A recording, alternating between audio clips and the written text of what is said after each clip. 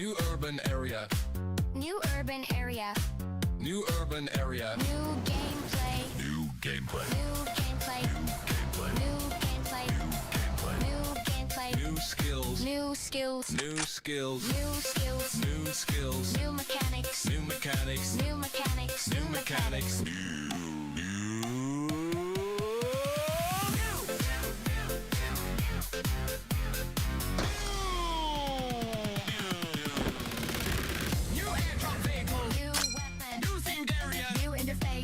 UI. New AI Ray. New system, new system, new system, new system, new system, new system. New system, new system.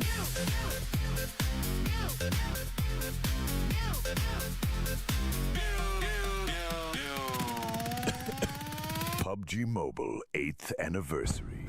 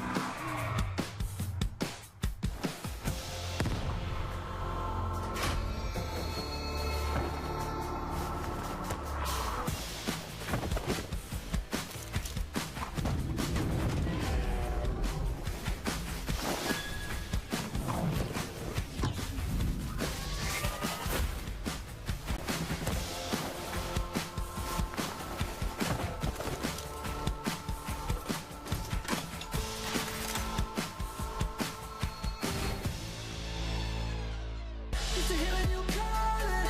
Used to be a real all-in lifestyle, you would lead on me.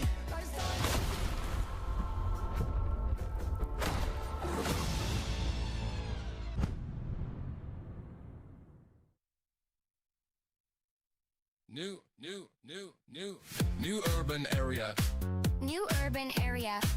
New urban area. New gameplay. New gameplay. New gameplay. Gameplay. New gameplay. Gameplay. New gameplay. New skills. New skills. New skills. New skills. New skills. New mechanics. New mechanics. New mechanics. New mechanics.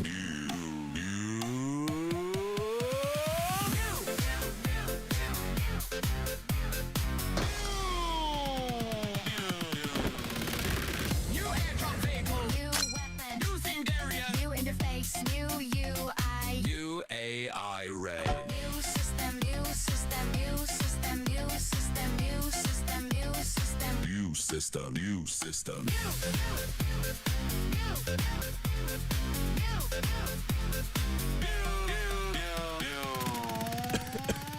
PUBG Mobile 8th anniversary.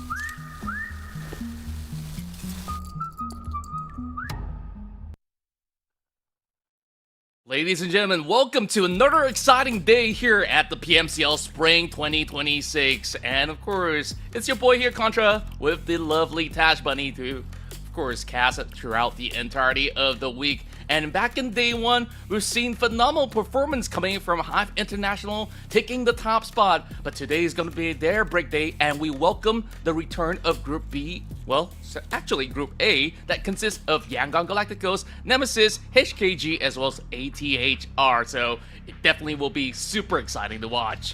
Yeah, I'm super excited for today as well, especially because it will be my first time actually be on the desk when Yangon Galacticos does come into play. During the pre-show, me and Contra were talking a little bit about like how good is Yangon Galacticos this season. One thing's for sure though, in the previous seasons, I believe, yeah, they were good, but it felt like they still had some competition coming online as well. But according to what I've heard on week 1, they seemed unstoppable. And the tempo shift from yesterday apparently was just because Yangon Galacticos was not in play. So I am curious to see how much having this team's presence would really change the trajectory and the shift of the game. Now, before we go into today, don't forget, guys, that the tournament format, this is week 2 where we still have 20 teams, where we have 4 groups per match, and the teams have been divided based on their week 1 rankings.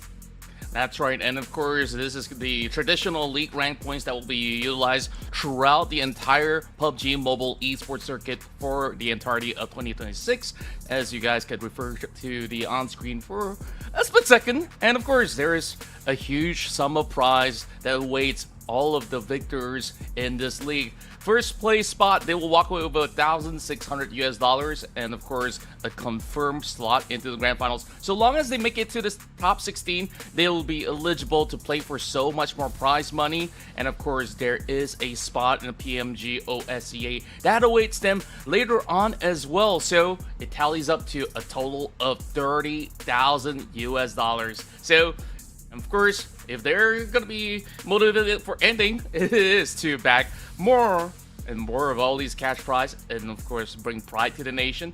And these will be the schedule for the entirety of the circuit, where we're already at the second day of week 2. So that means that it's crunch time with 4 days of play before they hit into the grand finals.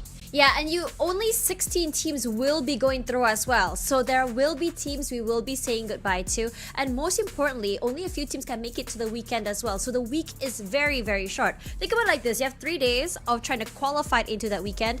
And then that weekend, you try to get as many points as you can. And then after that is the grand finals weekend. Oh my god, that's a lot to think about. Now, Group A will be coming into the fray today. We haven't seen them play this week yet, including NMSS, HKG, including ATHR, as Contra mentioned before as well. Now, without Group B, in my opinion, Contra, Group B yesterday was, I would say, one of the hard-hitting groups.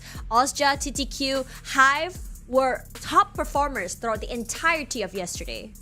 Yeah, I certainly agree with that. So we will definitely miss their presence because they really brought a lot of volume of action into every single map that they actually play out. But I would still say that Group E also do have quite a few notable names, such as 214 Pro, who's currently sitting at the second spot. They do have opportunities to take that #1 place back by the end of this week, because, you know, Group B is currently taking a break, or perhaps YG might just trailblaze their way to claim that #1 spot. We'll never know, but it definitely would be interesting to see how this shakeup of the groups will actually factor into this very final week. Also remember that, like you said, teams are fighting for the final spot. So those that did not perform back in week 1, they got to step up and they got to do it quick. Yeah, and this is really interesting, right? When you look at this ladder right now, excuse me, the top 1, 3, 4, 3 of those are all from Group B, which shows how much impact that group did yesterday throughout the entirety of the day, how much aggression was brought in just by that group itself. Now, I'm curious because without them, I mean, we still have NGGZ, JNK, TO in playing today as well, right? I mean, but I feel like for these particular teams, out of all of that, only NGGZ is the team that really likes to shake it up and go, go completely bonkers very, very early in the game. So because of that as well, the thing is, I think as viewers at home, as casters, we don't really want to see a slow start. But a part of me is already kind of like thinking that, yeah, this might just be that, if you look at how the trajectory of yesterday went. And before we go into the game, don't forget, guys, we also have the Apollo Project Evo and IE arrive in the game already, starting from March 20th all the way till the 5th of next month. So if you guys want, 10th, excuse me, of next month. So if you guys want to be able to grab this for yourself, now's the time, because apparently, according to Contra, there's only limited units of this made in the world. But at the very least, you can flex it in game.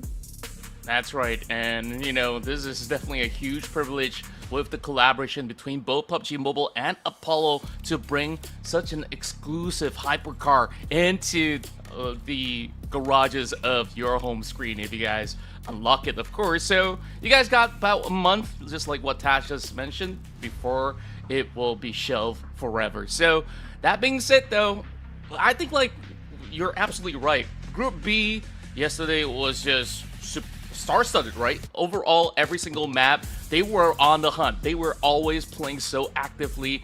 And now, that backs the question here. Can Group A, other than Yango Galacticos that is expected to do so, I feel like the rest of Group A, I'm sorry to say, back in week 1, they were looking a little lackluster. ATHR was all the way down to the 20th spot, hit bottom.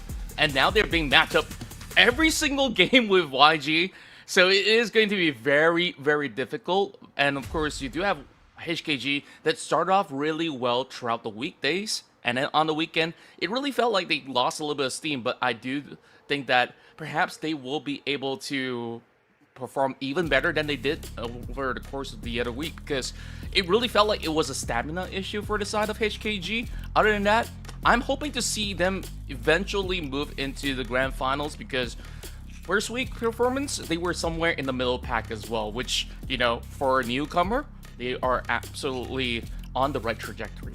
I mean, if you were to look at it in the standpoint of keeping strats for that grand finals, I would say there is still an incentive for a lot of teams to be able to finish this league stage with a good finishing placement, because there are extra incentives in terms of prize pool for the league stage itself before they go for a reset in that grand finals. So again, this is where you have to really figure out which pages of the playbook are you going to be utilizing early, or are you going to be just kind of like staying at the mid, making sure that no one really suspects you, and then go huge in the grand finals. Regardless, coming to today, I'm not surprised that we have Yango Galacticos up there. I was sort of tempted to put Yango Galacticos as my top 3 prediction for almost every match, but at the same time, some teams do better in the early game and some teams don't. For me personally, NGGZ has that it factor when it comes to these fights. They're not consistently at the very top, but what's consistent is their early starts, their aggressive pushes, well, at least throughout of yesterday.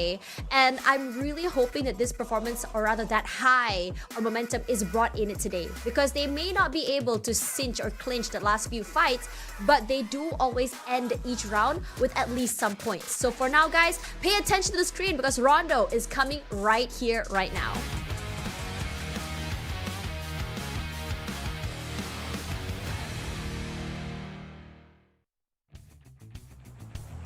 Looks like we got ourselves some real good appetizer here in round 1 with Rondo to be pretty action-packed, and this is one rare occasion that we are looking at double flight path. So with this kind of cross-section, it does allow access for almost the entirety of the map. Now I really do wonder if which teams do share the same planes or so, and maybe with different ideations, these, as much as it's 2 flight path, they might still cross each other off by having the same drop spots, such as areas in the central zone like Yulin as well as Danqing. That has been the usual place where a lot of all these early fights do happen. And since that Asia Esports, TDQ, and a few notable names are not around from Group B, Stadium will see probably less chaos because we've seen plenty of fights between Nemesis as well as Ozja previously, but so far things are looking pretty clean at the very least to kick things off.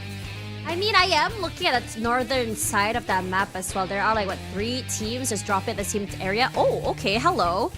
RC, OV, and MSI dropping in the same town. There is space. There's a lot of space here. There's a lot of compounds. So I think at this point, everyone's just gonna be minding their business. I was actually hoping that OV would go a little bit more aggressive. We saw hints of that yesterday. The aggressive pushes, the aggressive fights, but it's MSI that's looking to kick things off. Yeah, very interesting start we're getting here because they're currently landlocked inside Danqing. And doesn't seem like they're pulling the first move just yet, as I do say that. A couple of shots have been let loose. And for now, I think that both sides are looking to be more on the reserve just to try to read the room a little bit. This is one of the first few times that they are actually matching up with each other in this territory. So of course, they're able to try to trade out. We are seeing a tree versus tree because usually they'll just book one member on the other side of the corner just to go in for those revivals with the blue chip. And there we go. Speaking of chipping, that's going to be a grenade connecting onto FV as he's holding a very tight angle, only with the JS. So this is going to be a tough call for him to defend. FV's still waiting in the wings here, but Chill Guy's already downed. South 8 always managing to catch players off guard. We have FV just really moving around the area. How did South do that? He was not even looking up to it, Rex. That is insane reaction. And he got out of that as well. South 8 just cleans up house. This guy is a beast in this first map. Yeah, it's just impeccable on their timings as well. That swing coming from FV and then that quick tap over on the top end of the roof, finding it so cleanly. South definitely is onto something. OV, they're not too concerned. They will now go in for the revivals as they bring every single member into tooling instead. So it's just going to be a little bit of a reset for now, but it's a clean 3-pointer for the side of MSI. So far, things are looking very good for the team that was expected to propel up ahead. Now, you did mention like NGGZ yesterday. A lot of ups and downs for them because they always go for a lot of fights. Now I'm hoping to actually see some action coming from NGGZ, or maybe they're looking to prioritize on their ranking points. Yoko. TO has always been very fun to watch. Yesterday didn't really fully come online till later in the day. Yoko shows his hand first, but NMSS, they're not gonna let you get away with that for free. Quick chase to the top side, but the warning shots from Yoko keep them at bay for the time being.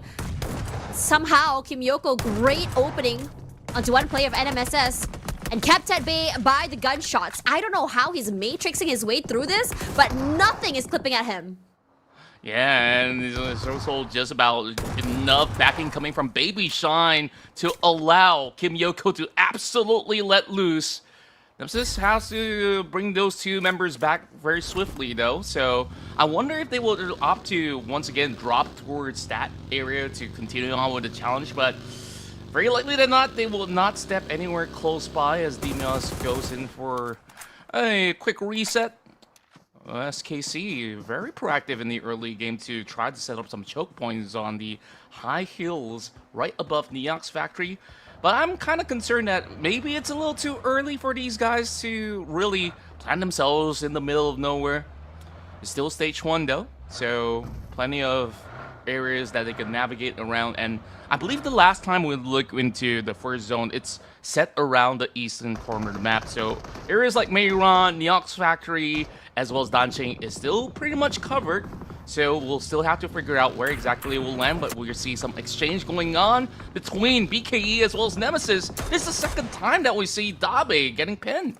Yeah, Dabe seems to be that unlucky soul that seems to just really go down to that first contact play, but Young Mi did actually find one in return as well, so not entirely the worst thing in the world as Woem. Almost an entire clip onto him. Gotta give it to this guy.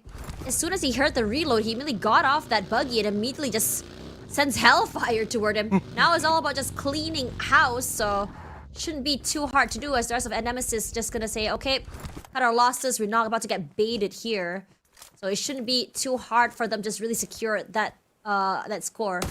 And I'm really surprised at the performance of BKE today. I mean, they're seeing other teams rotate over. They're not shy to show their hand. In fact, go completely nuclear with Frenzy leading the charge right now with those shots. But so far, both teams, no, spoke too soon. Sky with a great crunch on the side.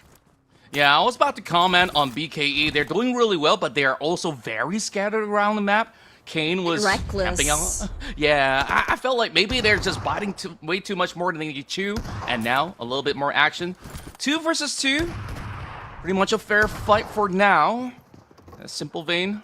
Opts to lob that grenade right through the window. Does it clip? Ooh.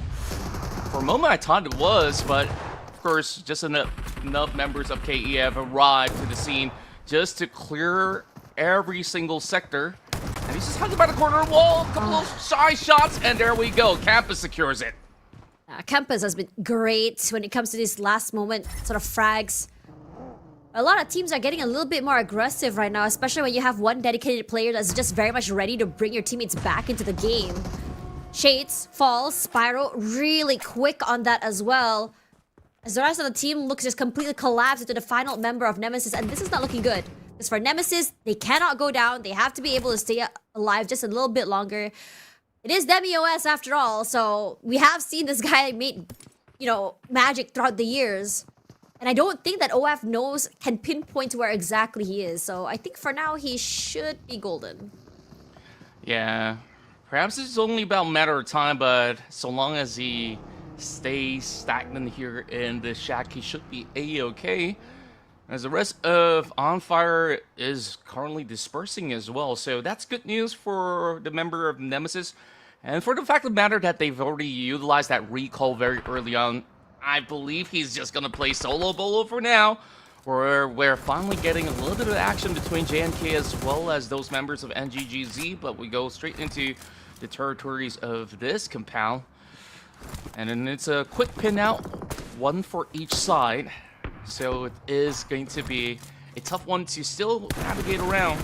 And we further have confirmation that it is going to be between Nyok's factory, Mayron, as well as Yungu. So just about enough terrain for them to find cover on the outskirts as well. So that's a big one coming from Unknown.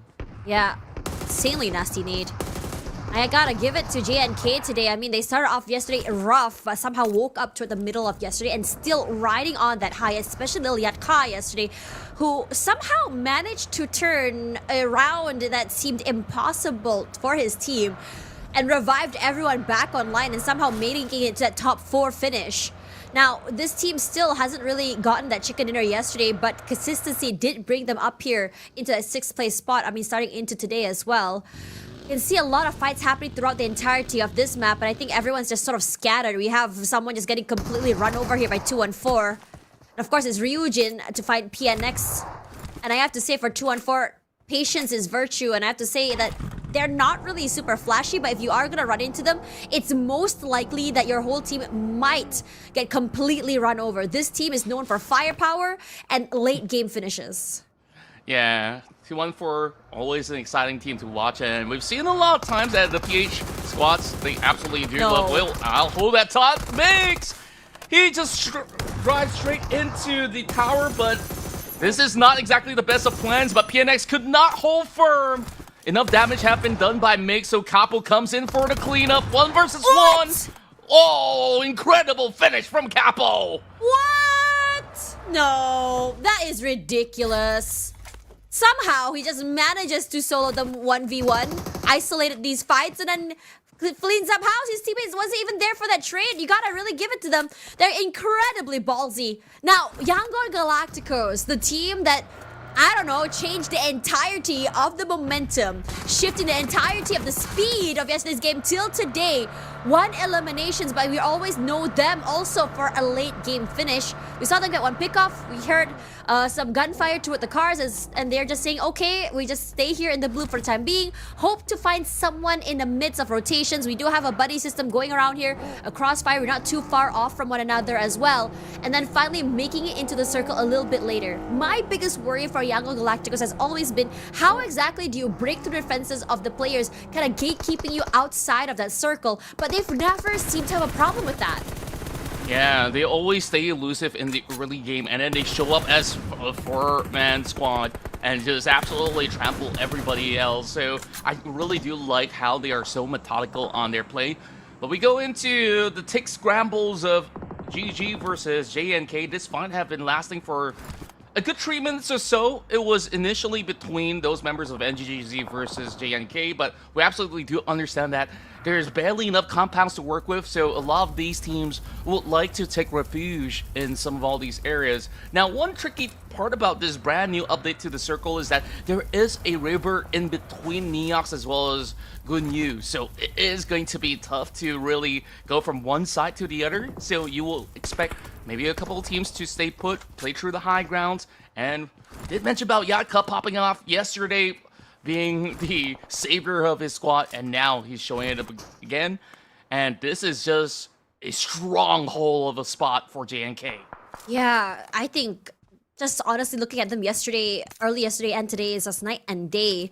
Took a little while for them to really come online, but now I'm liking this aggression and this momentum coming from them as well. I feel like for them in particular, these early games didn't really hinder them for a slower start despite having Erangel Galacticos in the lobby. They sort of like not only rode that high, but also have a game plan on how exactly to approach these fights as well. So always very fun to see them go around it. So OV still very much around right now. I mean, 4 players still alive.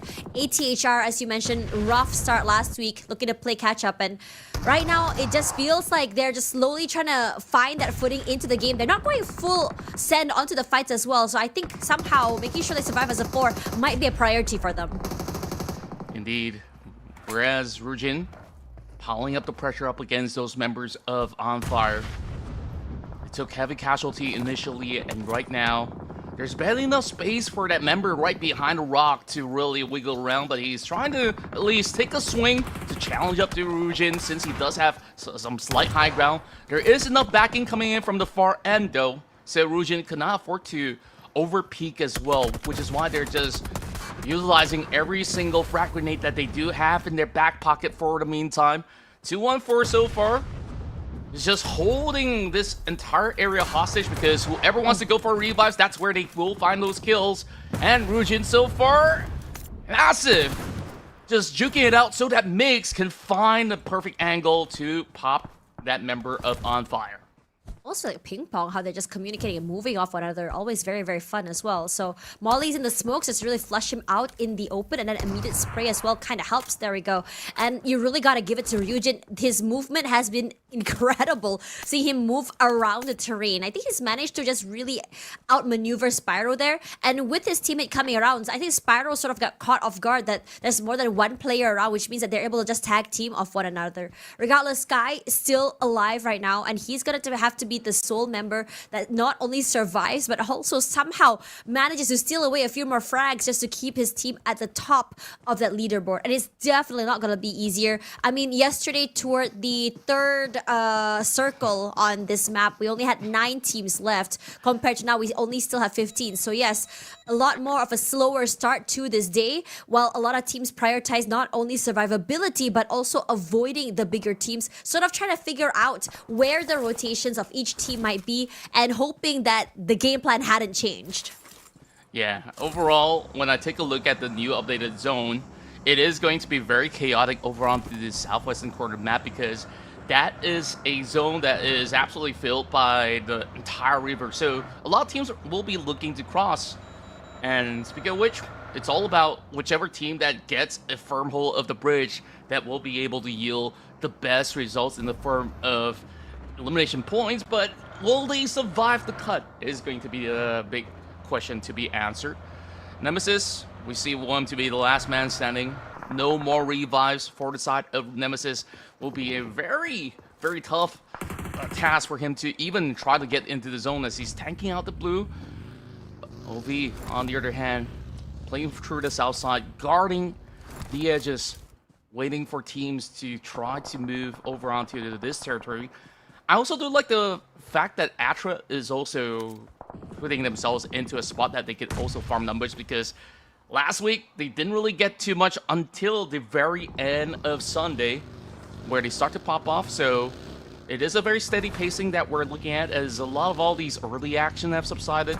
It's really about getting themselves into the best territory possible, and Willem, oh, he's got to drive through multiple teams, and he cannot afford to drop out, and he will eventually fall still to the hands of KE. Honestly, there's just too much going on right now. Positioning wise, I think for KE, not only do they only have one road they can cross through to get into that circle, because the rest of the area is just straight up water.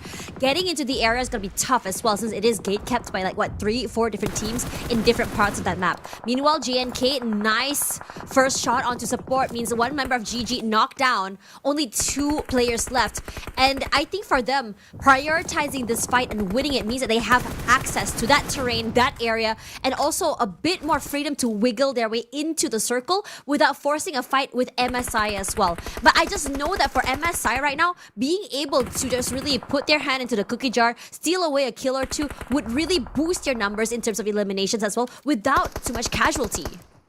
Yeah, and that is going to be their main form of operation throughout the entire course of this matchup for the time being. Campus so far doing an excellent job, getting a couple of catches, and now finds another in the form of Kappa. One member down for side up to 1-4, and they will try to send in more members to try to salvage the situation, but Malburubu, I believe this is a new name that comes on to the block for the side of KE, but so far he's been doing a lot of work just to support Campus on his pursuit. And there's just plenty of all these tough spots to even try to find space, and that grenade will seal the deal. Damn. It's 12 eliminations for 2-1-4 Pro that we didn't even really notice all too much, but their streak will be broken, but they sit at number 1 for now.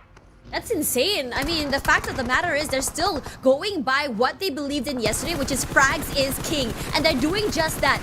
Say Cloud, nice high ground utilized. And on top of that, a high ground that's right by that circle. That's what, 2-3 teams gate kept out of the zone by them. HKG stuck. SKC that had a middle ground finish every time they got into the circle early, now kept out of that circle. This hard shift is not doing anyone any favors, but Yango Galacticos is reaping the benefits and somehow turning it well into their favor as they turn their attention to KE. My, they just have absolute control, sweeping everyone, trying to journey away from the top side of the map. And just like that, they clean house with 8 points to kick things off on their first run of the week. JNK though, they've been soaking the pressure, and the zone is also closing in. Godspeed looking to trade right back, but can he actually finish the job though? He gets a perfect line of sight, and Godspeed just needs to hunt out for GG, and it is going to be a very, very tough one to beat, but Yatka saves the day once more. It's always great when you have a player like Yatka that's a little bit more aggressive and also always there for that trade. It's almost like breathing, right? How they're just really ready to just play off one another. I really would like to know how the calls are going to be. Now, despite everything, JNK had lost 2 players throughout the entirety of that fight, and now MSI hasn't been moved at all. I thought that, you know, Young Galacticos might have sort of moved into the area, but they haven't really won that fight yet against KE, which means that a little bit more space for MSI to take this fight against Athra. And for the rest of JNK is just about kind of being a little bit more patient, especially since there's only 1 player left. Oh boy.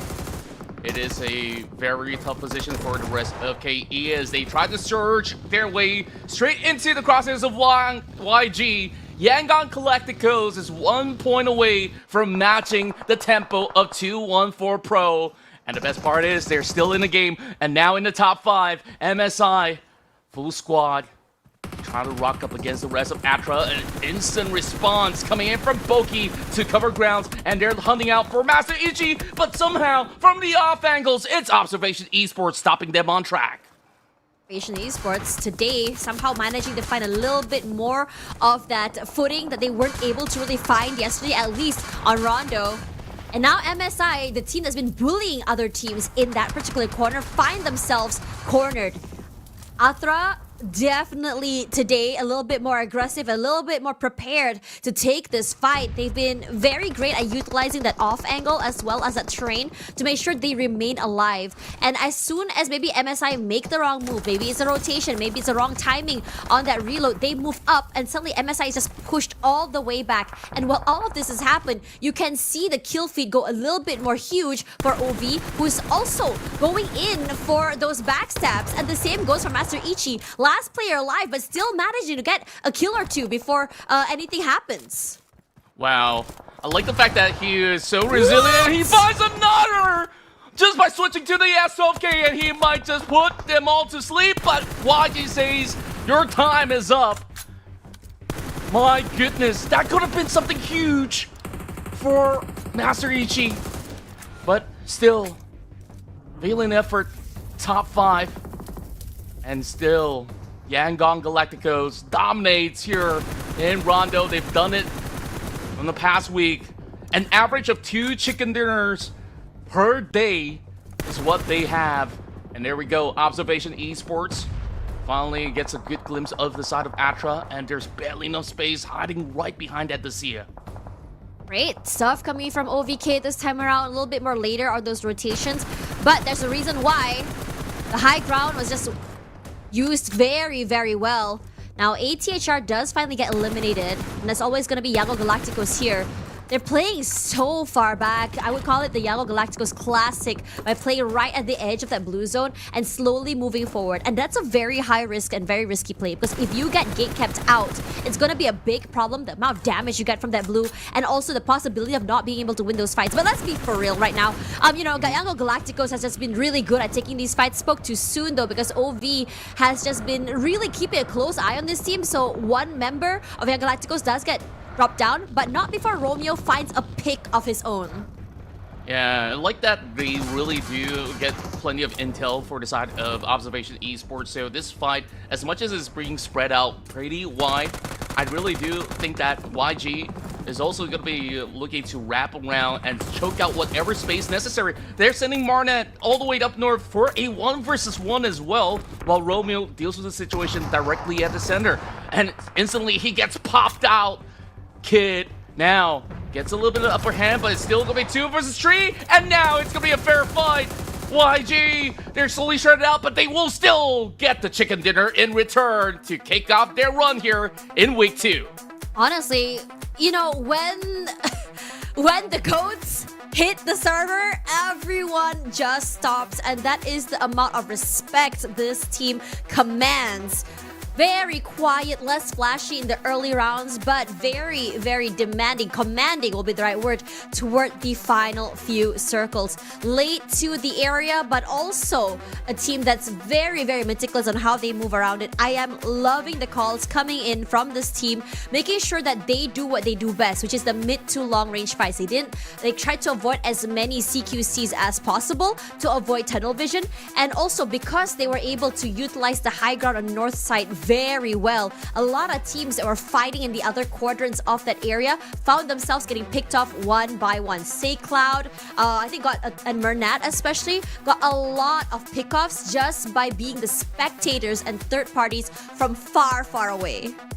It's so insane to see 7 knockouts accomplished by SayCloud, on top of the illims that both Mernat as well as SayCloud brings to the table. So I do think that he will end up as the MVP, or it could still be Mernat just by just slight addition of the damage being done. So this is just impeccable of a performance once again coming from YG, and for the fact of the matter that they did not even need to use the recall tower even once, and nobody has dropped out in the span of the early form of fight. So we will take a quick look at the highlights, and we'll be right back to elaborate further.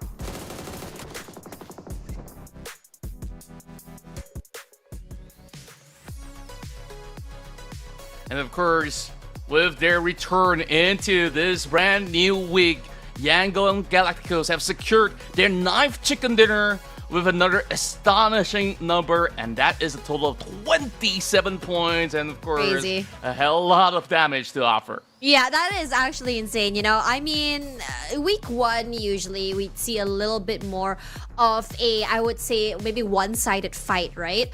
So that was what I expected from week one, and week two, maybe a little bit more, I would say, competitive. We saw a lot of competitiveness from the other teams. But for Erangel and Galacticos, they're on their own plane. They're on their own league over there in the corner saying, we're doing our own thing. Y'all fight by yourselves. And you know what? Just give us those knockouts. That's all we need. Anyways, MVP into Say Cloud. You were wrong on both counts. Contra, I'm sorry. I love bullying you like that.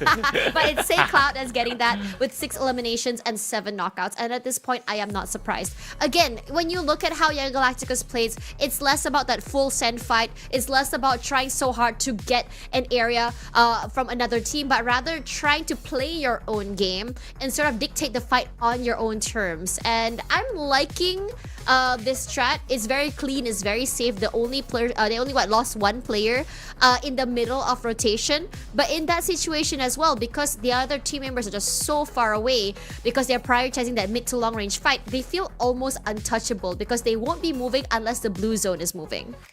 Yeah, and they also show so much confidence in the final wrap-up for that chicken dinner. You saw they were spread on every different sector. One member in the middle, then that was Romeo. You have Say Cloud as well as Murnat going in tandem, and then you have another flank going on. So it's really hard to handle Erangel Galacticos if you do not know their usual operations, which is why this is a very tough team to beat. And that being said, I still think that overall it's a good field day out with every single team at least bagging some points home at the very least. Though, of course, we like to see a lot more coming from SKC, Nemesis, as well as PNX. And I think out of the many teams, ATHR have certainly impressed. Despite having those low elimination numbers, that spot that they were anchoring throughout was really putting a lot of teams into precarious situations that they had to avoid each other, and they would run into other teams, and which is why you see a lot of casualties. But in the top 6, those are big frag numbers. Yeah, and speaking about frag numbers, right? I think 214 is going back to old patterns as well. But they had 12 eliminations before being knocked out, and they had no placement points. So this is what I was saying. You do as much as you can before you go down. It's a very high-risk style team coming into this game. And most importantly, it puts them ahead of Hive, which is crazy, because yesterday 214 was on that top 4 finishes throughout, I think, most of the maps of yesterday. And today, this map, they got knocked out early. They still end up in a top 4 finish in terms of points, just because of that same mindset. So 85 points for them for now, which almost puts them ahead of Hive by 10. Now remember, everyone, that Hive Austria is not playing today, so they are likely to be dropping down the ladders. But I am curious to see where exactly the others will be placed, because after one game only, Erangel Galacticos have placed themselves already in 12th place compared to the other rest of the teams of the group, that they're in with. Yeah, I was about to make that comparison as well. Some teams, they spend one whole day to even get to that 27 points. So this looks like a very unfair round, but it is YG after all. They're in a league of their own, and they've once again proved it. Now, Erangel is where YG shines the brightest from their past track record of week 1. So I'm not too sure. Is this gonna be a full day out of the team in Platinum Purple to absolutely dominate, or will there be perhaps some challenge coming from the side 2-on-4? Because these two teams have yet to meet each other in Rondo. So perhaps in Erangel, that's where we want to see if they will be able to really outshine one another.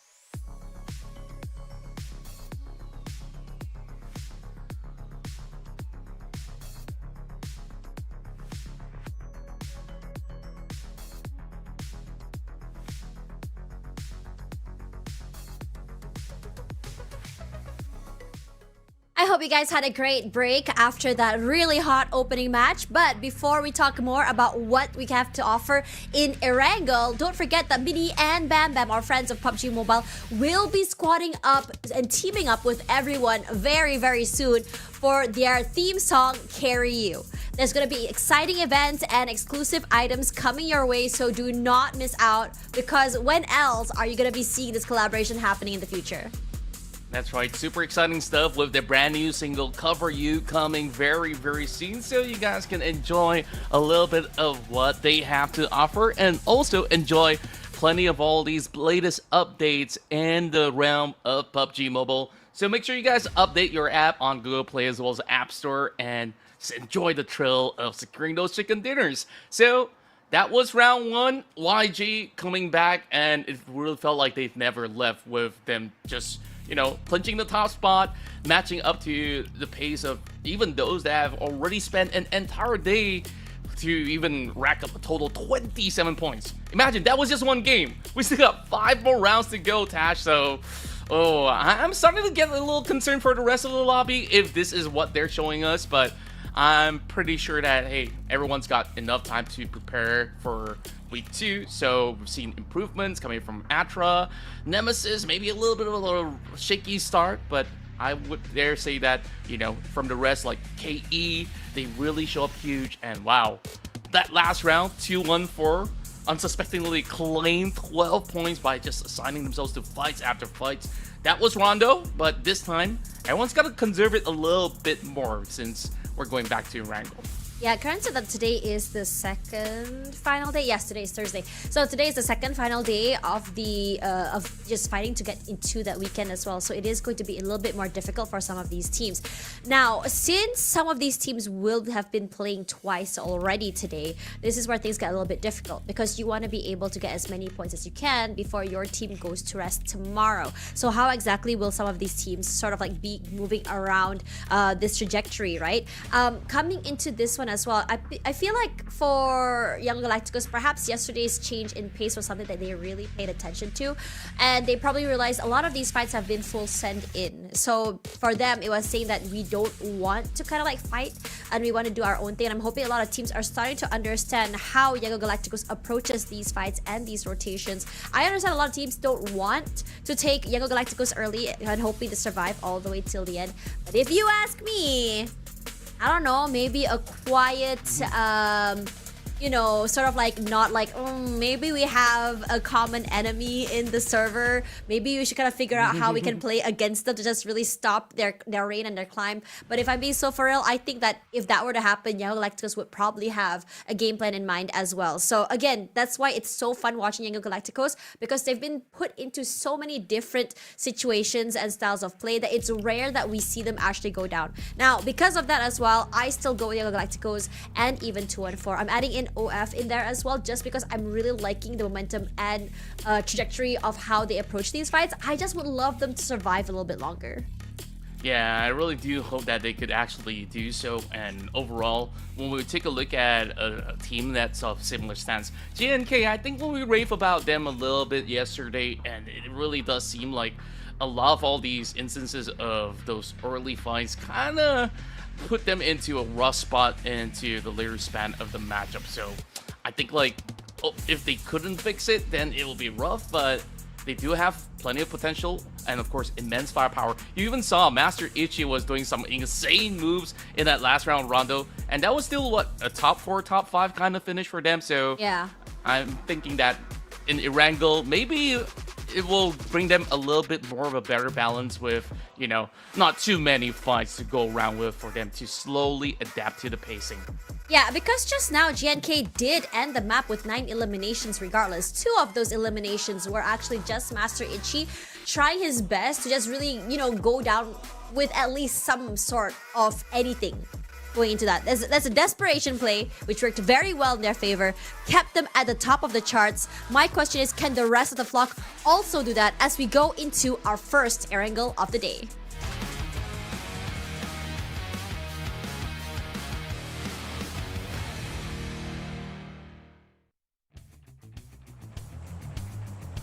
And finally, we're back here in the map that everybody loves And of course, with the presence of YG trailblazing with a hot start in Rondo, this will start things off pretty nice and easy with direct passage to the majority of the areas around the central zone from north all the way down to south. Maybe it's a little cut off of a point for them to reach areas like Mansion as well as Prison, but it shouldn't be too much of a major concern for the likes of many. And for YG, they already show what they're capable of. It's more about all the rest of the teams to be able to try to even put a dent to them. Like I said, maybe they gotta plot something up against the champs. So we gotta, of course, wait and see what will they be bringing to the table. And this is also a direct passage for YG and OV to get that access into Sinopsco military base. I am curious to see how exactly this is gonna go, though. I mean, again, we saw like what, 1 or 2 early fights in the previous map early, and then after that, the pace has definitely slowed down by a big margin. Again, to remind everyone, by I think it was at 3rd phase yesterday on Rondo, we only had 9 teams. And that sort of tempo went throughout the entirety of the day. Again, we're seeing a circle that's enveloped by water as well. This is at this point nothing new. It's great for us, but nightmare for the teams.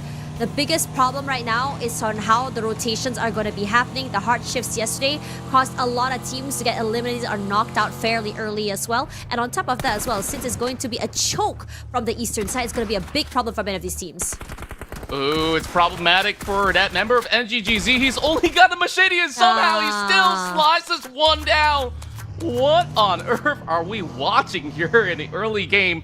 But from the past week, HKG as well as NGGZ, they have always fought their way out inside Yasnaya Pollyanna.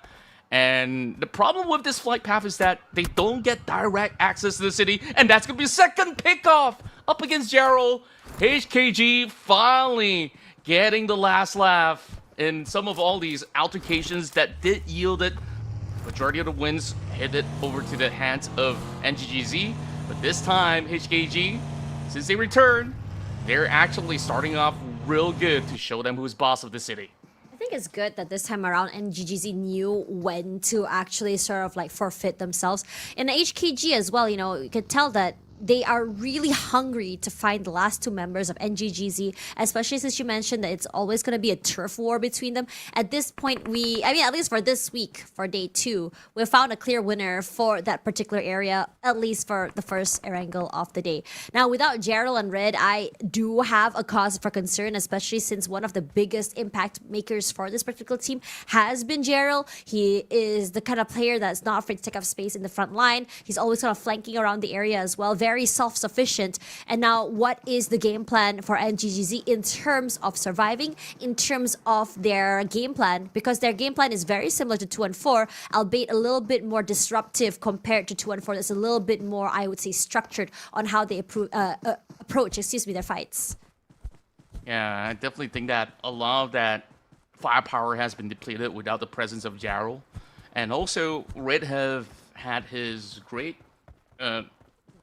clutch factors as well being brought into last week, where plenty of times Red was like the final member remaining, and he's always been able to at least hold a couple more points before bowing out, but haven't really seen all too many huge chicken dinners coming from the side of NGGZ. There were perhaps a certain round or 2 that they did manage to win out, and you can see the scarcity of loots because they could not get into the city of Yasnaya, only having a pump shotgun alongside with an exploding crossbow.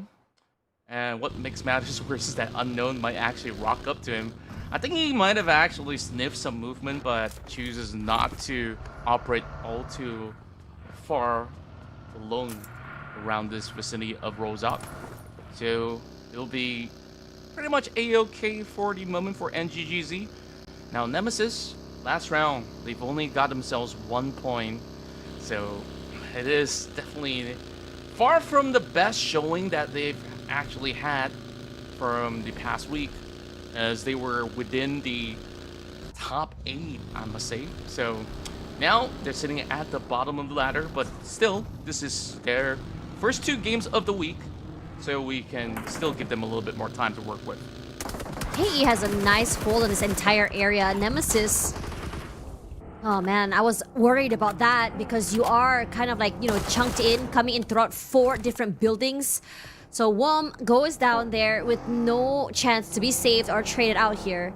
So Nemesis, understanding this, moves away, and instead you also see that huge nope coming in as soon as they saw TO. They're like, yeah, we don't want any of that. We're out of here. So we're gonna have to rethink how exactly we want to move around the area for now. And I have to say that in this situation, since it was, I would say, a fairly general sort of flight path, you must always assume that everywhere is taken since everyone should have gotten to where they wanted to be here. Now, speaking of getting to everyone they wanted to be, I really would like to see PNX kind of climb a little bit more. I feel like PNX throughout yesterday and today seemed to meet that early end in almost every single map. I am glad that they are really, you know, rallying behind each other, kind of like fighting back, especially if they're getting hit by other teams.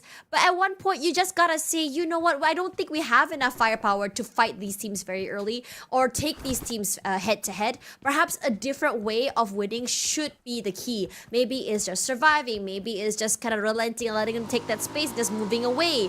I feel like they're also maybe not aware or getting caught off guard a lot as well, which kind of like causes them to get into these isolated fights.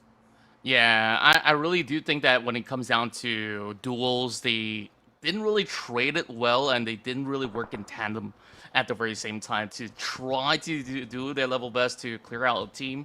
So they always get picked apart when it comes down to a 4v4, which is why, like you said, maybe playing a little bit more conservative in the early game is going to be doing them a little bit more justice, get a little bit of that ranking points if they could. But YG, they got themselves a company with OV, their neighbors inside of the Sanaska military base, and instantly YG goes for a little bit of a goose chase, but that buggy out of nowhere kind of stopped them on their tracks for now. So they got to hold back slightly. And for the worst manner of this scenario is that both teams, they will be taking too long to actually get back into the zone that's currently situated around that military power. So who knows? This might actually take YG forever to get there, and by the time they try to move around the map, they might actually get caught out. So we'll see what happens then, but for now, it's not going to be a major concern. What I do like about this zone is that we might see a lot of forced fights just because there's going to be that lack of space moving into stage 3 onwards. But for now, I'm liking the fact that HKG, they wasted no time. They go in straight for the power plant. Okay, now HKG, great opening just now against the team that they've been kind of dying to fight with. Rotations are good as well. You know, a team that I'm surprised we haven't really showed up today is SKC. I think, yes, throughout the entirety of at least that first half of yesterday, SKC has been a team that always gets toward that middle of that circle first. And they have been getting a lot of their points due to placement points. They don't really go and frag out. Whatever they have is either just kind of like the slim pickings toward the end of the game where everyone's sort of just fighting each other and they just go in third partying, and it just kind of like remain stagnant inside maybe a shack or a compound. But today, their rotation timing has changed drastically. It's almost unrecognizable how they're playing yesterday and today. Today is a little bit of the low, I think the later rotations. I don't know whether that's this hesitation that they might be running into some stronger teams such as 2-1-4, Yangon Galacticos, or because perhaps they don't feel as comfortable as yesterday holding on toward the middle of the circle, especially when many of the big hitters are coming into play today. Yeah, I think like it's also pretty good that they try to read the room a little bit more than to just basically full send towards a certain area and pray for the best if you were to actually bump into someone. So for now, it is absolutely understandable why that they don't really want to really play a little bit too aggressive, because it's still going to be a very area to work with. Because when we take a look at the surroundings of this entire Milta grounds, which we see a little bit of update that it goes to mini Milta, I call it, instead of the factory area. So you can see a lot of all these teams are convoying back into that small city with a major slope from the hillside. And speaking of slopes, SKC charges straight forward and finds a member of Observation Esports. And this guy comes in with his hovercraft as well, but not quite finding it. But the bullets will do. Coming in from the side of Play Jr., trying to shred that hovercraft apart. I'm not sure what exactly happened there. Maybe a misclick. He actually ended up carrying the box while he was trying to prone down. And I think because he's not able to kind of strafe and move away, those bullets got direct hit onto him. Now Dabe in trouble inside the house, cannot move away. Tries to kind of zigzag his way forward there. There is an 8B cooked up here. He could find the perfect timing, and he does!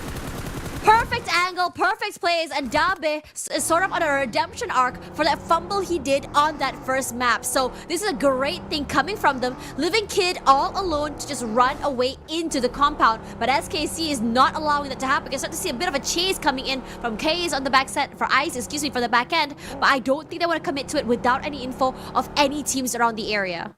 Yeah, it is a little too risky for them to do so. And overall, what a strong showing coming from the side of SKC, which we didn't really get too much of compared to the past week. We did see maybe on Sunday's run where they start to show a little bit more of that confidence, and I'm liking this kind of brand new outlook coming out from this squad in particular. So give us a little bit more of that. And what's hard about this zone is that, yeah, that 50-50 will eventually get a little bit more of that confirmation back in the mainland. And you can see how many teams are already around that farm sector. So literally nobody can afford to easily step out. And Master Small has already been on the lookout, looking for Dale. He's already down to 50% before he even makes his passage through. Thankfully, he has enough speed on that buggy despite losing a tire. So it is kind of tough for him to really try to steer this directly. But he will be able to regroup his teammates.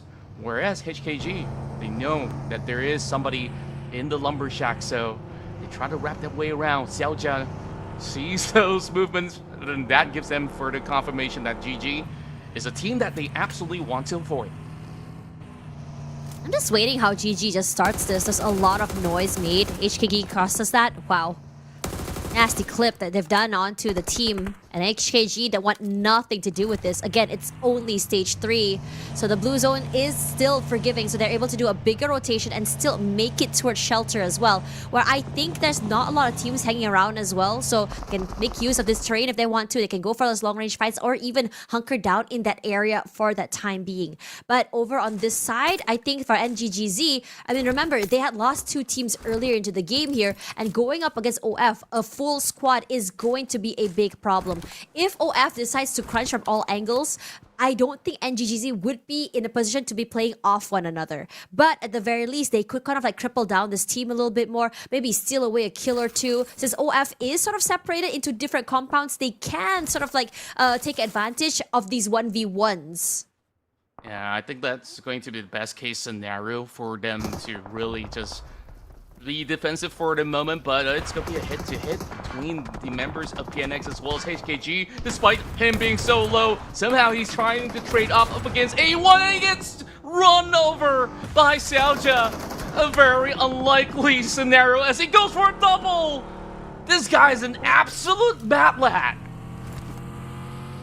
Xiaojia waiting.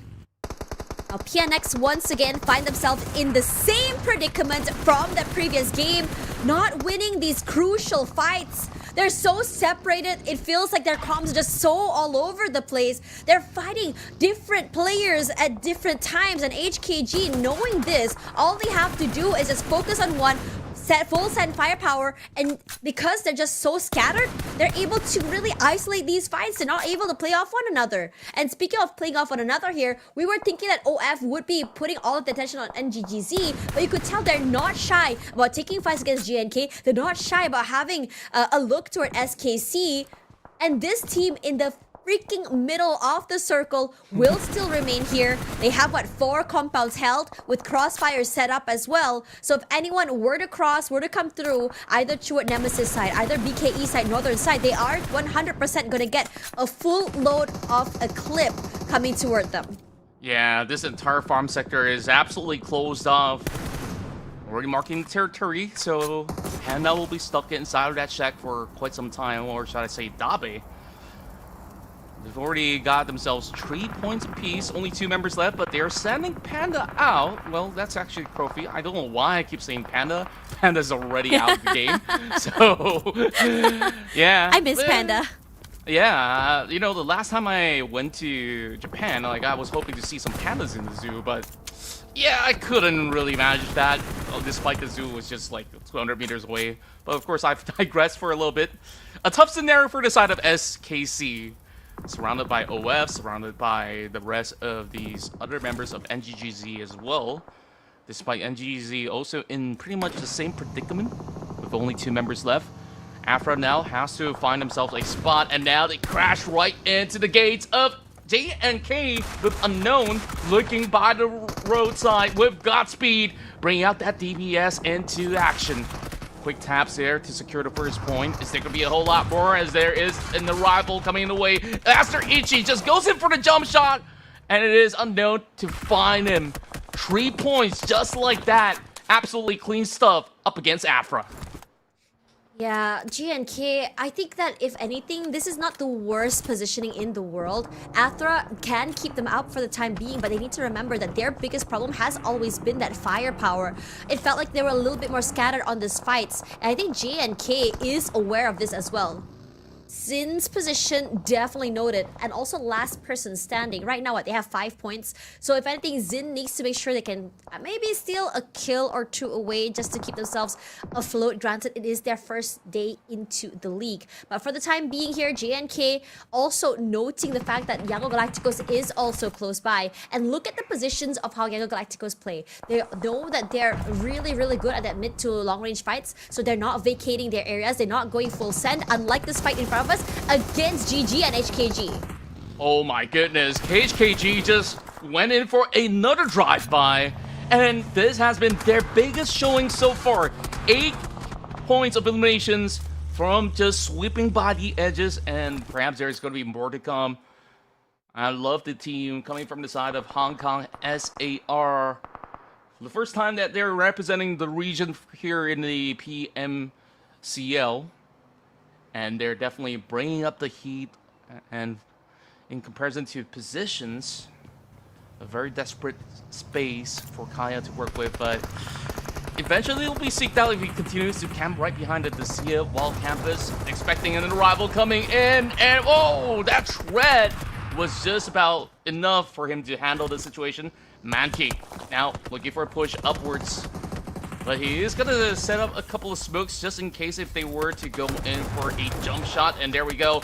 Mabubu, he just goes in swinging, but it is going to be a beautiful trade-off. HKG now shredded apart down to Carillo on the outskirts. It's a 2 versus 1, and they've already marked this location. That Molotov should be able to sweep him out. And there we have it. 12 points for HKG.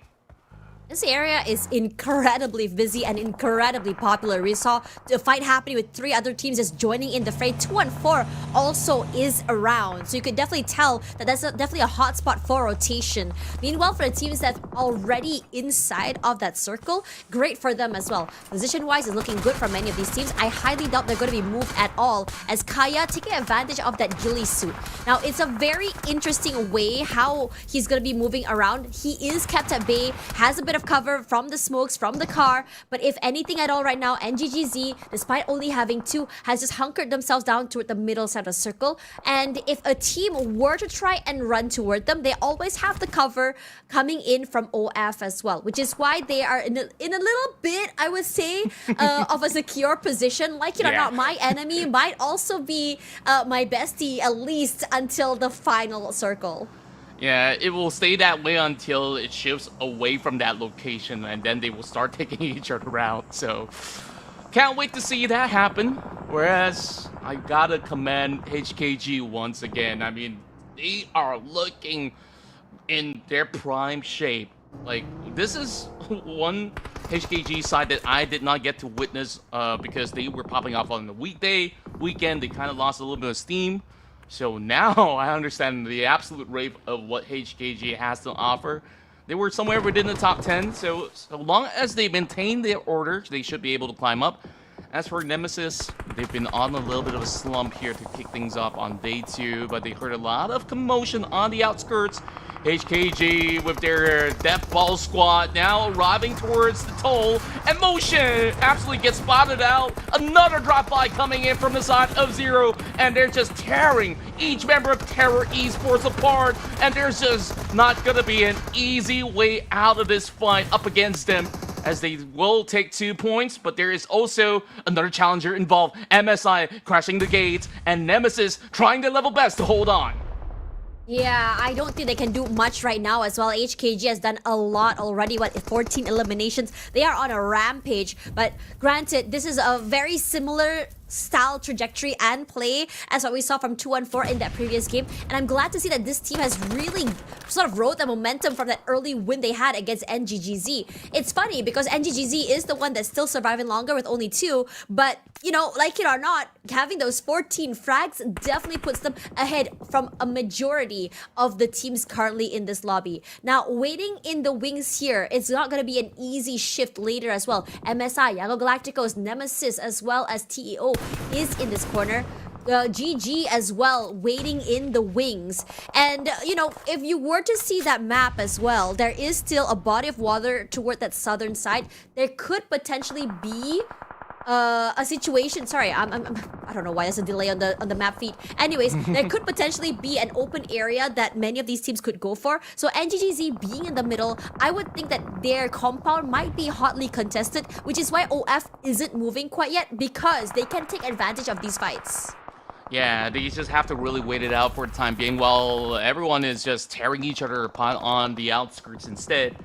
So more and more teams will eventually join into the Farm Shack later on, whereas Nemesis tries to clear up that space. Is only going to be shy, but somehow he takes on 2. He might actually take out the entirety of Nemesis Esports. Incredible work done all alone without the help of MSI as well, and somehow Demio says, you know what, screw it, I'm just gonna push out and finish the job myself, and he does it in clean fashion to finally take out the turret in their side. So they will continue to move forward here, inching closer and closer to the ranking points. 9 more teams still remain though, but now he's all alone, and the rest of MSI is just across the block.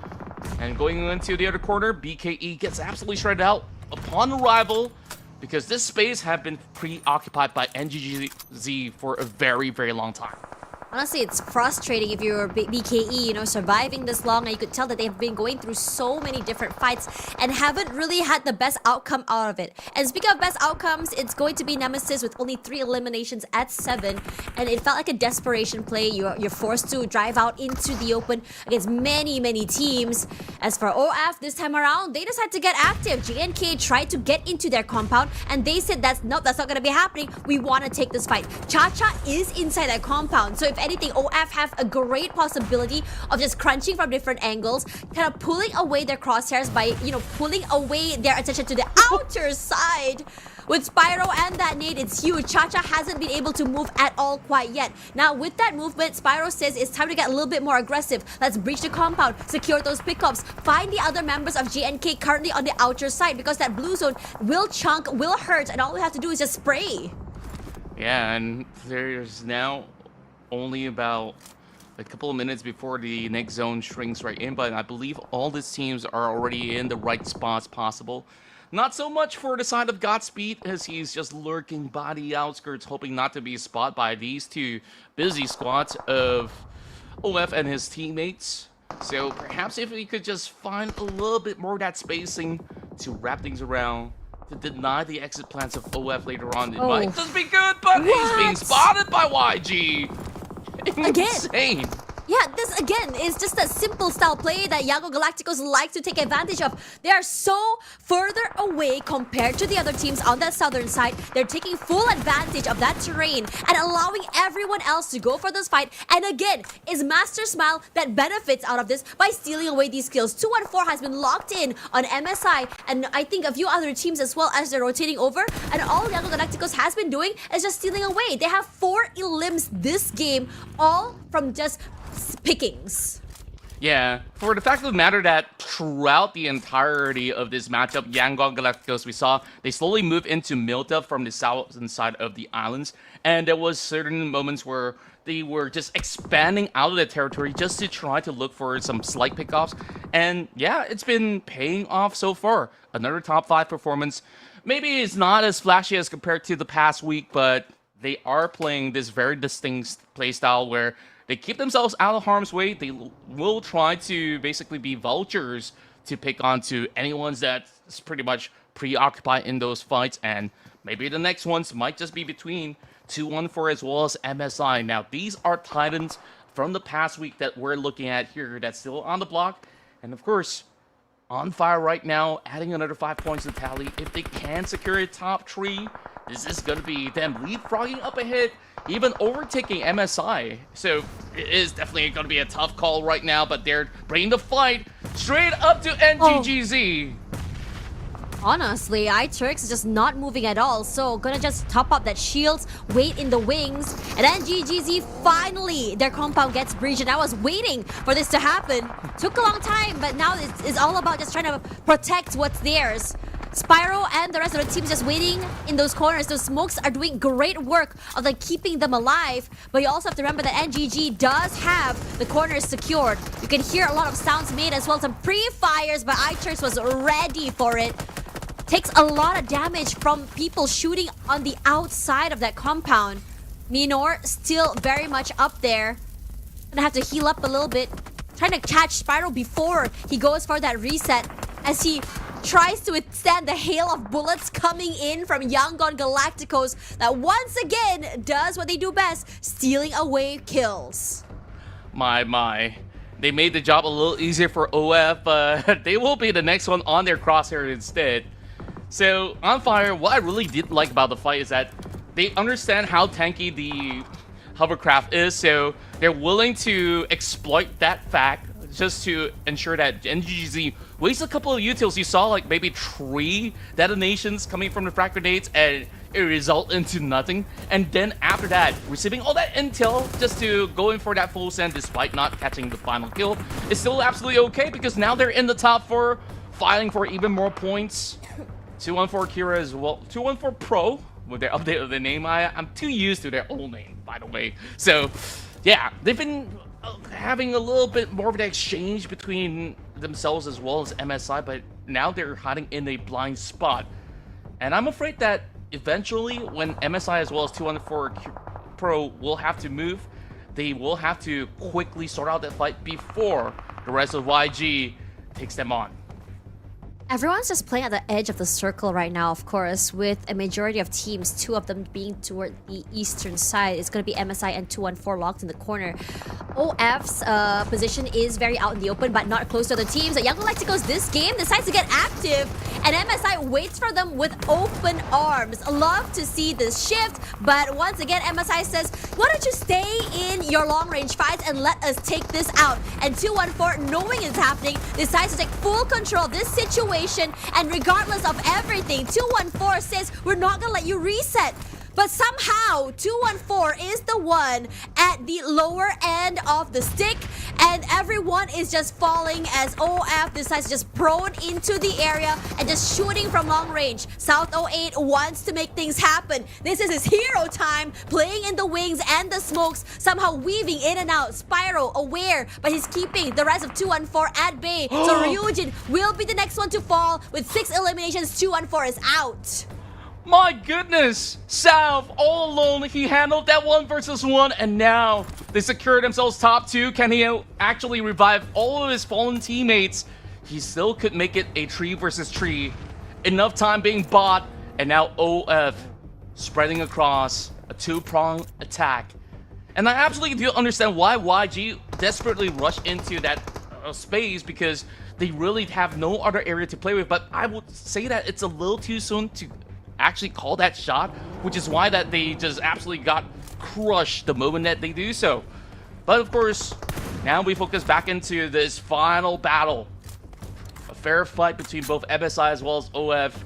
OF will definitely want to secure this just to ensure that they could fight for that chance in the grand finals.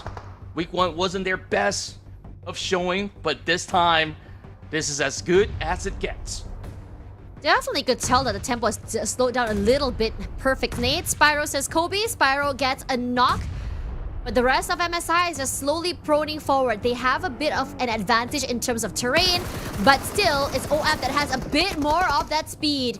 FV trying to make something happen here, but I don't think the rest of the team is going to allow that to happen as the rest of them just completely collapse. FV gone. Cannot do anything. 10 eliminations here at the very least. But still steals away a kill. 1v1 in the end of the game. Sky does have Itrix trying to bring him alive, but not able to do so. So MSI somehow, FV, in the very moments where things are bad, brings the team back into the fray and into a chicken dinner. I'm really trying to process how did OF botch this one and how did MSI clutch this situation with the final member remaining to salvage all of his teammates, and after all those revives, it has paid off, and now they secured themselves a massive victory here in the first map of Erangel here in match 2. Okay, now let's wholly dissect this a little bit, because that final fight, FV was not supposed to win a 1 versus 3, and somehow he just did. Yeah, I think for FV, he's been a little bit more patient. Perhaps OF was just a little bit too, I would say, excited to move, that they didn't really think about the repercussions. Again, FV had a bit of cover.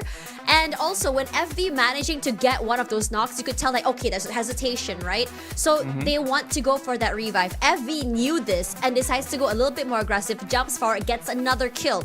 And then that's where the decision-making comes around here for OF. In my opinion, for OF, they should have just moved in together as a 3 with a triple swing instead of coming in from 2 different angles, which allowed FV to isolate these 1v1s just behind that vehicle. It's a very small thing, but it was the biggest factor that gave him this chicken dinner. Yeah, it was absolutely mind-boggling to me, because I was almost certain that OF has gotten that chicken dinner, right? Because they have pure numbers, but of course, upsets do happen, and of course, MSI with a triumph. We take a look at it once more through the highlights.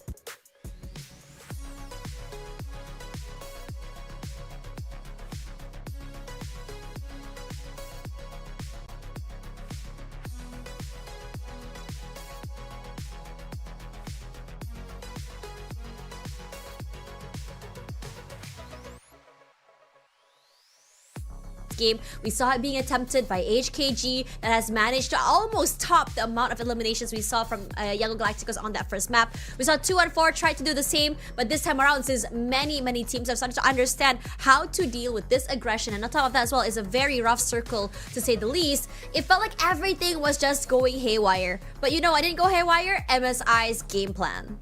That's right, and MSI so far stood tall despite the circumstances, and that was the massive outplay coming in from FV to really back the win for the entire squad. Also, if there's going to be a secondary MVP, it definitely has to be South because they won that duel up against 2-1-4 as well as YG. So they were really being put into the test of, how long can they last out, and they didn't just last long. They just absolutely outshined everybody. 5 elims, 5 knocks, 500 over damage. Well, maybe 5 is just the lucky number for those MSI gentlemen. And of course, they get to celebrate with this great win and takes one more home for the Philippines. Yeah, honestly, that was a very, I would say, unexpected outcome. Honestly, I would have thought OF had that in the bag.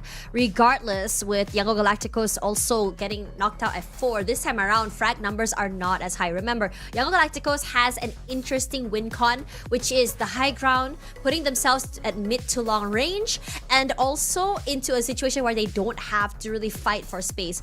I felt like just now, MSI knew that Yango Galacticos were going to push to them. They were very much aware and very, very, I would say, prepared for that outcome. So great stuff coming here as well. Must feel good to be able to overcome the Giants. OF as well, this game coming in at second with the 6 points, and HKG, despite no placements, we're seeing a pattern here, right? 14 elims means 14 points, which puts them in third, regardless of whether or not they survive till the end. Yeah, that's a total of 3.5 squads that they actually took out in the entire lobby. So kudos to HKG. This is a massive surge despite not having any placement points at all. So maybe they could just continue to triumph in those battles to really climb up the charts. And this will just send HKG up to 17th. Whereas we're seeing some improvements coming in from the rest of the party as well. I'm trying to keep a close eye out on MSI on where exactly they would be at this moment. Number 6, overtaking TTQ, who's not present for this evening, and OF. If they did secure that chicken dinner, I think those numbers will actually match up to fight for that top 6 position as well. Yeah. Now, I think what's really great about 2-1-4 is that despite that particular map being more of their quiet map, again, consistency is key, right? I think they still managed to get a few points before getting knocked out. I think it was still top 5, top 4. I need to go back and see. But because of that consistency, for me personally, 5 points is enough to really solidify yourself on that ladder without moving around the rung too much, unless there's an outlier that just goes completely nuclear, like say what we saw from say Hive games or JNK games or even Yango Galacticos games, right? So there is that as well. Regardless, we still have another 2 Erangels to play, so do not go anywhere. Take a breather because we'll be right back.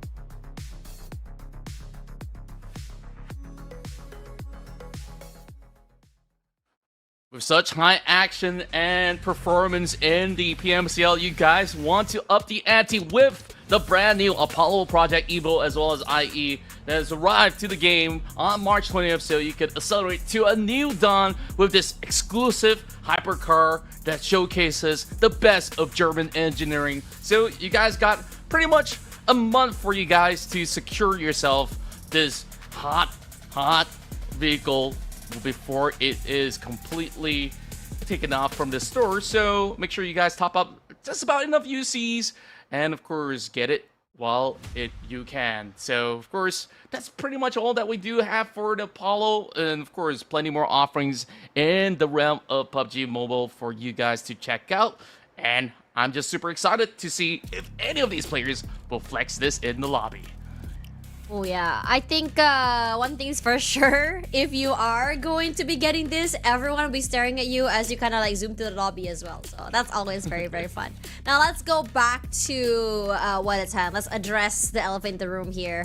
MSI's win, a 1v3. How on earth do you clinch that like that? I have to say that even though, you know, it felt like a fumble, you really gotta give it to FV as well, because that particular fight in particular required a lot of fast thinking. It was like small little windows of opportunity that he completely abused. We can talk a lot about like how the communication sort of like, you know, broke apart by OF or anything like that. In that chaos, in that 1v3, he was the one able to really bring that back. So honestly, big kudos to him to going that in there as well. Now, coming into this next Erangel, I think that if granted the flight paths don't go a little bit haywire, we would go back to how things normally are, but I would love to see other teams really bring the fight in it. I don't think we have seen any signs of life from ATHR quite yet today as well, and it's quite I think it's unfortunate because they would meet another team early, and I'm not sure whether they're unprepared or there's that hesitation coming in when it comes to that decision making, whether they want to go full send or run away.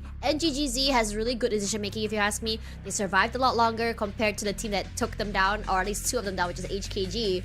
And you know, sometimes with ATHR, sometimes you don't have to go full send. Sometimes, you know, it's okay to just say, I think we just gotta let go of this particular space, find a different place to loot, find a different rotational area.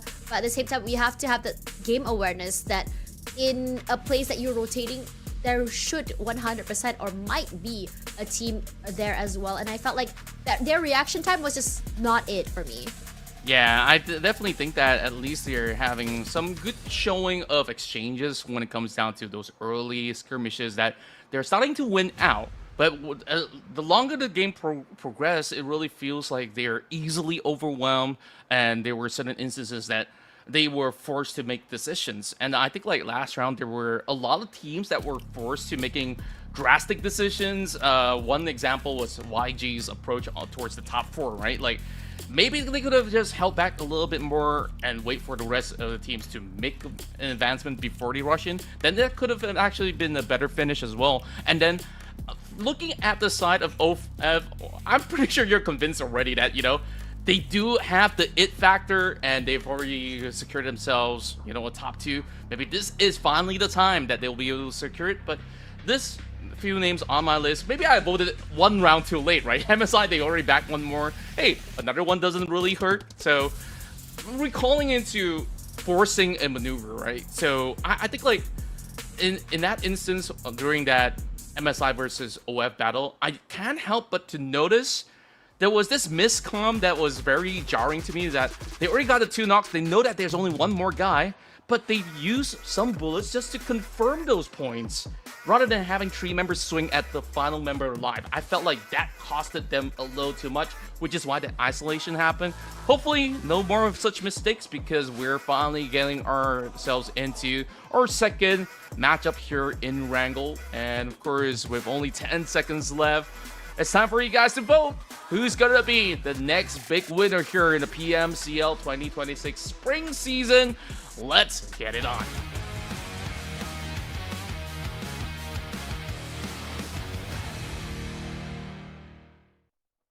It's always fun in Erangel, trying to see how exactly these teams navigate going on here as well. Last map, we had a very, very complicated, I would say, map rotation. It's especially hard if there is a big chunk of land taken out of the area. Now, as we go from Primorsk all the way towards Severny here, my question is, how exactly would this game go? I mean, again, MSI must be feeling really great after that 1v3 win just now. And OF, and you know, it can be a bit of a tilter. But one thing's for sure, though, OF from the beginning of today, maybe toward the end of yesterday, that aggression they've been playing, it looks a little bit more consistent. They have a game plan in mind. And I am excited to see if they are going to be able to manage to clinch that top 4 throughout the entirety of the day. We saw a lot of that pattern going on yesterday among many of these teams. I want to see how Group A fares.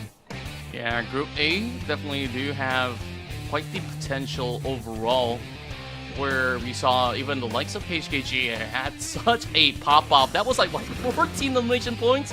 Something that I did not expect in a map of Erangel, maybe until the late game. They did it all within the first 4 zones, if I'm not mistaken. So now everyone's dispersed through, and we finally get to see a fair fight for both HKG as well as NGGZ. It all started off with the absolute annihilation of NGGZ early on, but traditionally, it seems like NGGZ have won a lot of battle. And speaking of a battle, Evie, as much as he was the MVP of last round, now he's absolutely surrounded by the flock of KE. Honestly, I am sort of, you know, rooting for the underdogs KE to come up on top here. But here's the MVP from last round. Double swing, perfectly done, and KE takes him out. Last man standing previously, the first one to go out this map. I don't know, it feels very poetic. Yeah, this game works in such a mysterious way. Meanwhile, NGGZ finally struck back, taking Monkey out. While they're only utilizing whatever they found initially, it seems like Gerald is a little worse for wear, only having a Scorpion, no helmet, no vest, and barely any troubles at the very same time. I think things could be a little bit better on how they could basically navigate their way around. But I kind of like the fact that this time, they kind of at least draw a line between these two squads, right? Last week, it was them both dropping directly to the south, and basically it was a coin flip. Now they both get to maybe take a little time, loot out, and then rally through a fight later on. So HKG does have the zone advantage, which means that they could try to hold back as much as they could until NGGZ have to eventually move towards their area. How exactly they're gonna move around the area as well. I mean, a lot of compounds. You have 4 players. You have to watch out how far and dispersed they are. They could potentially have the option to just leave Yasnaya altogether and find a different option in terms of rotations. But because they haven't taken any vehicles yet, that's going to be a big problem as they move around, because there is a possibility of getting clipped. Now, when we talk about a team that's in trouble, OF currently have their eyes onto KE. We talked about KE's victory up against MSI's FV, but it felt like perhaps they had overstayed their welcome, or they didn't have protocols in play for a situation that OF might be going for this full send.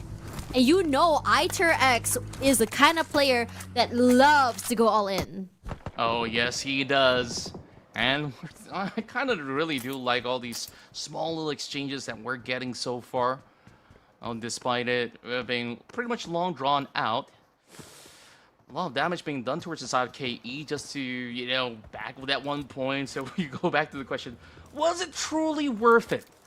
Up against MSI, who lost 1. They just cut their losses and call it a day. Didn't really have to really think too long and hard about that. As for Nemesis, they've seen some movements come from OF, but I believe that is a little too far out of reach. So they will just allow them to just get their way into safety. But Spyro is now stranded because of Afra's presence. And now they're just taking pot shots from around the corner, and plenty of all these blockades now being set up into all these uncharted territories of the wheat field. Is this a circle around Gatka, or why exactly is there so many of them in the fields? I do wonder. But that's going to be one pick off towards the side of OF, and Sin barely surviving as he slowly gets clipped out by Dale. Honestly, this area is just so many teams. I think there's like 3-4 teams here as well. And Nemesis tries to at least secure that kill, but it's gonna be iTurks that takes it away. And somehow on the other end, Nemesis is chomped up by KE. So I have to say that this area particularly hot when it comes to many of these teams. There are still teams outside of the circle. BKE 2 and 4, GG still very much further up north as well. SKC even is not doing what they did yesterday, where getting into that circle early. In fact, they're still hanging around Primos. So whoever is taking these early fights and winning right now is doing a great job of just kind of collecting all these early, points early before the bigger names sort of like rotate into that circle later on. Yeah, and overall, there's just a lot more of these areas that they can still consider are claiming over onto the edges, which is what SKC is currently up to. Very early hands on the hovercraft would definitely guarantee their safety onto checking some of these open terrain. So definitely they might be able to pull up some interesting plays later on. As SKC last week, they were shying away from fights. They were doing just about the bare minimum. And I like the fact that now it seems to be a different story that they're showing us here throughout the entire course of day 2. As for PNX, I would say they're on a downward spiral, perhaps. They did survive a little bit better, but 10 points after a full day of yesterday and 2 rounds have already passed. Now it's starting to go into this point where can PNX actually make it to the finals if they continue on pretty much in a similar pattern? I think some teams are just slowly kind of moving away from SMB as well. I think the only team that's still there is just Yango Galacticos, and I think it might also be because they probably caught a whiff of MSI waiting on the other end. Now, we focus onto the scene. Oh no, Spyro caught with util in hand, so that is good night for you, brother. As OV have been a little bit more on point with their timings. I think they had an idea that there's going to be someone cooking that nade, so this I'm starting to see this pattern of OV sort of disrespecting the utility and just challenging it moving forward, and I think it's been working very well in their favor.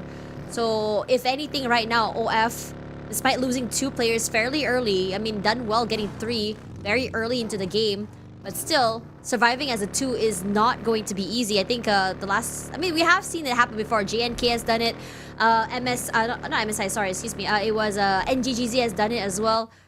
But in this situation where we don't have a circle confirmed quite yet, where it's still such a big area of land that no one can really pick quite yet, it's definitely going to be hard. So I would expect them to be laying low for the time being.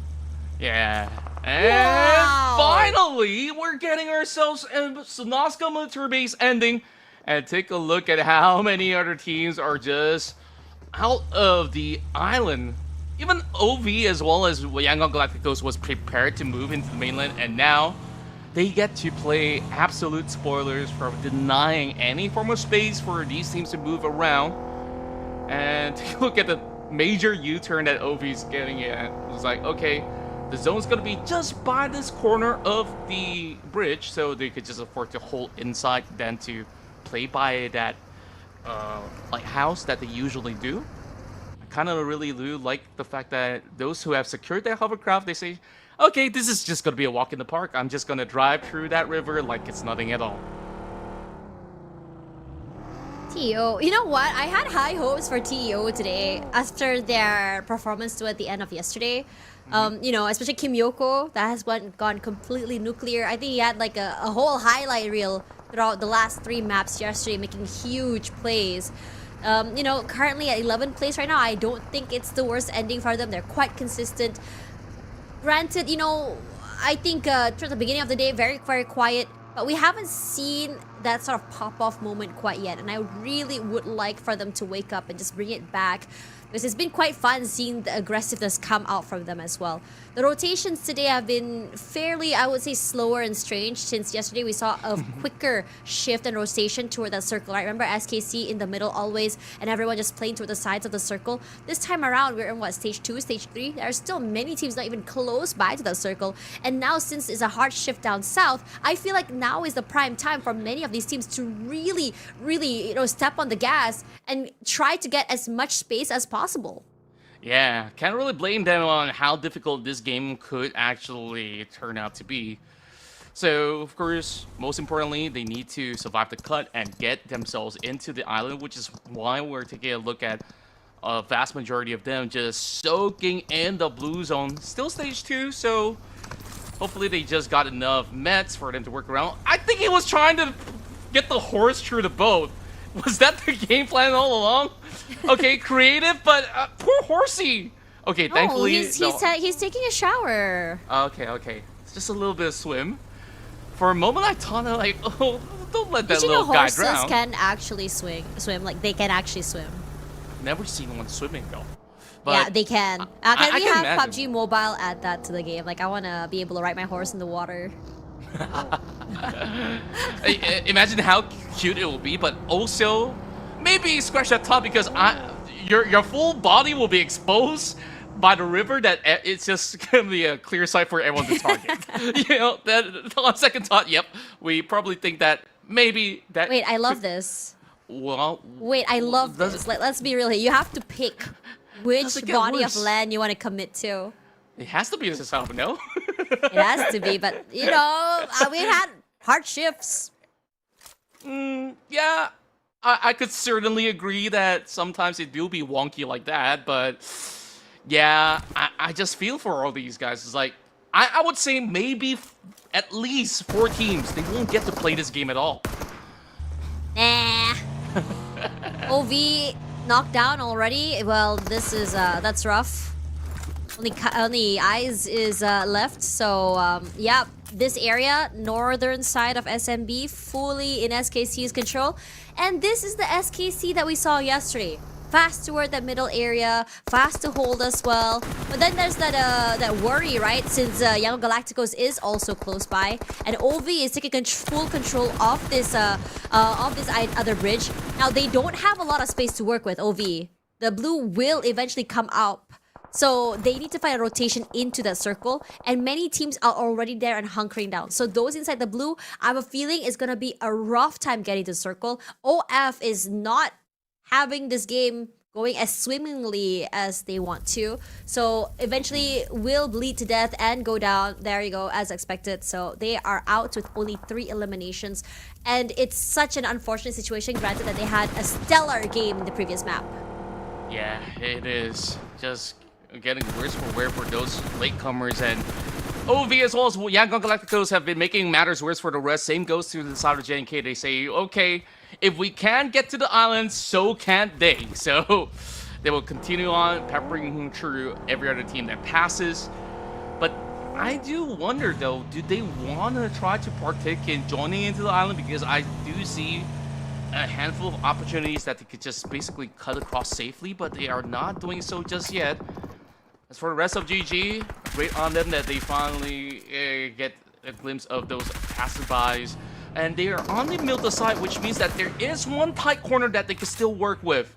And this is where teams are just trying to fight for that position. And that swing coming from the side of Hades. Just perfectly executing one knock, but also getting a return fire in exchange. PNX fighting for their lives right now, up against the rest of Nemesis. It's do or die, and oh, they're swinging from back. Yeah, they're just really trying to outplay one another at this time, but Simple Vein having a bit more of an upper hand because of the high ground is going to be a problem. Also has to keep his head down because Dale is trying to see whether or not he can bait his teammate forward. But Daddy Gaz was very wary. Whoa, what? Daddy Gaz ate the bait. And Dale, all he had to do was just hook, line, and sinker all us right now. He has the heals as well. He has a lot of utility to work with, and at this point, I think he's saying, okay, Drex is not worth saving, and let's try and do what I can do, which is maybe bait as many of the PNX players out as possible. NGGZ is also in the area. The possibility of him stealing away some kills is there. And there's the spray onto those players, but A1 falls, and Red will be the one to take Simple Vein. So that elimination is definitely there, and Dale still kept out in the wings. Oh boy, he's trying to buy as much time as possible, but it's a 1v3 after all.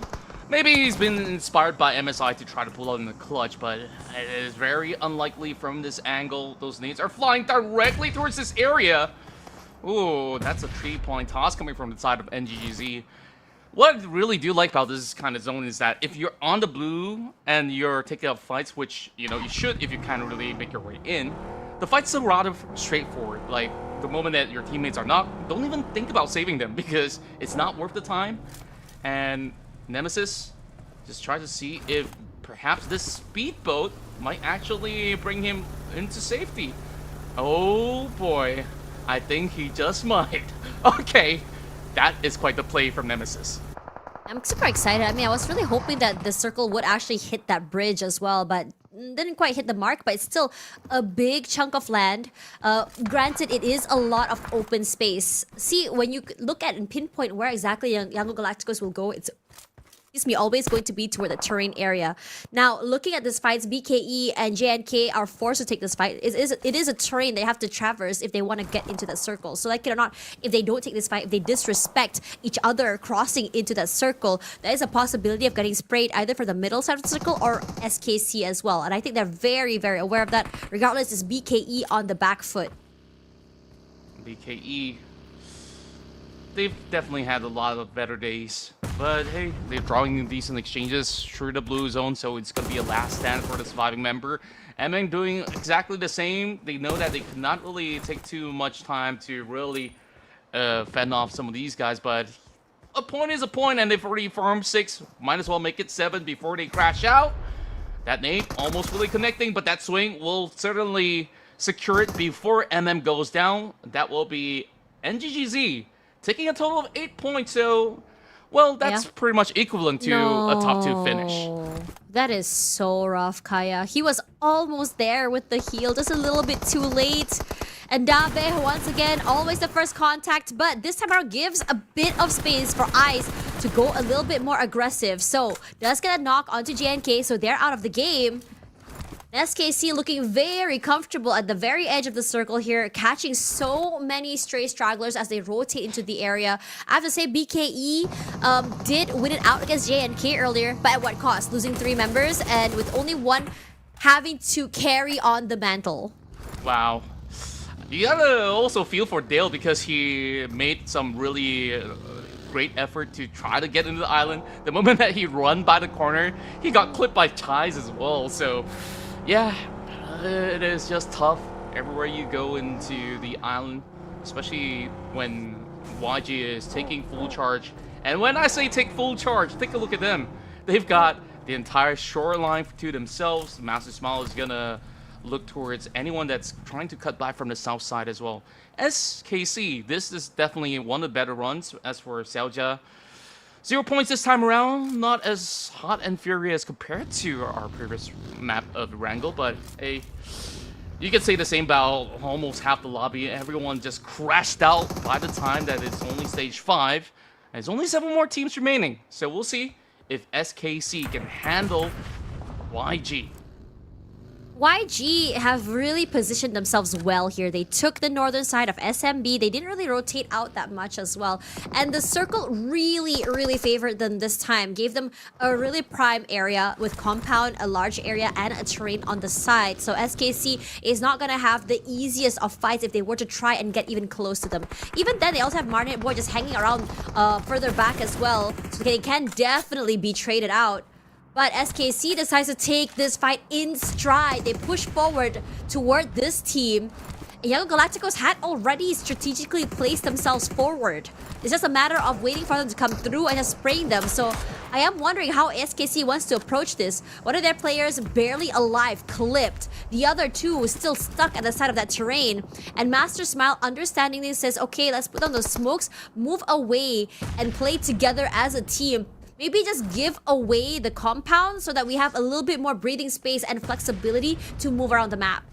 Yeah, I could clearly understand why they are fighting tooth and nail for this spot, because if you could just clear out YG, then basically you dictate everybody else inside the island in the later span of the stage. So YG, they're not folding. They never will. Those nades are cutting slightly short though, so I'm starting to get a little concerned for SKC's overall utilities, how much more do they have in the back? Because if they burn everything now, even if they do survive the cut for the late game, they'll look a lot worse for wear. So they will just have to rely on the firepower. You can see at least 6 smokes deployed just for this push-up. So they better make this worthwhile. I'm more curious to see how BKE navigates this. I mean, he's just gonna move in with the blue. I'm pretty sure Rex, okay, Rex didn't see him, and Rex suffered a lot of damage there, but now he's alone. He doesn't have a lot of space to work with, and so does SKC. This was the concern I had, because you have to move around the turret and climb up. So one player knocked out already, the other 3 just making it rain nades. But Romeo decides to push forward, catching all the players with util in hand, with a shotgun at that. 7th place for Elims. A decent run, but I have to say, Romeo, you got balls of steel. I wish there was that cam on my face right now because my jaws were hanging. Romeo! What on earth? He just popped one grenade and he just decides, you know what? I got a pumpy with me. I'm just gonna run them down. And that was what they did. SKC absolutely regretted this decision, pushing the top dogs. And now it's a perfect tender for the side of YG, going absolutely unstoppable. And now that space have been cleared up, I also do like the fact that, you know, they just sent out Romeo, he did all the work, and Marnet was like, chill guys, I'm gonna look for more of that space. I know we run out of that zone, we're just gonna continue to propel ahead. So, Afra is gonna be the next in line that's currently holding on the southeastern corner of the map. The rest of them are wise enough to be on the other side of the hill to, of course, stay out of harm's way, because YG is about to bring it to them. Great nade nearly takes out Marne Boy, somehow survives by the skin of his teeth, waits in the wings. The rest of his team completely collapses forward to allow him a bit of space to just go for that reset. But Athra this time feeling a little bit more spicy, takes a bit more space, but they are quite isolated. And this is where things get a bit interesting. Yango Galacticos, we know them as very individually talented players. Can Athra actually show them that they are better? The nade comes through. Great top. Eats the full force, Say Cloud hits the mark. And he goes for more, sending more bullets toward his teammate. Afra trying to hold the line, but I don't think that they will be able to pick up their fallen teammate though.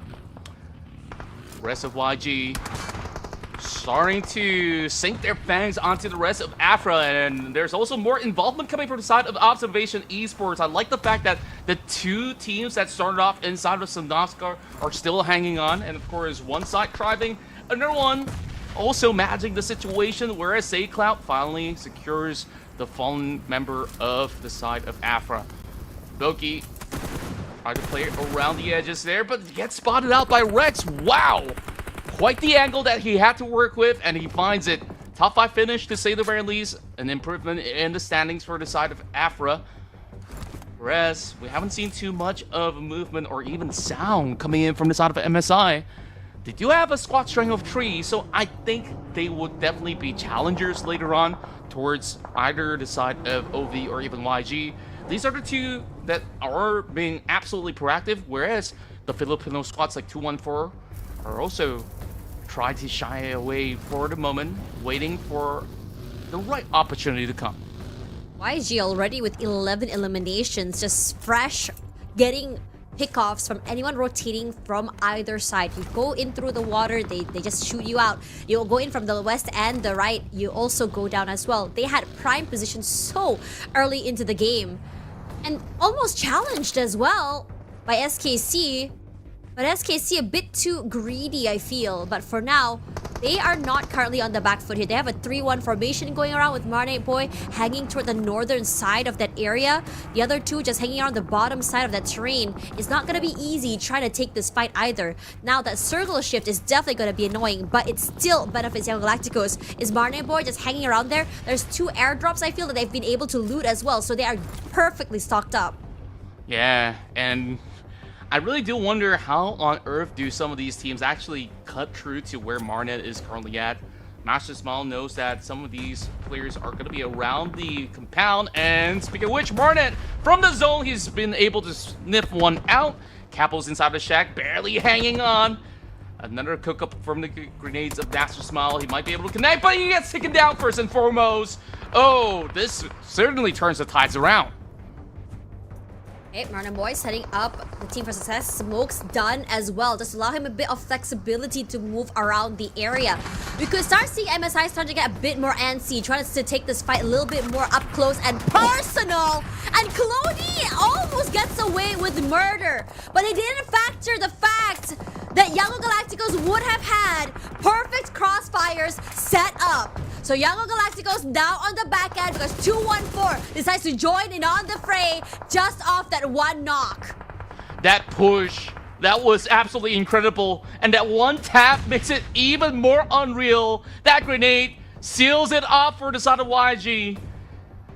Kind of got stuck on the positions, all scattered across the map, fighting too much more than they could handle. And that call with the hovercraft was absolutely golden from the side of MSI to once again rain on their parade just like how they did last round. It's almost like it was meant to be that they are pretty much their kryptonite for 2 rounds in a row. I love the idea of MSI getting a bit more active and wanting to turn tides into their favor, taking away the map control and momentum that Yango Galacticos have set on the area as well. With speed and understanding that Yango Galacticos really do well at those mid to long range fights. So how do you counter that? Get up close and personal, really be out there in your face, and when you catch them off guard and completely collapse at the same time, Yango Galacticos find it really hard to be able to do anything. Now for 214, Capo, I'm not sure how he's doing this, but he's making a lot of noise. He's being a menace. He's managed to, I think steal away a few pickoffs before anyone else. But MSI know that they're just gonna bait each other out. So, finds that first one. Now it's 214 up against the world, but not for long because MSI back-to-back chicken winners and they control the flow of Erangel in these last 2 maps. And that's how you do it, ladies and gentlemen. MSI this time, they're not leaving anything to luck. They're not just going to be clutching situations 1 versus 3. They just basically took matter to their own hands. Like you said, they found those isolation and the way to take on the side of YG, well, so just full send it upon the side of Marnet. The rest is just going to be a walk in the park as they were holding on to the high ground, and it was an absolute full control despite the odds, despite some of all these casualties in the early game. They've made it work once more. And MSI, I think that they're definitely going to be looking to clinch that top 1 title from the hands of 214. Yeah, they really want that. And most importantly, what I want to say is that this time around, they aren't going super nuclear for frags. They're very quiet. I think something that is reminiscent to what we saw from SKC yesterday. Their focus more on positioning and space is understandable, mostly because the rotation for this particular map was incredibly hard. It was a hard shift toward the bottom, hard shift toward the right, which means that no one is really safe in any of the corners or angles that they've been holding on to. So before we talk a little bit more about it, let's have a look at what exactly transpired in that last map.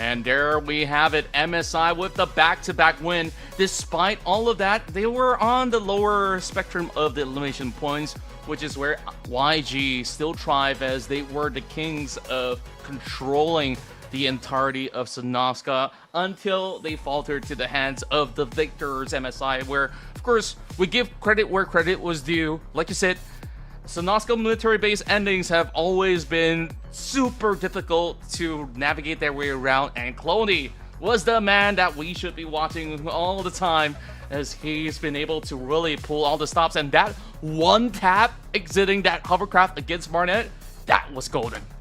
Can't really tell where a player would jump out of, right? Which is why we're seeing a lot of these pushes coming in the hovercraft or the car. Really, I think the advantage is there. You gotta jump out before the car fully stops just to take a bit of damage. But if you do have that one tap potential, you should 100% be taking advantage of it. We've seen so many fights, I think really won just because of that really insane maneuver. Now, it's still gonna be a rank 1 for Yango Galacticos because they did finish with like, I think, 12 eliminations. So again, you know, Yango Galacticos did have an idea in mind on how exactly they wanted to exit that game.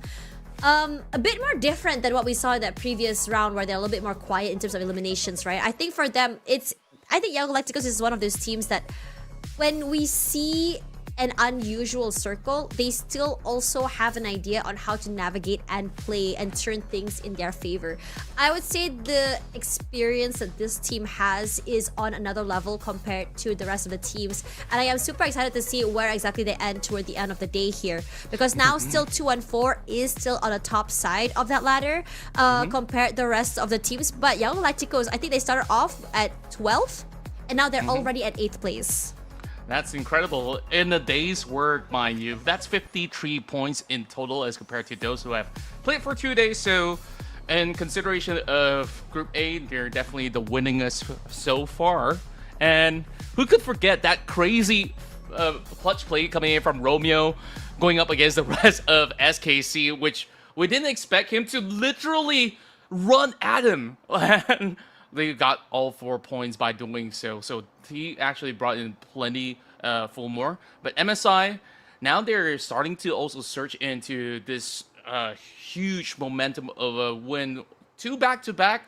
And perhaps all that's necessary is for the rest to, of course, take a little bit of a breathing space and then come back, reflect on what went wrong, what went right. And we still have 3 more maps to go right after this. So Tash, I really do wonder, you know, like, will there be anyone that could basically stop the side of MSI? Well, we know that maybe there's one answer, and that's basically 2 letters, which we don't need to say. It's definitely YG. But even YG has been stopped by MSI themselves. Like, that's why I say they were kryptonites to these guys. Like, in the previous Erangel, it was exactly the same scenario, right? Where that was YG driving towards them. This time, it's MSI driving straight at YG. Yeah, and again, you know, once you have really figured out how the game plan goes for Yango Galacticos, it's easy to abuse. It's just that it's not going to be the easiest trajectory trying to get close to them either. But, you know, for Yango Galacticos, right, I think for them, you know, aggression might have been a little bit too much. Again, it's such a small area that they're able to abuse. And on top of that as well, Marnet Boy being the only one inside of the circle means that he's very, very separated from the rest of that team. So even though they have a crossfire set up, because of the amount of teams and bodies around, means that he's not able to trade off his teammates, and it's not optimal for them to play. So they're kind of scattered, playing at their own pace. But now we still have another 1 more Erangel to go, and again, it kind of like today it really shows us that MSI is the kings of Erangel for the time being, and I would like to see that streak broken. I would like to see other teams really rise up, especially, I mean, we talked a lot about ATHR, and again, a lot of the shifts in the teams are a bit more insane, because usually by this time today, we would have a bit of an idea or on how exactly or patterns of which teams are likely to be ending up on top. Even HKG, which I thought and pegged would be at the top side of those rungs, went out very, very early with 0 points, 0 eliminations this particular game. So that kind of caught me off guard as well. Yeah, and I would say that some teams would consider this like a bye round, right? Like they just go ahead and like if you're already dropping the very end of the circle, it's like, yeah, we'll try to do our best, but no guarantees for what could happen. But you know what? We'll give them a little bit of that space to really think about it again, because we're gonna take a short break. When we come back, we'll deliver you the other half of what Week 2 Day 2 has to offer.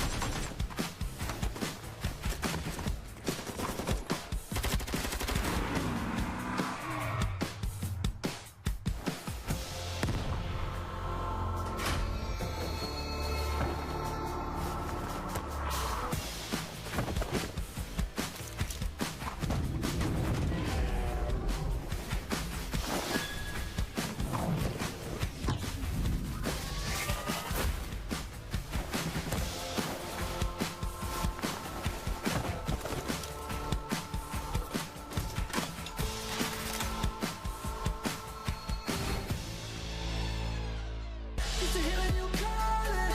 Used to be a all in. Lifestyle you would lead on me. Lifestyle.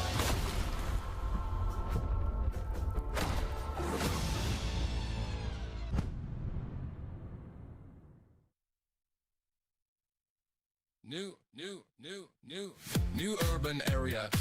New urban area. New urban area. New gameplay. New gameplay. New gameplay. Gameplay. New gameplay. Gameplay. New gameplay. New skills. New skills. New skills. New skills. New skills. New mechanics. New mechanics. New mechanics. New mechanics.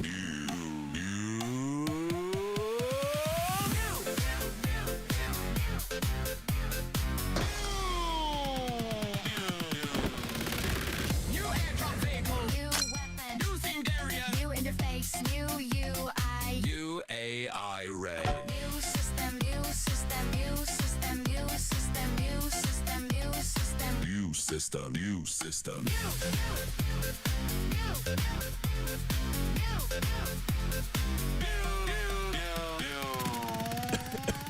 PUBG Mobile 8th anniversary.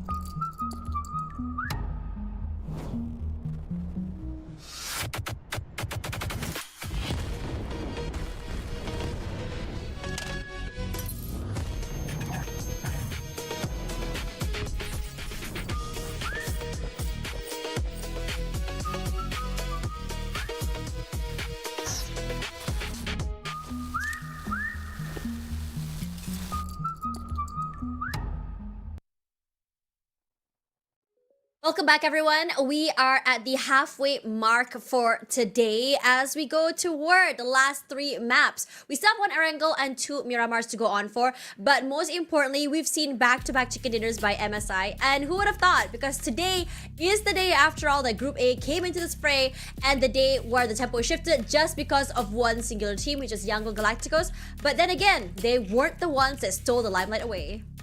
Yeah, and overall, MSI was the one that bagged those double chicken dinners overall. So I'm thinking that maybe they're looking to look for a three-peat coming into our upcoming match. So of course, we keep our eyes peeled out for that.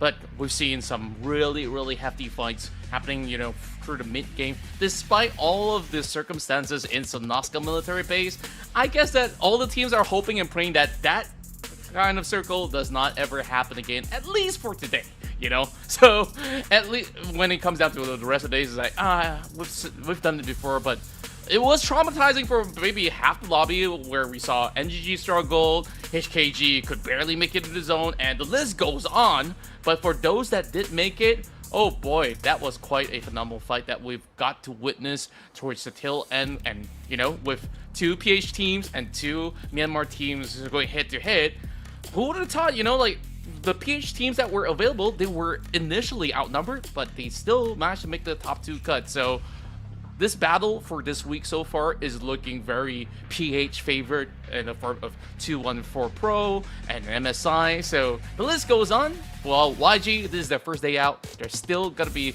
punching their way into the upper portions of the ladder.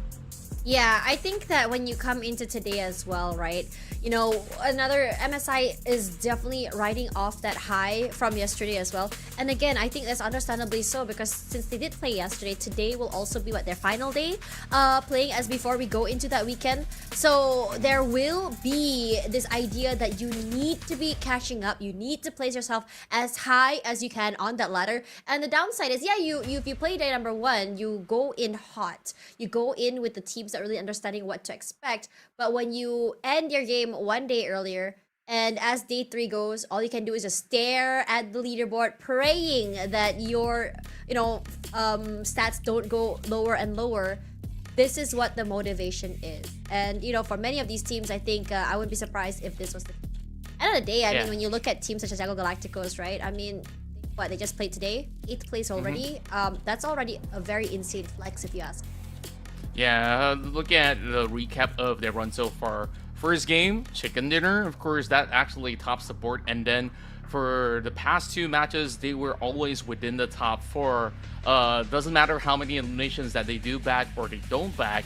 So this level of consistency is second to none, where there was only 1 match in particular last week where they dropped out super early. That was like a hardship all the way to up north. And when you start off in Sonoska, it isn't going to be an easy way to actually cut all the way far north. So I can't really blame them, but overall, all the rest of the teams are starting to get into the groove, and we're definitely wanting to see what's in store for us and also for you guys here in PUBG Mobile Esports and beyond.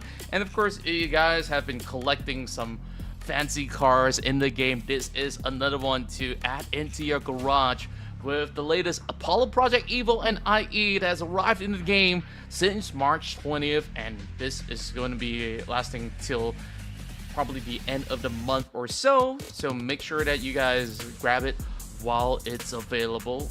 When, of course, IRL, there's only 10 units of all these sexy hypercars up there. So if there's any chance for you, well, this will be it. Yeah, I mean, to be exact, the dates will be up until the 10th of May. So you do have some time from then till now to get it. Now, let's talk a little bit more about what we want to see later as well, while we wait for this graphic to shift. Today, we saw that back-to-back chicken dinner. MSI really, I think, climbing up that charts. But at the same time, I really want to also address another elephant in that room, which is PNX. And I felt like before that, we do have another graphic. Sorry about that. So I'm going to cut myself short there. And just remind everyone that Minnie and Bam Bam, the friends of PUBG Mobile, will be having a theme song called Carry You coming out very, very soon. More exciting events, exclusive items are also coming your way. So to celebrate PUBG Mobile's 8th anniversary as well, do look out for them. That's right. There's just going to be a lot of exciting stuff for you guys to, of course, keep yourselves updated with, so long as you follow us on all social media platforms of PUBG Mobile. So, of course, that Cover You single is going to be dropping real hot. I don't really know exactly when exactly is the date, but well, rest assured, it is going to be an absolute doubt. That being said, though, of course, if you guys want to celebrate our 8th anniversary, there's a lot of all these crazy updates inside of the game as well for you to enjoy together with your friends and loved ones. Yeah, all right. So coming back to what I was talking about earlier, right? I mean, I wanted to really address something as well. I mean, when we look at the bottom side of the ladder, we start to see like a similar story. And I don't know whether these teams are getting outclassed or these teams are just getting very unlucky with their rotation. I'm talking about PNX that seems to get into early fights and not able to secure their spot. We did see a moment of brilliance coming in for PNX where they did try to shoot back. They were quite tactical on how exactly they wanted to take up space. But that awareness just feels a little bit more outclassed against other teams. So I'm wondering if they need a little bit more time to really adjust into this stage. And another team, Anthra, I believe, are also, I think, a team that I was sort of disappointed coming into today. Again, this is the first day that they are playing, so I don't want to go too hard on them. But at the same time, I would love for them to have a situation where they're able to just overcome a team, survive a little bit longer, and be able to just move forward. It's always fun to see an underdog team really, I think, thrive. But you also have to remember that the week is short, especially when it is the weekday and the weekend style play. And if you are a team that did not manage to make it into that weekend, it's going to be even harder to keep up. And I think we have seen situations where teams didn't even get a single point from that weekend as well. So that is going to be rough. Yeah, I certainly do agree, especially now with the grand finals on the line. Some teams may get cut if they don't really improve themselves, but look at the trajectory for Antra. At least there was like some slight improvements on what they've been able to accomplish from the day's run so far. Where it is not super flashy, I think Rondo started real nice for them, but after all these kind of teams start to pop off, I can't really say that they haven't really had, the firepower to fully match up with. But overall, I think like at the very least they're trying new things. They look better than they did as compared to week 1, to say the very least. So I think that's a good start. Yeah, and I think there's also a point that I really want to take from what you've mentioned, that looking better from week 1 also means the other teams also are evolving, and that's going to be a bit of a problem as well. For Anthra, at the very least, they do have that wiggle room, which is okay. But for PNX that played yesterday and time running out, I am a bit more concerned because there's only 3 more maps to be able to climb up that ladder. All you have to do is just hit that top 16, right? So, you're in a position where this is your final day. If you place too low on the ladder, your case might be a little bit more weak, if you ask me, because there will also be a situation where there is a team, especially from a team that started off today, to catch up with you on that 3rd day as well. Kind of like stare in pain. As other teams really just try and catch up to you. Apologies a bit for this delay as we are waiting for the teams to get into that lobby as well. So while you guys are waiting, follow PUBG Mobile on all social media platforms for the latest updates, and do follow them on your respective country leagues, mostly because we do have some events that are country specific. Yeah, absolutely. There's just so much going on, across the region, whether if you guys are from the APAC side or the PH. I do know that there's plenty of all these activation. I remember like just a couple of months back, I was also hosting like this small little birthday bash where we've got this new collab with Krispy Kreme that was for that specific day, and there's just so many more stuff that you guys can participate all together to, of course, celebrate this 8th-year anniversary.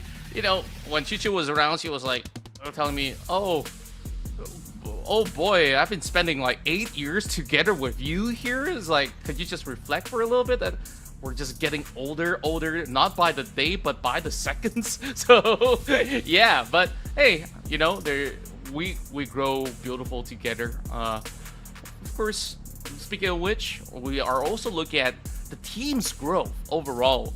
YG, is this their prime form already? I think like week 1 have definitely set the bar a little too high, that it is hard to match up to what they've been able to accomplish, but still, is one chicken dinner already in their belt. There's probably gonna be maybe more.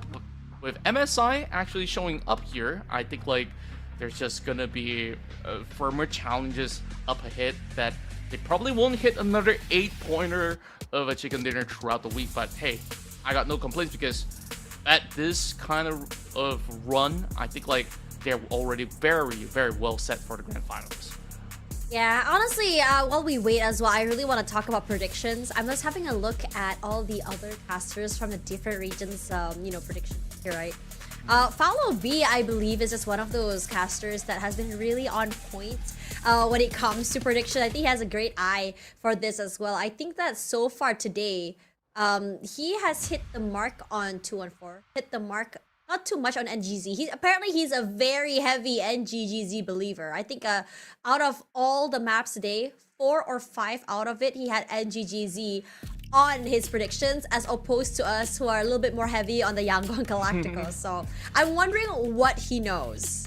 Well, he's definitely a proud fan of the PH squads, as well as, having probably good access to all these players to check in on them, to know like, okay, there are certain things that they've worked on and they're gonna execute today, and lo and behold, like 214, they're definitely having the best opportunity for the entire course. Because hang on, Contra, I just really want to ask you, why GG? Oh, GG. It was basically based on yesterday's performances, where they were just really showing up in many of all these fights. But yeah, today maybe it's not looking all too hot. Yeah, but wait. So you wanna do a reverse Uno now? You wanna U-turn in? Are you gonna stand by it? Or? It's too late to U-turn. we commit to the act. We do Apollo. Like if you think that 214 is gonna win, 214 eventually is gonna win. But who knows? This might just be the round where NGG says enough is enough. I'm gonna show all these kids out there on the block how it's being done. So we're not gonna wait any longer. We got less than 5 seconds to go. So lo and behold, our final map of Erangel for the day.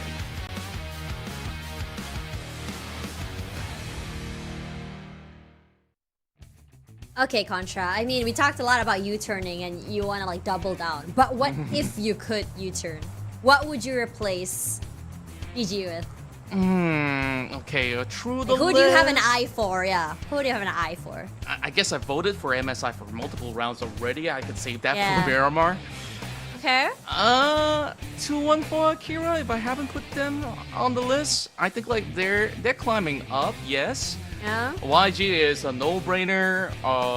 I think I don't know, the most oddball pick that I could basically get right now is basically the nemesis of NGGZ, and that would be HKG, because they always fight in Yasnaya, and that's what we're gonna get on about. So maybe the victor of Yasnaya will be the winners of this map. Fair. I like that. Okay, if you could have a team that's currently one at the bottom of the rungs, who would you like to suddenly make an insane comeback and go to the middle or top side of that ladder? ANTR. I do believe that they're already getting into the groove. They are just, getting more and more of the ideas of how to start taking better positions Although there's definitely a lot more work in terms of fights, and Wow. we talked a lot about Yasnaya already, so this will be the main playground for the time being. Wait, I love this. Like, think about it like this, yeah? Are they actually gonna full send on each other, or are they gonna have a stalemate and just say, you know what, let's just fill up Yasnaya together, not move, stay here, survive, and then later on we'll fight? Like that is an insane strat, don't you think so? I actually do like that idea a whole lot. No, you know, they're like gonna fight. Disappointing. yeah, they're not gonna back down. And HKG says, you know what, you've done enough to us last week, and oh, this time That Red. is crazy. What? Red just somehow gets an insane off angle from that high ground, eliminates two of the players of that team, and now he's gonna go and chase some more. And this is rough for HKG, especially since last game they were eliminated pretty early as well. And that Colette through that tiny crease of that window was just absurd. I swear. I didn't expect them to do this well. Maybe I could reel you in on rallying for NGGZ as well, since they are slowly winning out this trade. And hey, if they manage to clear out HKG, this is their home ground after all. But the second thing that needs to happen later is for that circle to really move into the urban setting. But it's a 50-50. I don't want to put all my eggs in the basket. And HKG, after succumbing to a very early loss, they are looking to back out. They just got what they needed and just allow the rest of NGGZ to have the entire territory to themselves. Okay, maybe we'll talk about votes, right? Now, I will throw the same question to you. If you were to vote for somebody else, who would that be? Low-key Nemesis, I mean, they had seasons where they had, I think, really good runs. I just haven't felt like they had any good rounds at all today. They get some pickoffs now and then, but they're not getting, I'm not saying they have to get insane numbers, but it's toward the middle of the pack, right? Isn't it today they're very, very quiet, getting knocked out a little bit too early, rotations getting clipped, maybe because it is their first game this week, so they're slowly trying to get back into that groove. So if there is a team that I believe could climb up, it is going to be them. Yeah, I do believe so as well, but the sad news about every single run for this week is that they are always going to be stuck with YG being grouped together in the spot. I believe ATHR is also another one of the bunch, or I could be very well wrong. So this is definitely the sad news, is that, yeah, there's always going to be that kind of top dog that you kind of don't want to face, but you got to do it anyways, because everybody here in the map is definitely an opponent that you have to overcome. And Nemesis, they've definitely shown a lot of surprises, especially in some rounds of Miramar, some rounds in Rondo. Erangel have always been a coin flip for them, and I think like the major issue for Nemesis is their rotation. A lot of times they got clipped in the middle, they lose members, and then they couldn't really last out in the fight due to this. Now, what's interesting here is that Panda's lurking all alone. He spots out the entirety of MSI, parking by the corners of Mansion. This is definitely one good spot to hold out, especially when Phase 1 is not really too telling of where it will end up. There's opportunities in Lipovka. There's also some maybe by the corners of Rozak as well. So teams are just ensuring that if you were to take at least the inner quadrant of the zone, you're going to be A-okay, but we are seeing another eruption here, and this time, it's just Kaka and Spyro from On Fire to clear enough space to take on one member of NGGZ. 8 comes out from Minor. OF still hasn't been displaced quite yet, and it's gonna wait in the wings, because if anything, baiting them to go there will mean imminent death, and I think NGGZ is starting to understand this. And a full send comes through from SKSC as well, as Dabe this time around does what he does best, jumps out there in the open and wins out his. Barely alive, limping though, but he's done his job. And Clody gets knocked as well. Ching Ching at the very least does go back for an answer with a perfect jump shot. But it's gonna be hard to just find Dabe here. Granted, Dabe is perfectly low, so he can go for a full send, but Ice is currently someone he's being a little bit more wary about. I love the bold call coming from Panda ever since he actually spotted out the entirety of MSI, and they come in for a swing, but they pay the cost and the price of dropping by the corners of MSI. They will shred out all 3 members, and somehow Panda, who called the shots, were not involved at all in the fight, and somehow it has drawn the attention of Nemesis to take on the victims of the fight. So they should be able to find at least one good point out of this, with one member limping inside of this compound, but it seems like MSI says maybe this is a little too hot to handle for the meantime. They will have to just allow FV to slowly bleed out, whereas very swift maneuver. We're already seeing some improvements on the calls from the side of Nemesis. Honestly, this fight is just really prolonged as well, and it's also just pulled some players of Nemesis close by as well. So I think for SKC, it's all just about waiting this out. As Ching Ching decides, yeah, I'm gonna go reposition myself, find a different way forward. I'm not sure if he's aware that Panda is here because of the reposition, so I am quite curious as to what exactly is going on. Because if anything, MSI came out huge here, only losing Clody, keeping the other 3 alive. I'm not sure if FB has been picked up quite yet, so there is a possibility of that. Okay, never mind. They are gonna go for the hunt here. Footsteps heard. Panda waiting for the door. Immediately closes it. I gotta give it to him. He was very much ready and waiting in anticipation. But Ching Ching is just better. And you know what? Celebrate. Celebrate that. 300 IQ play. Outplayed. Well deserved of a celebratory assault. Overall, you know, it really backfired when Panda was telling them, hey, go attack these guys. It was his call. And looks like they just basically have to take a longer break after that 20 minutes that we have to really figure out what to do next in Miramar, because, yeah, playing aggressive didn't work out according to plan for the side of SKC. Oh no, that I wish you could see the circle shift, Contra. Oh. It's toward prison, it's toward Lipovka, it's toward shelter, and 1/3 of it is water. Okay. It makes a lot more sense. It makes so much more sense that a lot of these teams are moving into the regions of Mansion for this very particular reason, which is also great to see, because now we see a flock of crowd moving towards this direction where there's imminent fights through the hillside where prison ground is going to be at. Some are opting to wrap around the south side, but majority of them over in north will see plenty of all these space already being preoccupied. So this is not going to be a slow starter after all. I completely agree with you. Now, Nemesis is great. Their positioning there hasn't been moved at all. They were limping, but they're not fighting. Oh, Unknown almost got a dink there. Lucky for him, he immediately pro'd, because that would have been a knock. So, great timing from him. Great idea.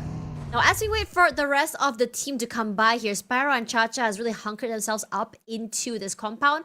They did see a glimpse of JNX just now, but JNX do not want anything to do with this. In fact, JNX have just really hunkered down the area, or want to at least take the area where NGGZ is hunkered down, which is Yasnaya Polyana. They haven't left that town quite yet. They've been hunkered down at the very end, and soon they're gonna have to. So the biggest concern I have for NGZ right now is leaving that compound, having to cross the wide open areas to get closer to that circle when it does go for a more centralized shift.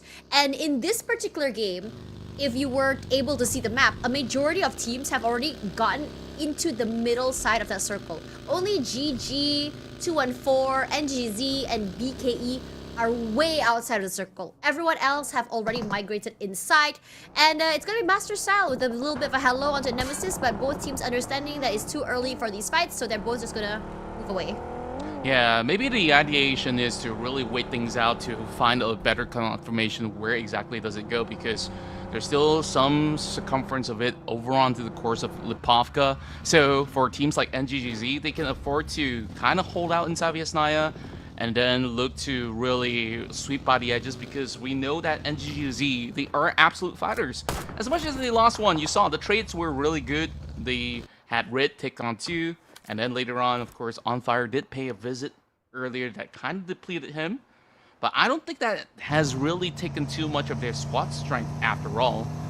Now, we'll see another shift. Now, where could it be? Oh boy, Black Eagles, they're really far off though.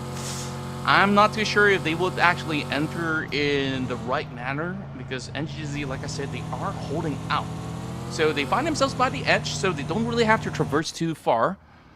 Whereas for the rest of the party, though, they're slowly running out of space. Some of the southern corners of Milta Power around the shorelines is going to be very playable, albeit it is a little bit risky to do so. Now 214, rocking up this hillside, spots 9X driving by. They finally made their way into the zone though for the side of GG, but I would also dare say that GG has been a little quieter than usual, and now Nemesis is going to pay another visit towards the side of MSI. Yo, Ching Ching with that movement, crazy stuff. Hasn't been spotted yet. I think they know that he's close by. The volley comes through, he gets a pickoff. In fact, he even gets a double there somehow. That was a collect kill or what, my guy? Throws out a molly, zones him out. He is on fire right now, so he can wait in the wings. He's perfectly safe, keeps his head down. And his teammate says, you know what, I'm sorry, I gotta move away. Coming in a bit too late. No, it's gonna be fine. But now Yango Galacticos decides to join in the fight as well. And Nemesis probably have calculated wrong on how they wanted to approach this. And with only one elimination, they're down and out. And immediately Ching Ching sets himself on fire. Unfortunately, and I don't think South is going to be able to go for this pickup. Not at all. YG, they're on the approach, but they're also thinking about holding back. They're unsure as to how many more members are within the fields of Mansion or so.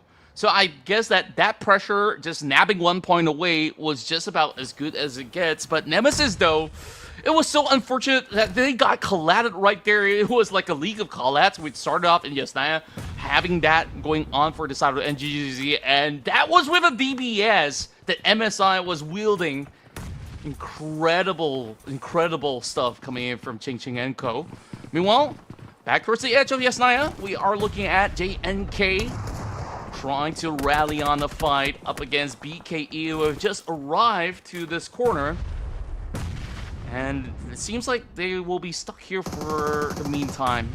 Each one of them going for the rooftops with Knack Knack on the side window on the third floor as well.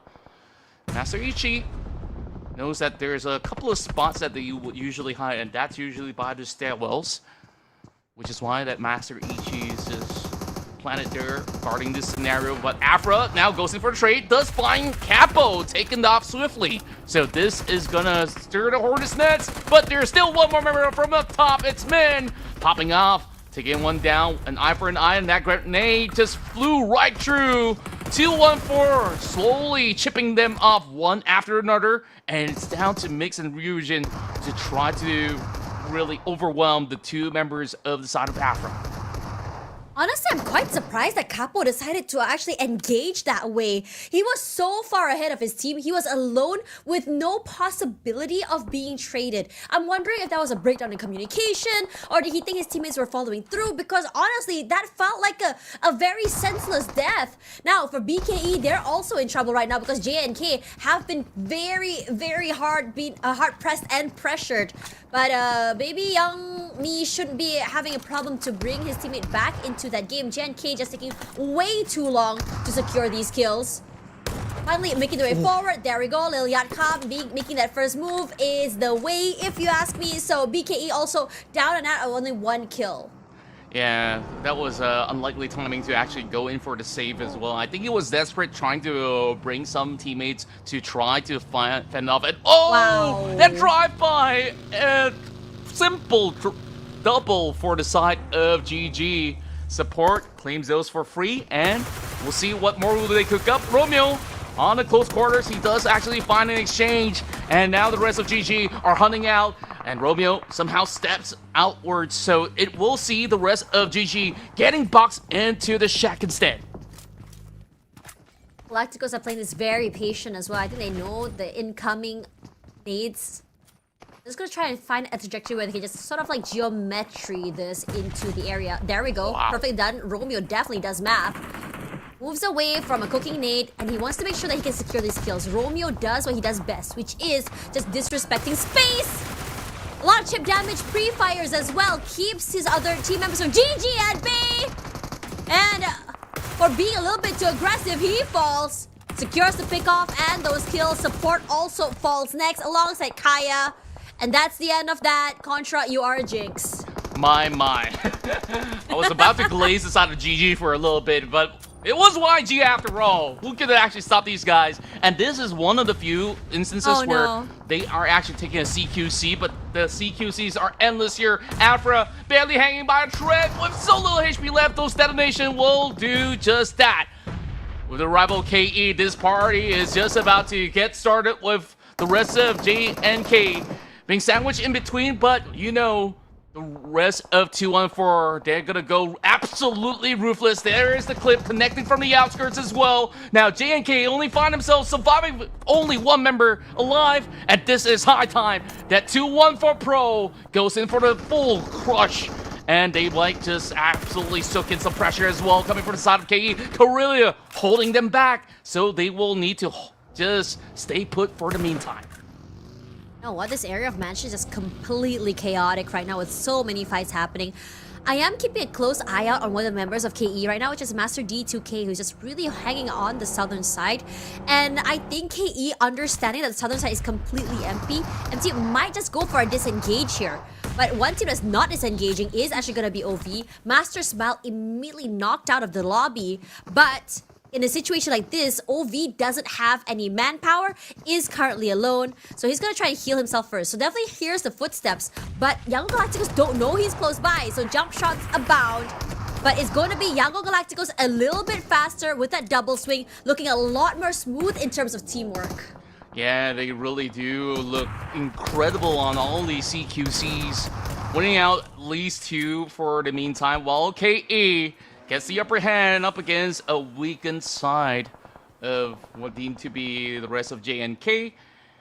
And now, on towards the side of PNX. They've been relatively quiet. They didn't really want to be within the utter chaos. But how long could they actually hold out? Because YG is not too far off, but it doesn't seem like YG is going to pay attention to them for most part. So Simple Vein will be able to go in for the pickup.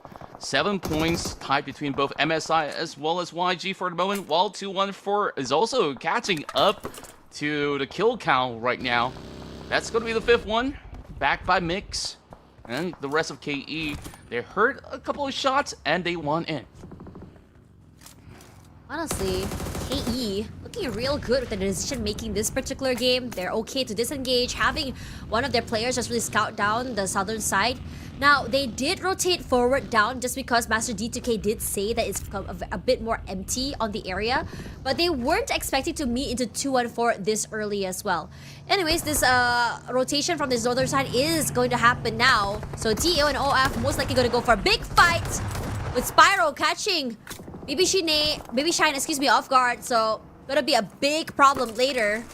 Natasha as well out of the game. So both teams suffering a bit of the loss. But it's TO that decides to force the wave up into the northern side where they are gonna meet up with NGGZ, who you know will 100% force these fights. So if anything right now, they decide to move away and PNX still stopped in the area because Yango Galacticos has hovering close by. Oh boy, a very dire attempt coming from the side of Spyro, trying to stay afloat. Does find the forestry area for the time being, but this is towards the entire sector that NGGZ has been holding control of. A little tough spot to be it for the side of Terror Esports. Those nades just flung a little bit wide, but the exchange are looking real good coming from MM. It's one member down. Too late for safe as well, so they're just trying to at least hide for the moment, but MM will ensure that they won't last for way too long. It's only gonna be 1 point for now, as Teo so far haven't really gotten much done today here in most of these maps of Erangel, and now we carry forward. Say Cloud, bird's eye view on top of the roof, up against On Fire. Insane spray coming in from Say Cloud. That's what he does best here. So even if you are gonna be in that smoke, you're gonna be in trouble. overstayed his welcome, so SayCloud is forced to just move a little bit more far back. Once again, the circle shift will be a hard shift toward the southern side here, where only one player is currently in a compound, in an area. It's gonna be Roman from Yango Galacticos, so SayCloud should eventually rotate down later. But he's doing his darn best to keep the rest of Phoenix away from the circle at all. So he's really quieted down a lot of the map. For PNX to try to see whether or not they can find SayCloud. This is such a menace to deal with, if you ask me. That nade clips one person, and this is one man against a whole entire team. Are you kidding me? It is ridiculous, right? Like, I was watching from the mini map, like, SayCloud is so far off from where his teammate is at because his teammate is just holding inside the zone, so he's just doing everything by himself. Feeling confident to try to flush out that position. He knows that that player on fire is hiding behind the wheels of that broken buggy, but not much that he can do from this position until he gets into another spot. Perhaps he's just gonna try to wrap the other way around. He says, okay, enough is enough. I don't think that I could take on the entire team all by myself anyway, so he will look to regroup with Romeo, give him a little bit more of that helping hand, but he's got other plans, and Spyro, he was ready all along. Spyro waiting in the wings here. That nade should hit. No, it wasn't a nade. It was actually a Molotov, and you gotta give it to SayCloud for that instant reaction. Eliminated a team, but at the cost of his life. I think he's done perfectly well. But still needs to be picked up though, and I don't think that his teammate will be able to get there in time. But NGGZ is getting shreked from left, right, and center. PNX this time around taking a more or less aggressive style play and more long range. Amount of utils being thrown by them just really pelt the damage onto NGGZ is actually insane. And right now, they were given just about enough space to try to drive into a different location as they are trying to also mark MSI at the very same time. Another swing taken from side of PNX, and they got them pretty much under control with nowhere else to go. Just like that, NGGZ did a respectable 6th place finish, considering the fact that they had to journey their way through Yasnaya, getting landlocked for a very long time. Now, back towards the side of Romeo, the last man standing for the side of YG, and he still finds the 9-pointer. This might just be 10 if he spots out that final player of the side of PNX. Probably looking on the other way around as he marks onto the rest of 214. Galacticos, only one player left alive. Romeo barely able to do so since Ryujin is just really pressuring his position.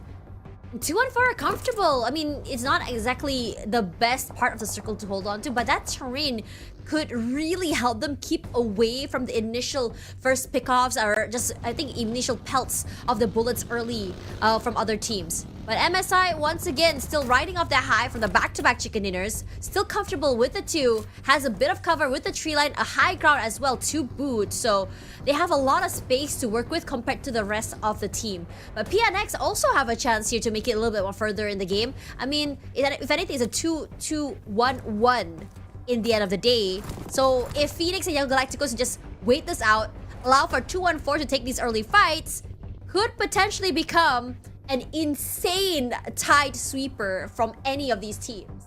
Yeah, I'm hoping to actually see it go down to maybe a one-for-all kind of scenario, but that will require MSI as well as 214 to take on each other, which is maybe a little unlikely because they're on opposite sides of the map at this moment. It is considering using that coupe to try to traverse into the dark center, but a rather risky move because that coupe is already smoking up. A swift drive-by coming from the side of MSI will ensure that PNX does not get to play much longer. But this has been an incredible run for PNX for 4th place with 5 limbs, like you said. Yeah, 5 limbs is currently one of their best performances yet here. And I was expecting a 2-1-4 versus MSI, but this time around, 2-1-4 just forcing this fight against Yangon Galacticos. Now, if there's anyone that could kind of really solo a 2v1, it's going to be Romeo, and he has to play this very well. In terms of utility, he doesn't have a lot to work with, so every single util he throws is going to be extremely precious. But 2-1-4, aware of this, they don't want to fully commit either, because if MSI is around, South 8, Ching Ching, high possibility of third partying and just going for these long range snipes. We saw South do it just in the beginning of this map. I really like the fact that 214 have identified that Romeo barely has enough angles to work with, so he's going to be the least of concern. They can actually fight off other teams before going back to Romeo. And South has also drawn the attention of Romeo at the moment, so this is going to be a three-pronged engagement, whereas it will definitely take maybe some effort for MSI to actually get closer. And I'm starting to worry for these guys, but hey, not too much of a concern anymore since that circle shifted up towards the side of MSI. So some of these guys in the shack may have to actually step out from the comfort zone of the covers into a tougher territory. So MSI can afford to play the waiting game. Feels like no one really wants to make that first move and commit, and understandably so. You're in a position where every team is stuck on one corner. You have no idea where they are or the possibility of a crossfire. You pop your head up, you're immediately gone. That will be for Romeo, and I'm pretty sure that Romeo is all out of utility. He's barely alive right now. So 214 decides to play this very strategically. Take this fight against Yango Galacticos. Don't allow him to go super aggressive. Take him out so that he's not able to just really, snipe and third party like Yango Galacticos usually do. But they're having trouble breaking into that compound. That nade does take Mig's HP a bit low, but I think it does deter 214 from really full sending it. And the thing is, if I was MSI, I would react the same way. I don't have to move, I don't have to commit, I have a tree line to work with. Like it or not, eventually, the teams are going to have to leave the compounds. And they're at the very middle of that circle. And Romeo does the unthinkable with a perfect nade to drop down Ryujin. But South 8, as usual, always going to be relied on for that trade. As now, 9 eliminations at third place. My. They're keeping their eyes on the prize. The three-peat might just be imminent. And I really felt that 214 has given way too much respect to Yangon Galacticos, and now they kind of got themselves in the pickle with the hill of nades dropping by, and that will secure it. Triple chicken dinner for Misfits International. I am in awe. MSI didn't have to do anything to secure that chicken dinner. And yes, I completely agree with the Contra. Too much respect was given, and I would have preferred for them to just really full send it up against MSI. Because if you ask me, firepower-wise, 214 has a bit more of that experience of that firepower, but they were worried about Yango Galacticos. They didn't want to full send, and because MSI already had the full control of that northern and mid side of that circle, they were stuck. So MSI, they controlled the momentum, they controlled the flow, and most importantly, they knew exactly what to do, which was just wait. Ching Ching just now had an insane play, a knockdown, a save, and was almost taken out of the game. Brought back in by South, and somehow turned the tides around. And this is the second time today that MSI has managed to make this sort of clutch or magic happen. Yeah, you guys at Misfit International, you guys are doing everything right, and most of all, South being the backbone to really keep everyone in check. That was just pretty much perfection in the form of execution. So let's take a look at it once more through the highlights.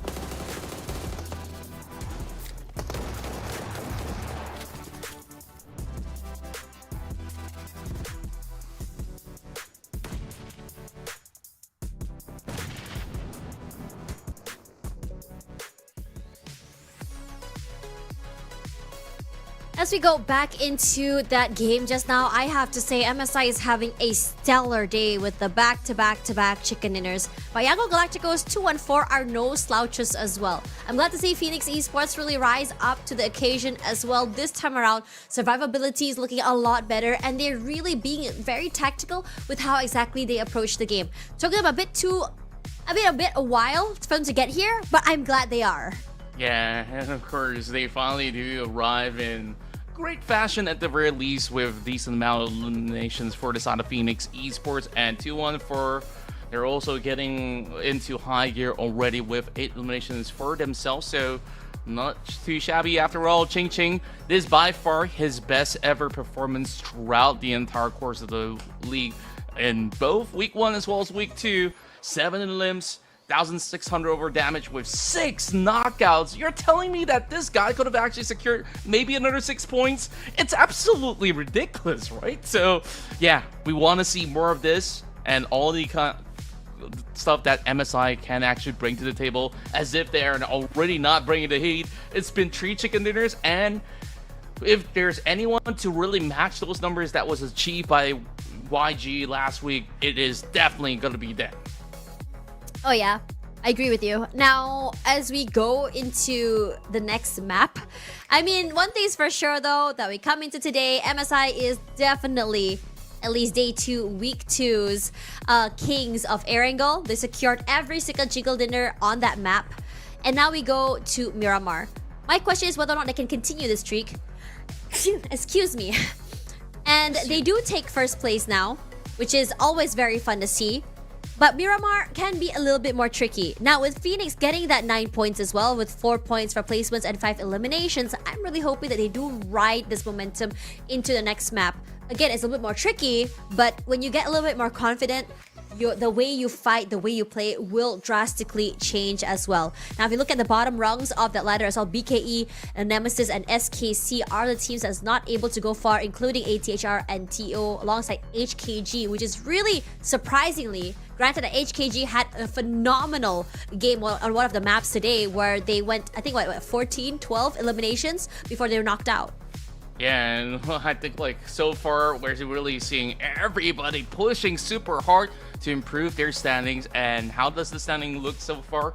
PNX, due to this great performance, they are needing maybe now another 7 points to try to tie the knots with GC. That also requires GC to not perform as well. So I think like they're definitely on the right path in order to really take good claims into the respective matchups. So Miramar, it will definitely put them to the test. But overall, throughout the charts here, it's unsurprising that MSI right now is really surging all the way up with 3 chicken dinners in their hands. It's really fun looking at this, honestly, but 2-4, right? I think today was a bit more of a rough day for them. They didn't really get that success they had yesterday. But one thing's for sure is that they rarely ever get out of a game with no points. So this consistency, either it be mostly elimination wise, because look at how far they are in terms of eliminations compared to the rest of the teams. So they have an idea in mind. It's working out very well in their favor. They don't have to guarantee a chicken dinner every round to make it or still maintain that triple digit score. So let's see how they do on Miramar. That's the last 2 maps of today.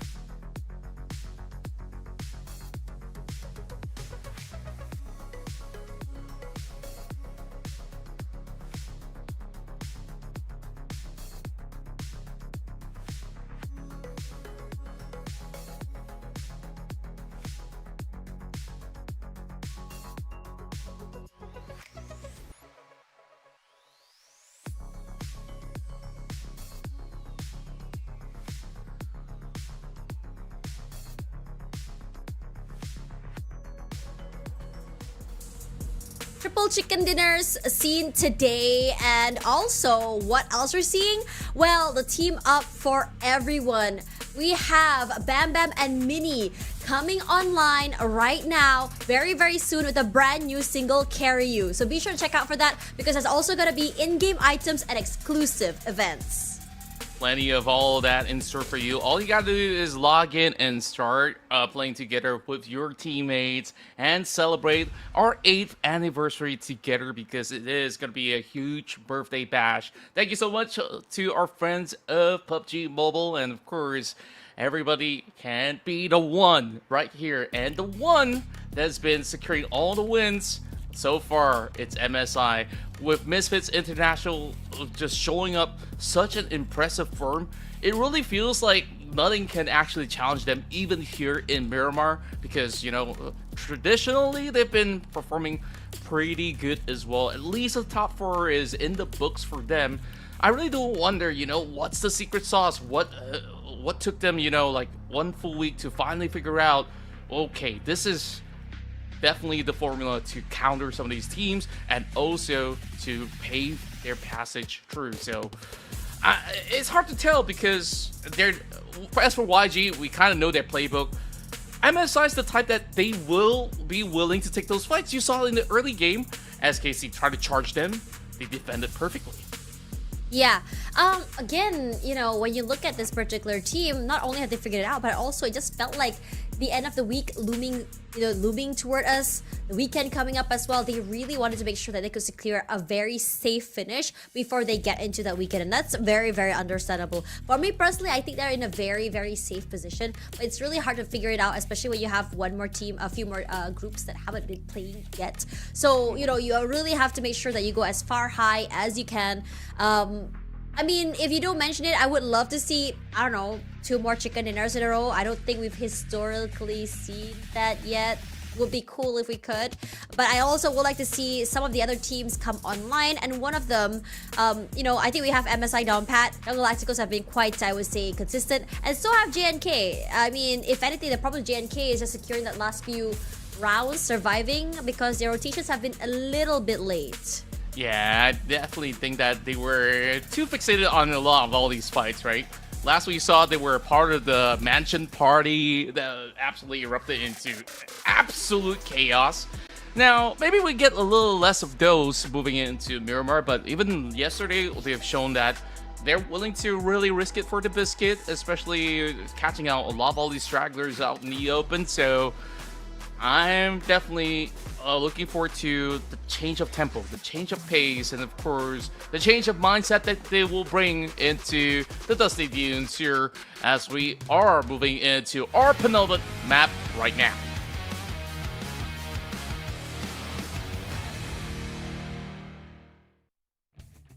If we were to go back to yesterday, I believe that the tempo was definitely a lot slower in the beginning of Miramar. So it is for sure that teams really are going to be taking their time here. Now, I think throughout the entirety of all 3 maps, you saw NGGZ up against HKG the entire time. So I think it was a 2-1 now point for them this particular day. So that's very fun. I'm really hoping to see this continue tomorrow. No, actually no, and GZ doesn't play tomorrow. So that's done. We have an idea of who the clear winner is for this week. Now, as we go into this one, are there any teams that you're anticipating to go head-to-head up against each other like these 2? I'm trying to put my head around whether if there's going to be, you know, a couple of all these guys that could actually be up to the task. Don't really have too much of a full picture for now. 2-1-4 might look for maybe a resurgence, because remember yesterday where they were playing over onto the south side around Impala territory and they just really stole the show with MiGs, eventually outscoring some of these guys, and they also bagged a chicken dinner. So I do think that 2-1-4 does fancy some great chances here in this matchup, whereas we would still expect pretty much the same few suspects to be within the top 4 as well, with YG and MSI, and maybe, just a big maybe for the side of NGGZ, because it's a good start there at Crater Fields, taking control of the north portion of this current circle. Well, if Yango Galacticos in the very middle, I don't think they have to move at all. Aw, that's cute. Anyways, they don't have to really move at all. They're very, very safe. I wouldn't be surprised if they're the type of team that just waits and sees because that's usually their style of play. The only migration I can think of that they might potentially have in mind might just be toward the terrain outside of the area. That I wouldn't be surprised if they go for like a 2-2 or a 3 in the city and a 1 on that terrain as well because it does give them a lot of value in terms of vantage as well as if they need to move around the area. Yeah, of course, it is going to be a very difficult terrain to play out from for the late game if it does actually close in on some of the high grounds, but that's for later to figure out. BKE, I'm trying to really wrap my head around, what they've been able to do for today. I think like day one, at least it was a little bit of showing improvements on the standings and stuff like that, but other than that, they've been pretty much stagnating throughout the course of Erangel. Of course, barring the fact that there was one round which a lot of teams didn't really get to fully play because it was the Sonoska ending. Other than that, even with certain opportunities given, they haven't been really keeping up to the pace of the rest of the party. As for HKG, I think like Miramar have always been the kind of challenge for them to really garner a lot of the points, but the round that they really was show-stopping was the very first one that we've witnessed on map number 2, where they've got 14 points of inside of Erangel. I'm not quite sure if they could ever achieve that feat again, so we'll just have to wait and see. Whereas for the rest of 2-1-4 though, so long as they're holding on to that number 1 position, they are just out here to maintain the order. They don't really need to do anything too drastic. But tomorrow onwards, when Hive International returns back to challenge that statement, then it could get pretty rough for the side of 2-1-4 if they don't do more. Not much happening here by JNK. I mean, if anything, I think it's just gonna be a drive-by. I don't think anyone wants to full send either. Especially since JNK does already have that compound. Power grid is great, if you ask me, when you're gonna hold San Martin as well. I think KE is around that power grid area. So you have a terrain, you have compound.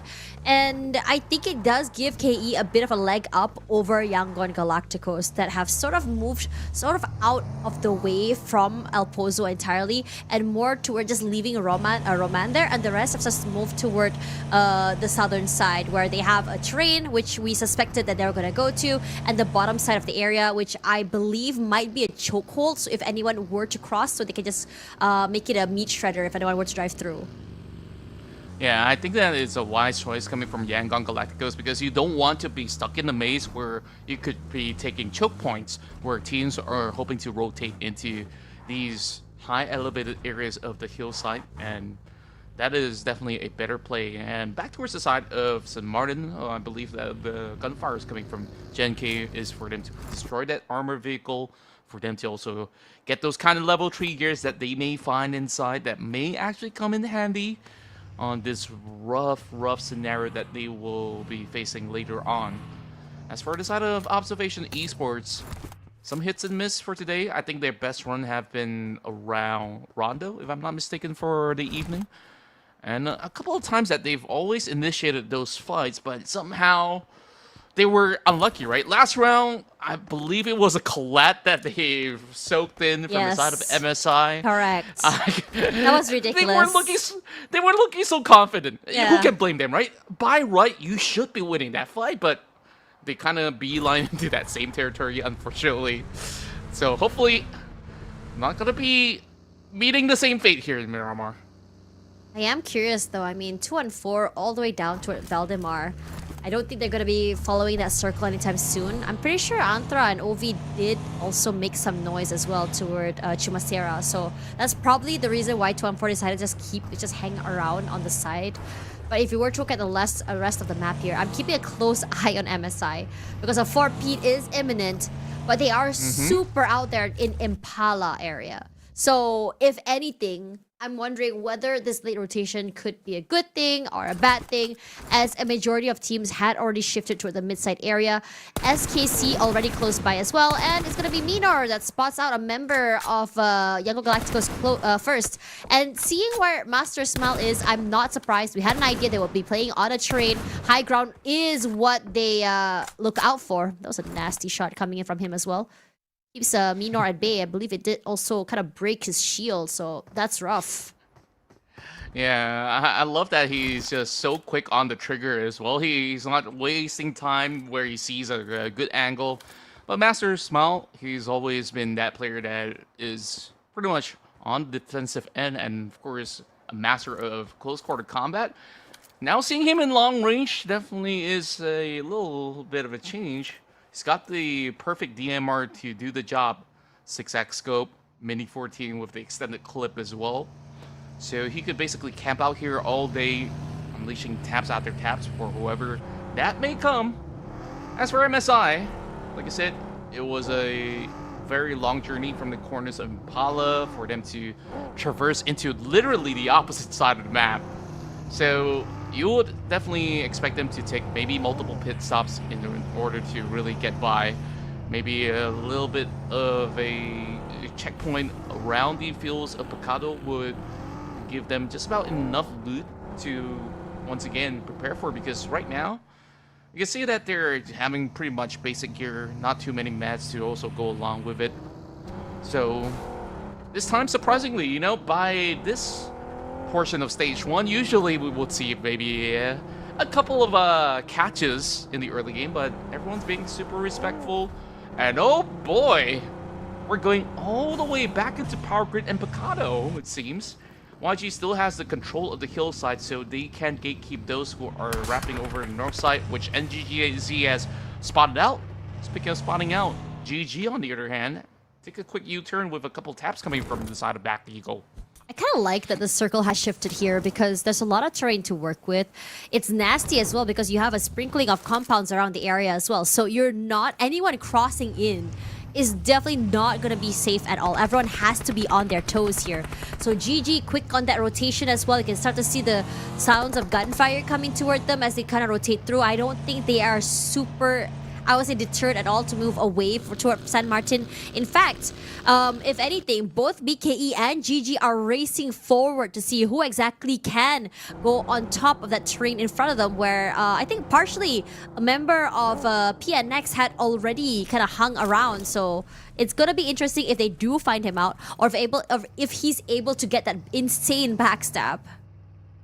Yeah, that will be pretty exciting. And what's also exciting here is that Nemesis is plotting an engagement up against the rest of On Fire. Now, this could be a really good holdout point if they can actually secure it from the hands of OF, but it's going to be a tough shell to crack for sure, and it seems like Demios does not care. He wants to full send it to find those good angles up against the rest of Spyro as well as Sky, who's currently working in tandem to try to hold things out. And that's a big nade connecting, but it is going to be the better exchange being seeked out from the rest of On Fire. Spyro putting the nail to their coffins as Shades is just swinging by. And now that will put them down to size, but they run straight into his corner. Down to a 1 versus 2. Does not look good at all for the side of Nemesis. This is looking really, really bad just now. Ademios was just all alone. Didn't have any cover. His teammate was a little bit more late. Jumps out straight into the nade. And it's gonna be Red that somehow steals away that kill. What the heck happened there, Nemesis? And also not realizing that NGGZ had already came into the fray, coming in hard. But OF, despite losing one player, how they're gonna be able to hold on a little bit longer. But NGGZ, their speed is just so unmatched right now. Red falls. His teammate does too. Cha-Cha doing a great job of just holding on these angles and corners. And somehow, NGGZ also loses out. OF, despite being at a huge disadvantage of players, still managed to clinch it in the end. That's 6 elims to their name. that was so clutch coming from Kaka with the drop shot, and then you got Spiral that just literally took a big swing at every member that just tries to seek out those corners. He held it off so well. This is the side of On Fire that we want to see, and now they are the kings of this entire garage. And my, I don't think anyone wants to challenge them anymore, because even with 3 members, they've done so much work. But on the other side, it's going to be GG on the top end of the power grid. Happy to share that space for now. They know that it is not worth really to expend all these resources up against the members of SKC, who is firmly planted inside of the warehouse. Plenty of info also being gathered from the side of KE. Still can't get over the fact how good that fight was from the side of On Fire. See how exactly the rest of these fights are gonna go. I mean, that was an insane fight we saw just now from OF, somehow turning things around, and Athra losing out one player super early. The top now, sorry, Grey Top, excuse me, now out. Boki trades, great. But there's always going to be an instant trade coming in from 214. Min is always going to be close by when you see Ryujin.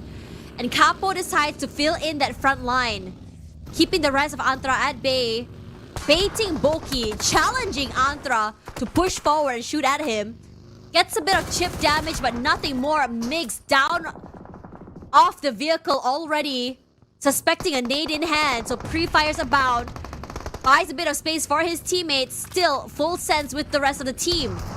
Keeps him out. That nade was just a warning, but Min on the top side drops one and a jump shot down? That is insane. Flashy and clean. 214 still want to keep the dream alive.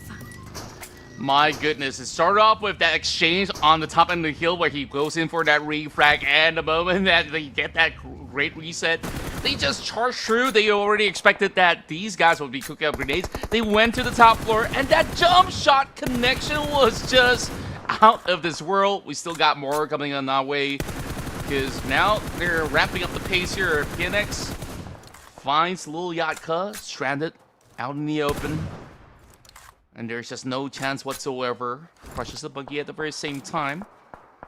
Now, there's only going to be one member of JNK left.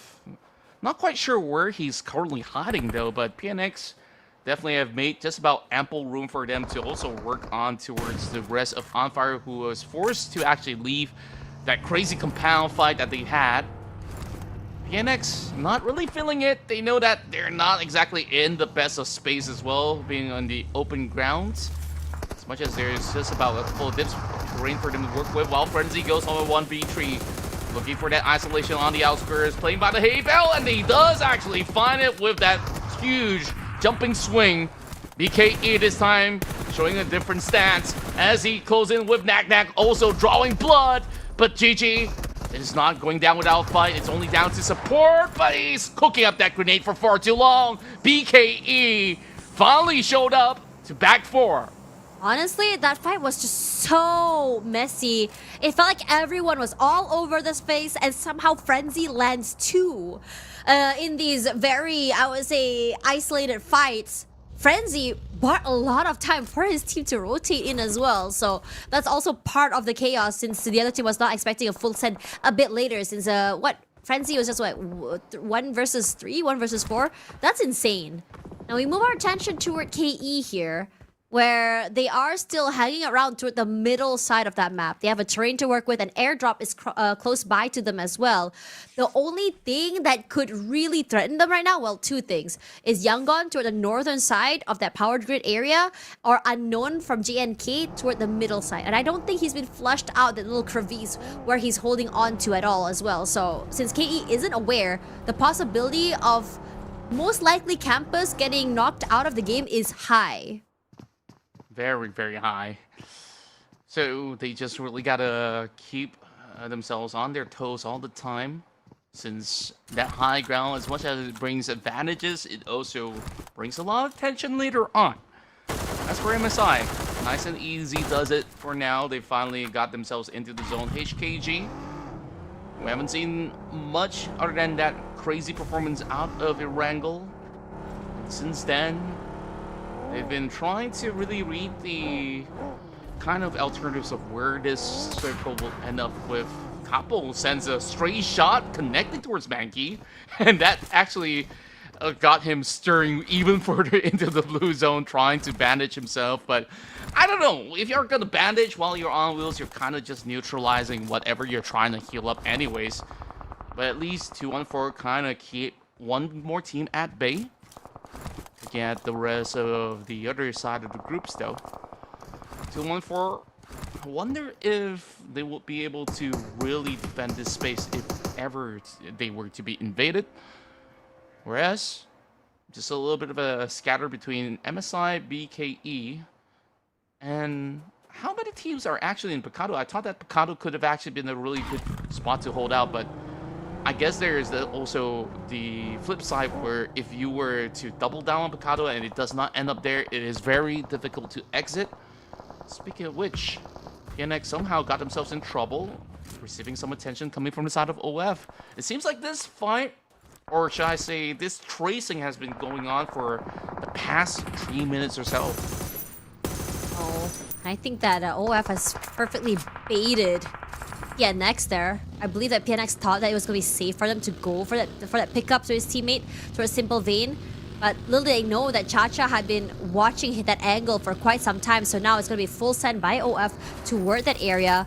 Going to pick up that kill, I think, fairly easily. Yep, that's almost done now. There's still one more person there. Chacha barely alive, 2 HP left, I believe, as Itrix keeps him at bay with this insane jump shots. They're trying to juke each other out at this point. What's for the reload? Nah, weapon swap instead. Free fires around as well. As the other members on the outer end are ready to trade him out there, but it's Itrix that somehow wins it out in the end, and Spyro barely alive. But they're not out of the woods quite yet, since Yango Galacticos, aware a fight just happened, looks toward them, but I don't think they're gonna go and force this fight at all, because they are currently at the bottom side of the terrain, and their whole priority is trying to take away that space away from KE on the northern side. Ooh boy, YG had finally arrived to rain on the parade of On Fire, as they were just heating things up with 11 frags already by just defending the entire territory. So far looking good. They can still afford to go in for the pickup. Kaka, I believe this is his second time being knocked out, so he will bleed much faster. KE involved with those grenades being tossed from the far end of the hillside to try to chip out some members of the side of SKC while they try to take on the rest of the Black Eagles at the very same time. And just look at these two being very hesitant on trying to pick up that fight. They just really want to hold out for now because they are expecting a lot more visitors later on. Just waiting the wings here. I don't think he wants to full send. He doesn't want to show off his hand quite yet. I hear a lot of pressure coming to that team here, and TEO, unfortunately for Baby Shine, yeah, I cannot do more than that, so we'll go down eventually. I mean, they had a rough start. They lost all members fairly early, tried to survive. The circle is just shifting toward an area with this insane terrain to navigate around to. So without cover fire or a team, it's hard to really secure your survivability. So he's gonna go down. Clody as well falls. Same goes for Campus. There we go. That is the thought that I thought just now, where Campus was just alone. And Marna Boy actually camped in that area for quite some time, waiting for that opening. So the only player that still hasn't been displaced from that terrain quite yet is still GNK Unknown. It is getting relatively crowded though inside the zone. 214 trying to sift through every single crease very steadily to try to go undetected up against the rest of MSI. They definitely heard a couple of shots between the ways of those warehouses where BKE is at, so they are trying to at least scale up the hillside, and there is Unknown hiding by the corner. I believe they've already spotted him through those exchanges that they had early on, and they just bring in the fight! Somehow Unknown still got himself pretty much well prepped enough to draw in an exchange despite being all alone in this corner. Yeah, and 214 is getting ripped apart from different teams around the map, whether it be Yango Galacticos, JNK, I think there's another team close by as well. I believe it was KE.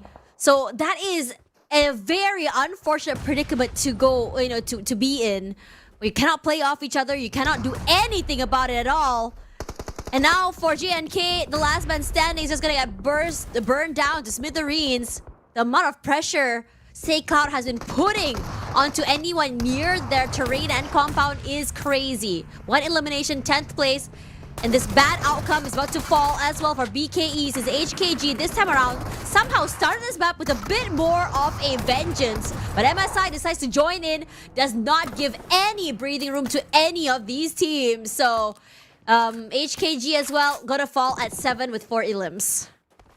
Okay, that's a little bit of improvement coming out from some of these guys out there, especially for On Fire, buying out with a total of 11 points in Miramar.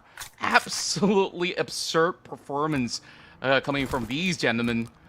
But once we checked the zone earlier where it shifted, it is going to be on top of those hills, which is going to be a very difficult space for these teams to really scale up against Yangon Galacticos, who's currently firmly planted up there.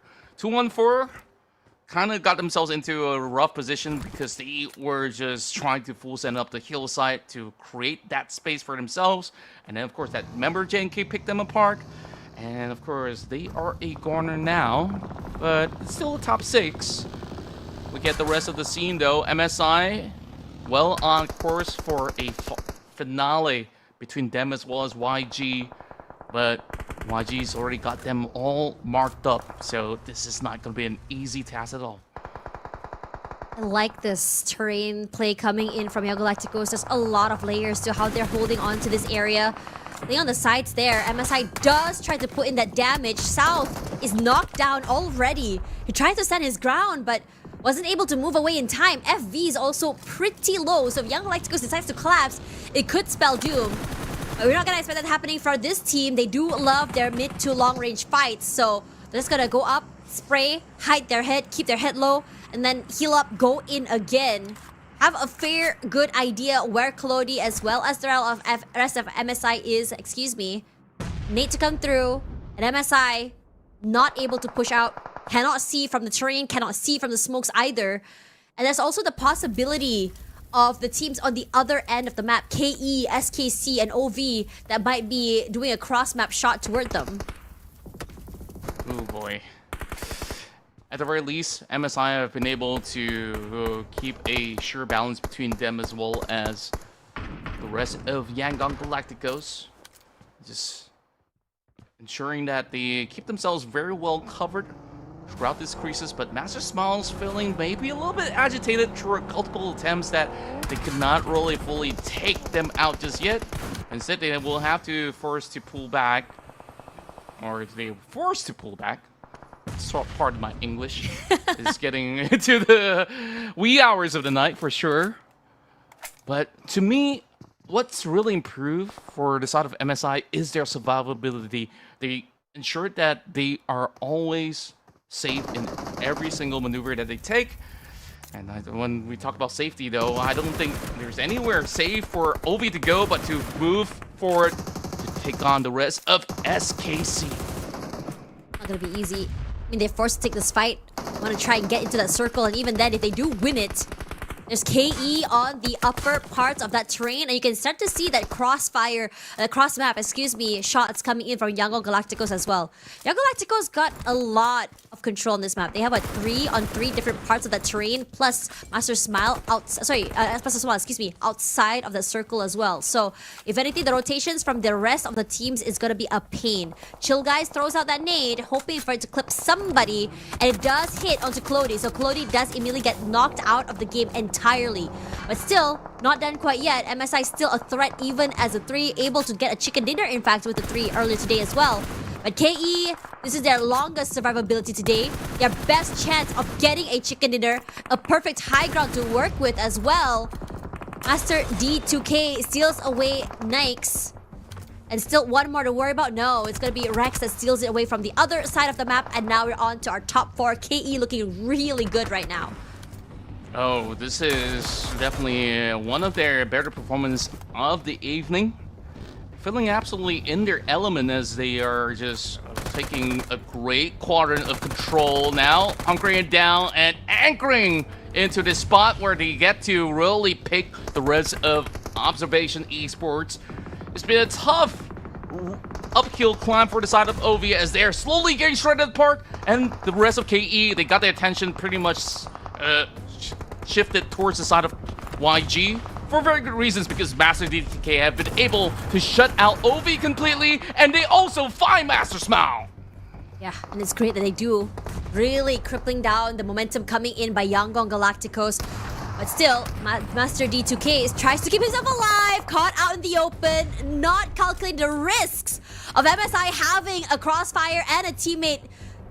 But at the same time, SayCloud gonna try and bring his teammate back into the game, and he does. No, not able to do so. South 8 will fall as well. Arnab Boy doing a great job of making sure that the rest of MSI don't push them as they try to go for that reset, but at the cost of his life. Hasn't been picked up quite yet. Ching Ching wants to go for that push. Yangon Galacticos tries to bait his teammate into getting those kills, and Ching Ching will be taken out as well. The amount of disrespect that MSI is showing to Yangon Galacticos is immediately punished. Wow, absolutely brilliant stuff that we get to witness here.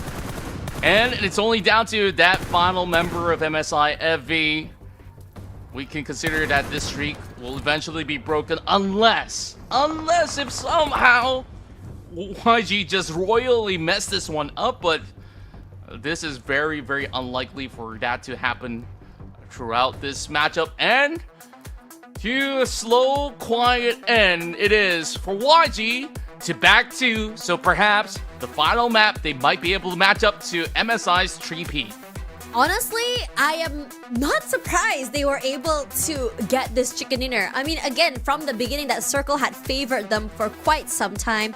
They had a lot of layers when it comes to making sure the territory was perfectly controlled. They had, 3 different areas of that terrain down, covered. They had one player further out of that map to see if anyone were to cross the game, just crossfire one another. They have a plan to make sure that if, say, one player goes down, another player fills up the front side of the fight so that they're able to go for that reset. Yeah, their teammate does fall eventually, but at the same time, being able to keep alive as a 4 has been the key. And Young Galacticos is great at doing that. In this situation, it felt like SayCloud and Mernat were doing the most. SayCloud with the incredible sprays toward anyone rotating into the area. Mernat waiting in the wings to see if anyone were to come in from the backside of the terrain. Honestly, this team can do no wrong, especially on this map, especially with the amount of map control, circle control, that they have.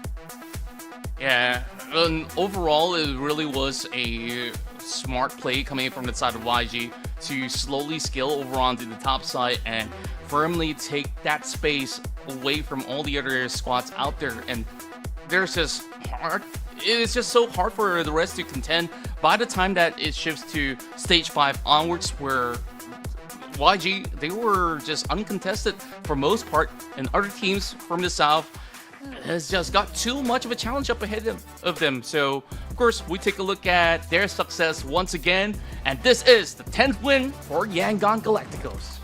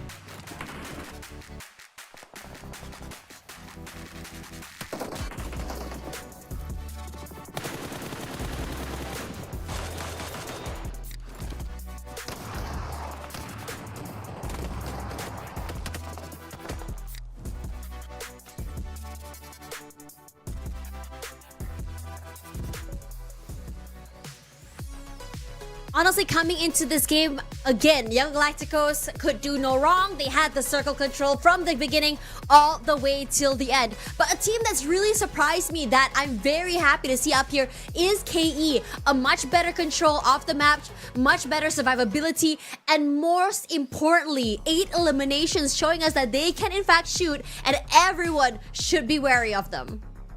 Yeah, and teams could also start to be a little bit more worried when they go head-to-head up against On Fire. There was like 3 attempts to try to take them around their compound, and they have outrageously won out almost every single one of those trades. So I'm looking forward to what they will bring into our next matchup of Miramar again. But undoubtedly, St. Cloud today, he's been in his peak form. And of course, nothing's going to be changing that anytime soon.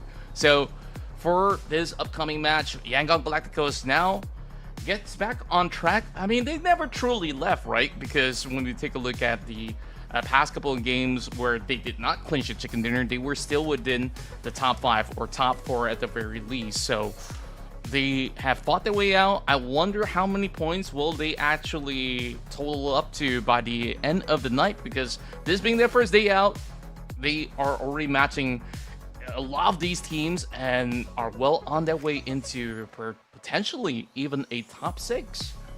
I am very excited to see how the outcome is going right now. I mean, with KE getting this insane amount of points into this particular game, yes, there's a big disparity between that first and second place, but at the same time, could this be the start of them to really be able to climb back? Granted, there's only 1 map left, but it is this map that is the most crucial for them as they go into the weekend. Now, looking into the rest of the teams right now, OF as well has survived a little bit longer, and MSI still maintaining that top side control on that top 4. Whether it not be a chicken dinner or not, they're still gonna have a handful of eliminations and a handful of points to make sure that they're still going to catapult themselves further forward into the week. So there's that as well. BKE surprisingly did so much better this map as well. And I'm wondering whether the shift in tempo is because of the map shift or whether or not they're like, oh, I think we feel like shooting now. It could very much be the case where, yeah, they don't feel all too comfortable yet with the map shift, like you said. And oh boy, look at how all these teams have been able to really propel up ahead. And GGZ now moves up into the top 4. Of course, Hive was not partaking in the majority of all these matches because they're on a break today. Whereas, if we take a look at On Fire, top 7, just overtaking Observation Esports, despite Observation having a decent game moving in the top 4. They just basically overpowered them just by the sheer amount of elimination points. So that is going to be a topic of discussion between the two.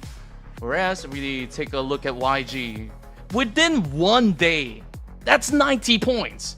Is that not crazy? It is pretty crazy. I mean, even the games that they were very quiet, they still got placement points or elimination points. I mean, on games that they get the chicken dinner, I feel like they didn't really go too huge on the eliminations except for map number 1, right? After that, it was a survivability. They got 2 to 3 picks. That's fine. But you're still going to be guaranteed, I think, 8 to 10 points depending on where you are on that bracket. So coming into this one, we have one final Miramar to go. So do not go anywhere. Because this could be an MSI Yangon night, Yangon Galacticos night, or it could be something else.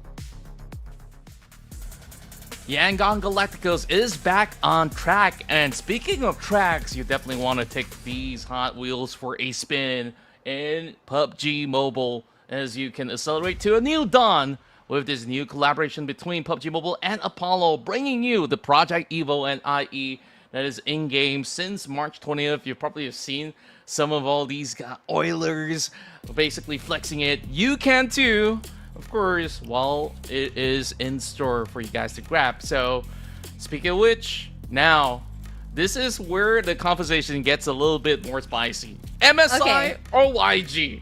Okay, choose one right now. Who do you think is going to take this, the last one? I choose KE.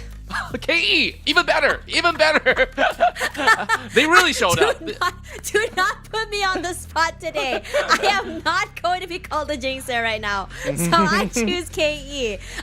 Sorry, KE, I didn't mean to jinx you. But, you know, coming into this game, both these teams have stellar performances, so I'm not surprised why you brought them up at all. I mean, after all, 3 back-to-back chicken dinners, a huge start from Yangon Galacticos. Honestly, it would be nice to end the night with the purple to make a sort of like a MSI sandwich. But in this situation, especially for the teams that only have today to play left, I wouldn't be surprised if they just full send it. Go big or go home. Make sure you go up there on the rungs of that ladder. If you ask me, if you were to talk about styles of play, right? You know, I would say that Yangon Galacticos plays very, I wouldn't call it scared. I would say very passive. They don't go aggressive at all unless their territory is being threatened or their circle and hold is about to go away. Wait, what was my prediction? I've forgotten. I didn't get to see it. Well, I don't remember mine either ways. I believe we included some 2-1-4 in the trajectory of how they've been performing. They are definitely doing very, very well. So overall, I'm not too quite worried for some of these guys over the top, but more towards all the teams that have struggled since week 1 and week 2. So, like you said, you know, there's still a couple of days of play, but you don't want to wait until everybody's rushing to push on that Saturday, Sunday run over the weekend. So, this is where it does matter for teams to really make haste and propel up ahead. And now we go to the last map of the night in Miramar to wrap up week 2, day 2.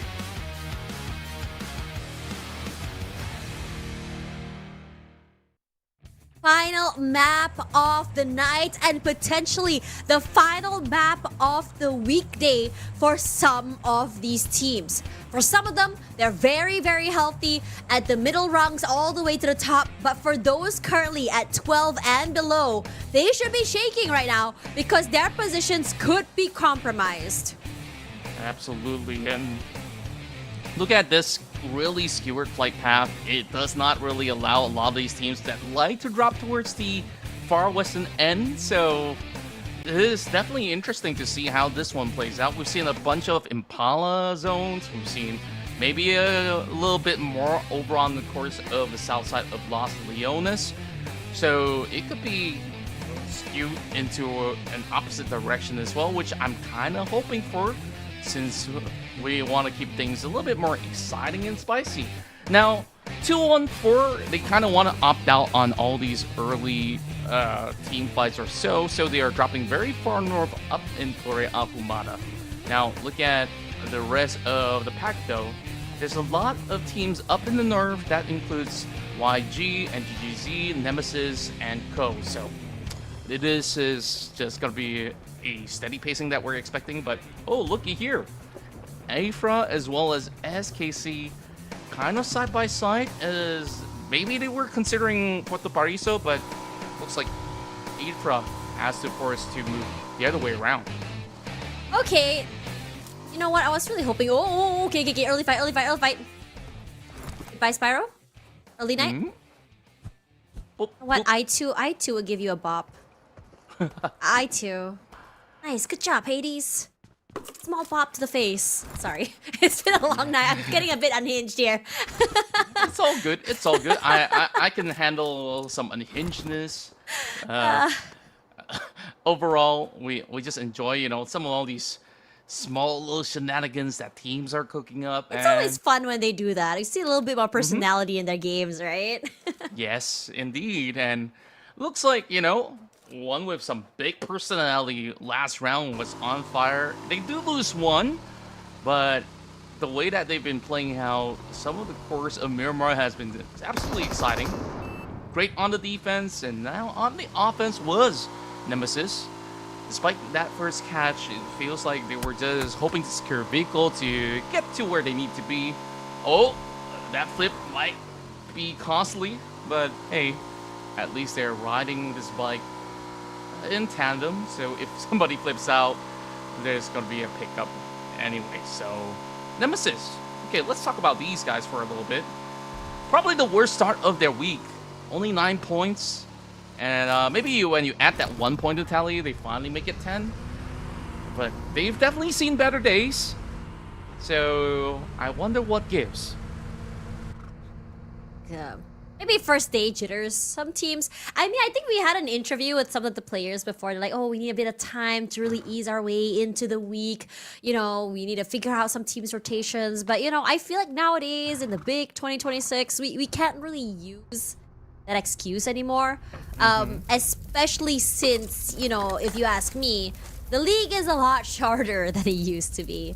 You only got 3 days in the week and then after that 2 in the weekend. It's not like you got like 1 week, the whole week like before. Just really kind of build up your points throughout the entirety. Technically, you get 2 playing days to qualify for that weekend. So, yeah. Oh, actually, just 3. to update you as well, there's no more Super Weekend for this season. So, so they do have maybe just a little bit more wiggle room. They do have wiggle room. What I'm trying to say is that when you are swapping the days, right?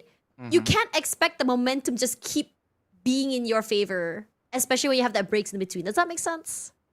Yeah, I absolutely do understand, because when you take a look at certain teams, like they maybe sort of take a chill until the pressure really gets to them towards the weekend. That's dangerous, though. Yeah, and then it becomes too late, right? Yeah. We've seen that happen so many times before. And I think like one good instance was literally, some of the members of SKC, which finally showed up last weekend. And yeah, it was a similar matter, but they were in a worse spot. Now that they're in 15, they could still afford to push up. That's great. Yeah. And maybe for the rest of Nemesis, they got a little bit more comfortable because they finish off somewhere in the middle pack. They got some high frags, but this week's only with other teams improving and they're not improving. That's where they're just slowly lagging behind. I always wonder, right? Like, okay, this is a very slow start, honestly, compared to like the rest of this of yesterday, but and also the previous map. But coming back to that point, right? At least for before like Super Weekend, you have that mental shift, right? When you've qualified, you're like, okay, we've made it, cool. Now we have a different style play. We can change the our strat into something a little bit more different as we go into the weekend. But when you don't have that Super Weekend, right, Contra? You have a little bit more wiggle room. Do you think that players become a little bit more complacent? I do think so. I think there's a beauty on not having Super Weekend and having it as well. Yeah. Because sometimes you just really get a very bad day of like nothing going in your favor, right? Maybe every circle is going in the complete opposite. Every time you try to run in and then you get shut down, and it just kept happening. So that could just burn out an entire day, and you could not really find that momentum to climb back on the very next one. So having a full week, you have no excuses that every round's gonna be important. Every single drop of points that you accumulate adds up to your position. So what is on the flip side of this? The cons is that if you see a couple of teams that kept winning, like MSI today, like YG today, it becomes demotivating. That you're thinking like, I can't beat these guys, so I'm just gonna try to survive, and that's not gonna quite cut it. So the main ideology behind the long league is that you need to really match the tempo. If you don't match the tempo, you got to just fight it out. So, which is why you're seeing this massive gap. YG 90 points right now, 1 day of performance. They're literally, if you compare to day one, They're Yeah. literally sitting at number 1 currently. Technically, yeah, you're right. Now that you mention it, yeah, you are right. Um, honestly, man, there's a lot to talk about when it comes to these teams, right? Especially when there's shuffles, there's these style plays, and then after that, there's a situation where okay, you don't play tomorrow, you have to play catch up the next day. I feel like when you are thinking about being able to stay consistent, like I think if you play every day, like it's easier for you to just really ride that high. But when you have that break, right, you have to get back into that groove of things. Granted, yeah, you do have that one day to just really watch the VOD, sit there and really see how team rotations go, kind of figure out the alternate drop spots for the other teams if that does happen. But I feel like watching games is not the same as playing games. You don't get hot while watching games, you know? Yeah, like sometimes you get to relax and you get to still get the thrill of being part of the action. Whereas for those who are actually playing, though, you can imagine like how tense the scenario is on those teams who are not performing. Like everything you try doesn't work, and the more you try to find certain formulas, you just get more and more confused. And what's going to be more confusing is the maze that's being set right into place. It is going to be further confirmed that it is directly in Los Leones for this final matchup. So we finally get to see some urban setting, but the place that I least prefer it to happen. The biggest city of them all. So everyone's got to just drive right in. They just got to park into a spot that hopefully nobody catches, and before even getting there, they're getting shot. What? Whoa! We get this too? You know what? I'm glad. What a day. And Miramar comes out, gets that kill, cool beans. And Cha-Cha trades off from the other end. This is chaos that I like, by the way. Enough of the prim and proper, crossfire is gonna cross together execution-wise, fundamentals. Bring the chaos. Final map of the day, why not, right? Okay, there we go. Cha-Cha gets shot back here. And I have to say, this is getting more and more chaotic. This doesn't make sense in terms of rotations as well. Which only means that I believe there's only iTurks left in the dust compared to NGGZ that have 3 left alive. I would have thought it was a 2 for 2 if you... I don't know how NGGZ came out on the better end of the stick. Honestly, I can't brain that at all, Like, it's getting late to the night and everyone's just scrambling for every single drop of points, and somehow that other chaos happened. It started off with that shot into the vehicle, and somehow that it was a drive-by even though that driver was off the scene. That was absolutely wow. Okay, maybe we might get a little bit of a chill pill inside of the city, but it looks to me that BKE as well as SKC is interested in the brawl, literally side by side, but maybe they call for a truce. Who knows? Okay, members. We've seen this before, right? I think back in the day where the circle heart shifts toward, like, say, the city, where we see like 2 teams just hunkering or 3 teams just in different floors of a building. I'm surprised there's not more teams inhabiting or cohabiting more of these buildings. Yeah. Right now it's still stage 2. They'll be there. You just gotta give them a couple more minutes, but I think, like, maybe it's unwise for these 2 teams to commit so early. Like, sure, maybe if you clear out 1-2 players, that's great, but it is almost nigh impossible to clear a full squad in this space.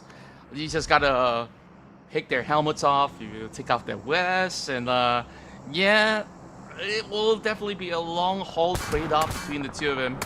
Thankfully for IperX, he did manage to run into the city, but into the warehouse, which is a little bit more open than the urban setting. So there is still going to be a chance where it does end up on the outskirts where HKG is currently holding.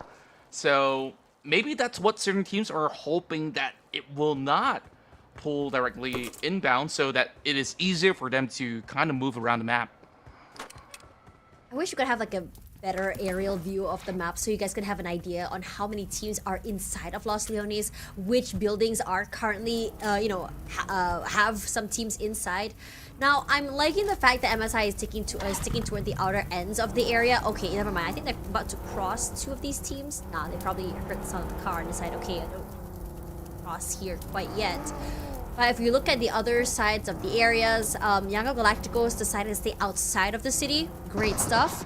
And we're seeing a scuffle between KE and NGGZ. Campus Falls. It's TEO that somehow gets them from the other side of the area. Jump shots around from both of these teams. MM tries to go a little bit more aggressive there and spots him out, knocks him. Carillo, unfortunate and a very, very unlucky timing to swing out there. But NGGZ is not out of the woods quite yet. And he's got no time to even heal up, but he's just forcing a trade. A valiant attempt coming from the NGGZ member to find themselves 3 points, and I think like that's a decent haul to kind of ensure that they stay afloat at that number 4 spot. Meanwhile, looking at the rest of the party, KE, I think like we've said so much about their performance last game. They were impeccable. But now that it becomes so much more of CQCs and pickoffs all throughout the course of Los Leones, you always gotta watch the entirety of the 360 view at all times. I mean, they've only got a pair of eyes and there's a POV on PvP mode. As for PNX, I think that they feel a little bit more comfortable just, you know, having a lot more of all these defensive hold in order to just slowly take some quick peeks out the window, try to find a little something in return. But so far, with multiple attempts, it was only a couple of casualties out there, other than, you know, that crazy exchange that OF had on the outskirts and NGG is being taken off. Everyone's pretty much healthy for the moment. And Nemesis, though, on the other hand, taking a very slow approach coming from the far north. They still have to fight GG if they were to try to get into the city. So there is that moment of concern quite. Yeah, you can already see a bit of gunfire coming around. But GG is in no means healthy either. I think Nang X knocked barely alive right now, so they do have to be super aware of that. And Yango Galacticos is also hanging out toward that southern side. And the amount of space Yango Galacticos, well, not inside of the circle, means that they get to move around the area. They get to third party if they want to, because there are a little bit more of a high ground terrain they can fight for. And as expected, GG will be trying their best to keep Nemesis outside of the compounds as well. But it is, after all, a big terrain with a big open area. It's hard to full send when other teams might be around to third party. Yeah, it's a tough one for sure. Support somehow finds the grenade connection. And this might just be a call for a full rally. And just like that, that swing easily spots one right down to the kill side. Makes that 3! Is it going to be a full ace for himself? HKG stood no chance. You could say pretty much the same about Nemesis as well, as Demios, last member standing. Support wants his final drop of points. Come on, give it to this guy. But yeah, I'm kind of rooting for Demios to somehow pull it out of the gutter. His fate is pretty much similar to Otter X, but maybe in a very different fashion, because they're the ones that rock up the hill and got absolutely overwhelmed. So I guess the beauty of urban endings is that, you know, solos can somehow find a way to squeeze into the top 5 unsuspectingly if the fortune favors the bolt, of course. But right now, everyone's firmly planted. We would expect them to just, you know, stay put, not do too much. But not for YG, because they were the ones that need to find a way to enter the capital city of Los Leones. Let's see how exactly Yango Galacticos will be playing this. I mean, they've always been known for later rotations, but we always usually see them on the higher ground terrains. Now we have Yango Galacticos, Master Smile closer, but at the very bottom of that angle. The other two on the outer ends, they have, I think they need to climb up to be able to get into the area. But I'm pretty sure that if they do pop their head out, there's going to be a hail of bullets coming at them. So that's what keeping them at bay. Perhaps an opening would happen if, say, the team in front of them decide to take a fight elsewhere, or if there's a lot of a hard shift rotation pulling other teams toward the other side of that map. The MEOS still hasn't been seen quite yet. Like you mentioned, oh, the door opens and he shoots, and I gotta give it to GG. They were particularly ready for that scenario, but wow, that cross map shot coming in from MSI, I really gotta give it to MSI. They have been so aware and just locked into so many different parts of the map from the compound they're holding on to. From the pan to the fire, I give props to the guys of GG because they were chasing with every ounce of energy to try to find the full ace for the side of support. But of course, MSI just gotta do them a little dirty for taking that point away. Well, who knows? If it was really a head-to-head, Demios might actually take down support as well. But he's got that DBS ready. And he's just flexing his box as well, huh? Where you going, buddy? Well, into the late wee hours of the night for you guys to prep for the next day, of course. Whereas it will further solidify their position inside the city, as this circle will just drive them into this maze trap. Whereas for the side of Observation Esports, they will be one of the few to try to gatekeep the rest of YG. And I'm starting to think that this late approach may not pay off too well for the side of YG. I mean, I will take my words back if they actually win out this game from the outskirts, because it is going to be a lot of journey on foot. Driving around the city is going to be pretty rough, and look at that. That's already one great pin coming from the side of Chill guys to hold the members of YG back. And I think this outcome was expected. I mean, you had to go and fight against teams inside of high grounds, inside of taller compounds as well. Only Marnat Boy is separated from the rest of the team. He's just kind of like trying to scout around toward the western side of the circle, hoping to find an opening. The thing is, there is a bit of a terrain toward that western side, right where TEO is hanging out there, where KE has taken a bit of space on as well.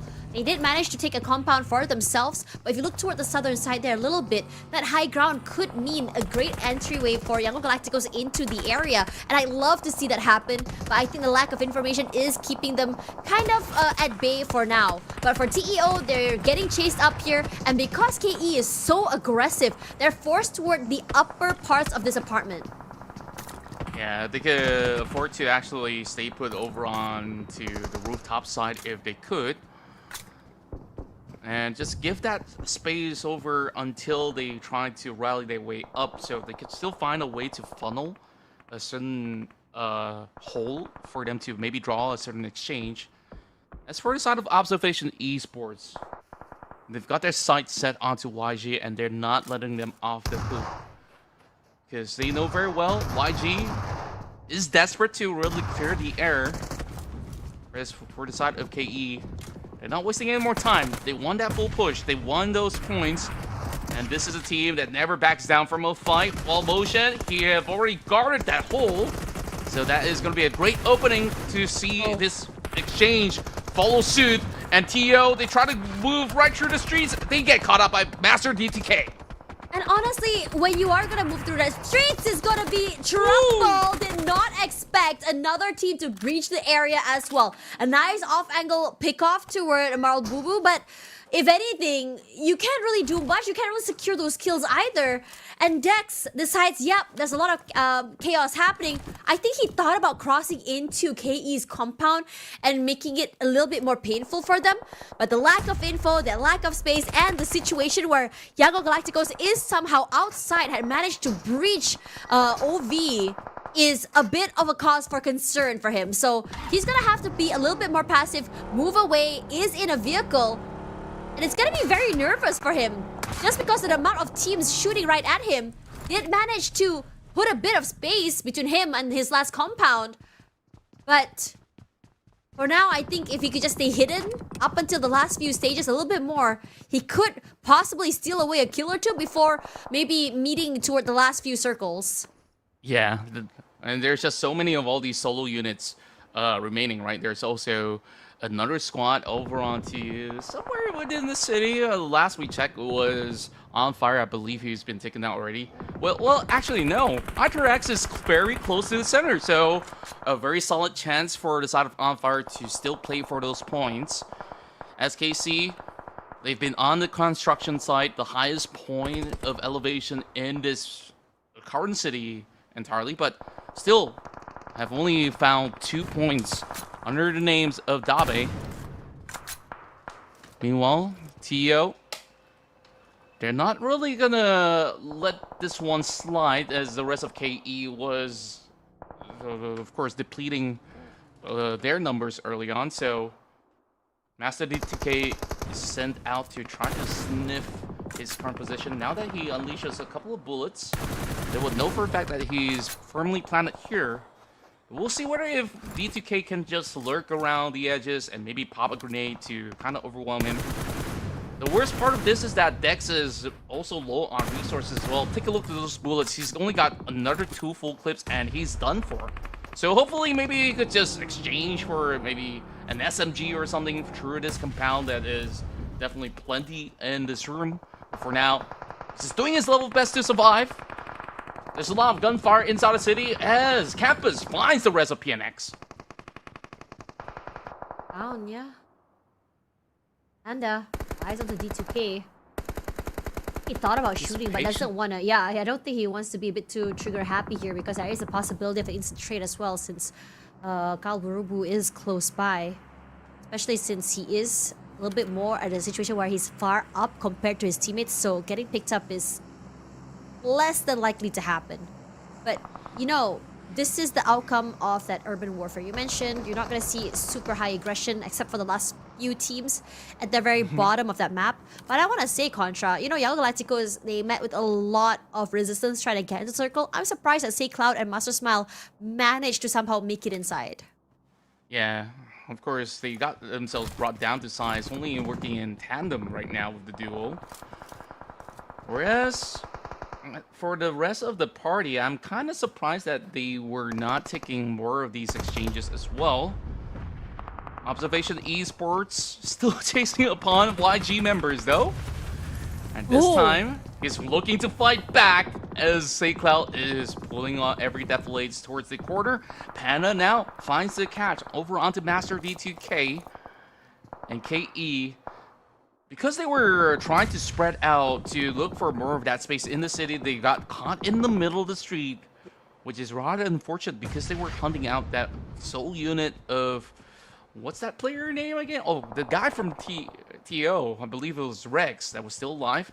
Renzo now finding a little something in return, but all in all, I think right now it's kind of like a hide-and-seek game that involves a little bit of parkour to really get into those areas of play. Now, YG still by the circumference of the circles, and this is going to be a little rough because a lot of teams will be rushing towards this side, but they're holding firm. You got to also hold out up against 2 members of the side of KE, while Capo found support by destroying his vehicle. Yet Carl also found a frag of his own. I don't think we're gonna see a hard shift or a full-on fight until the circle moves. So, okay, spoke too soon. OV now tries to make a wormhole to cross through. Master Smile barely alive, and Panda is having the time of his life, including with Dabe just completely spraying all the members on the outside of the area. The same could be said about Say Cloud. I'm loving what Yellow Galacticos is doing. You have one player on the top side there stealing away kills from anyone crossing the area. You have his teammate at the bottom side finding the perfect opportunity to just completely spray out members crossing by. And KE knocked out already, but not without fight. They got a handful of eliminations before retiring for the night. So honestly, good on them. As SKC looks so much better now. They did manage to get the middle of that circle perfectly in check, and they're just kind of picking away at kills. They find Clay Jr. as well for the time being, and OV now stuck in a hut or house with no space to move.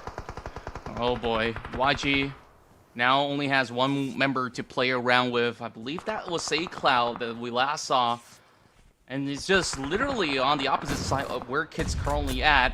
Dabe now getting shot at as well as he's trying to take this trade up against Afra. Oh, very long toss. Will they find it though?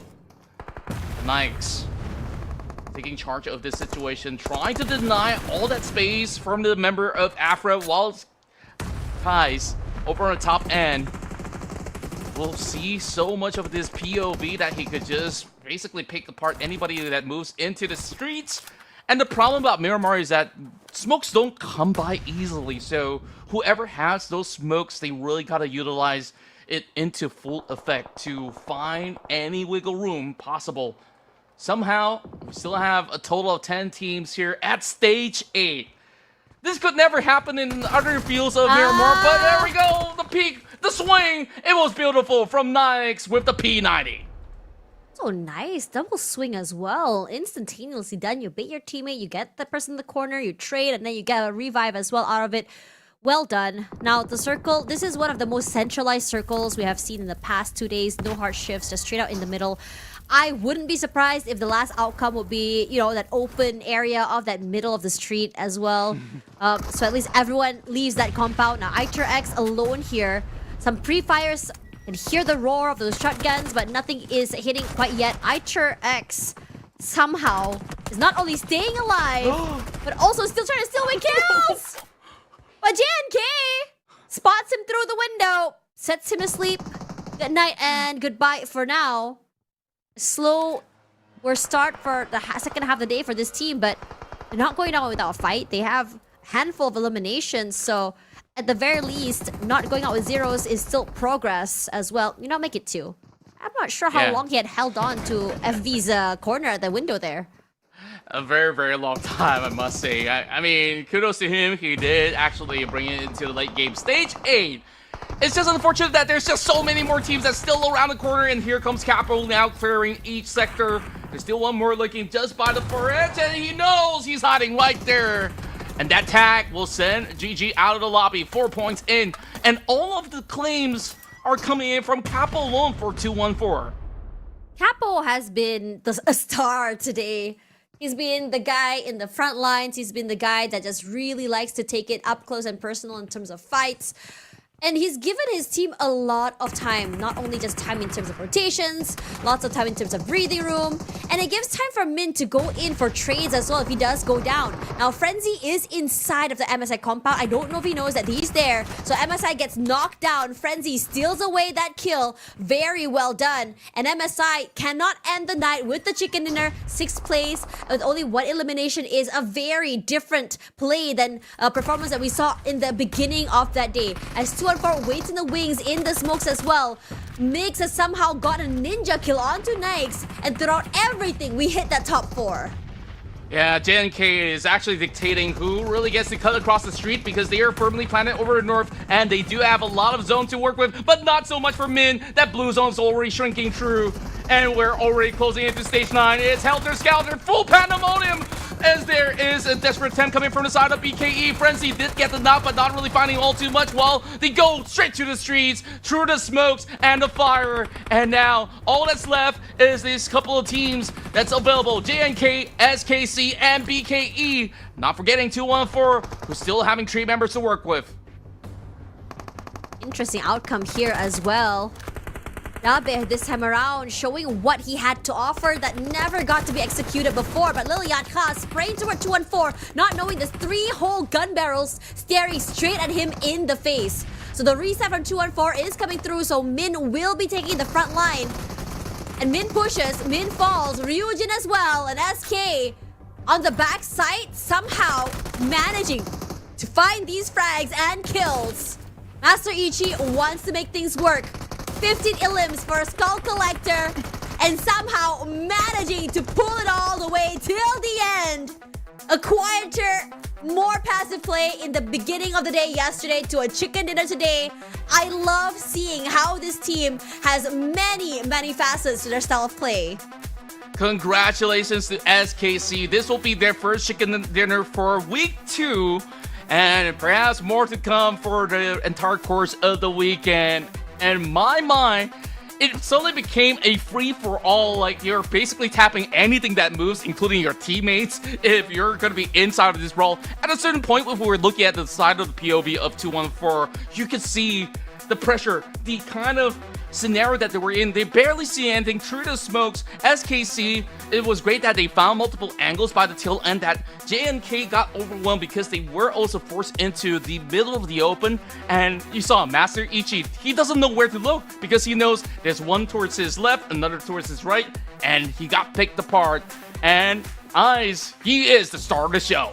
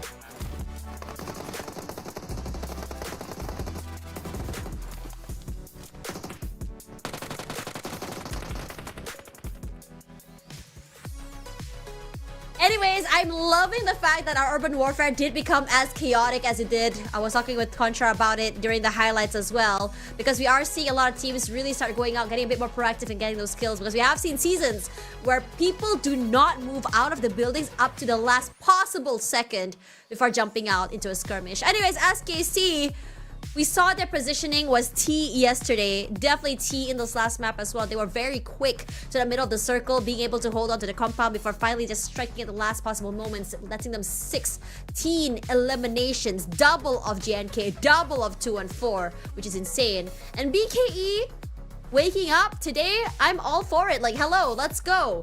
Everyone seems to be on the same page this season. Everyone seems to be able to frag out, and no team should be underestimated. And Dabe finally gets his flowers, because this guy had so many insane rounds before going down. He's the fragger, he's the frontliner, and he is the one that makes all the difference. Indeed, and I would also certainly say that the patience have paid off for the side of SKC, because they were one of the early droppers into Los Leones, and immediately they went to the highest scaffolding. Initially, it was maybe a little bit slow for the first 5 phases, right?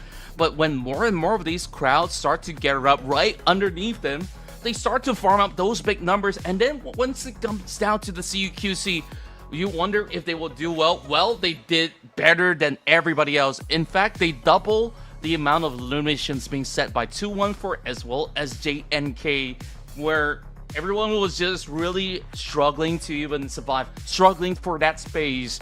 SKC, they just basically had it like a walk in the park, where all they had to do to really wrap this one up was take a deep dive and ensure that they could just finish off those kind of moving targets, which are plenty, by the way.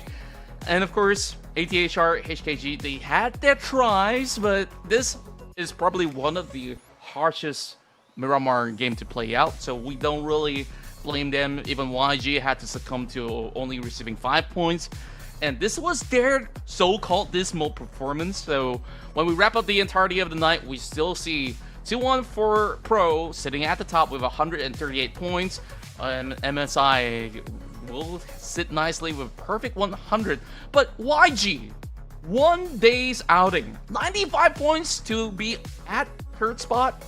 I don't know what else to say. They're I know just what crazy. they had for dinner.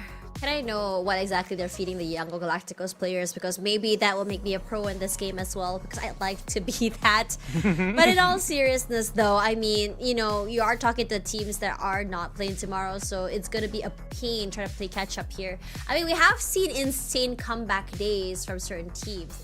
You know, teams that go nuclear and just eliminate half the lobby. Yeah, that's happened before.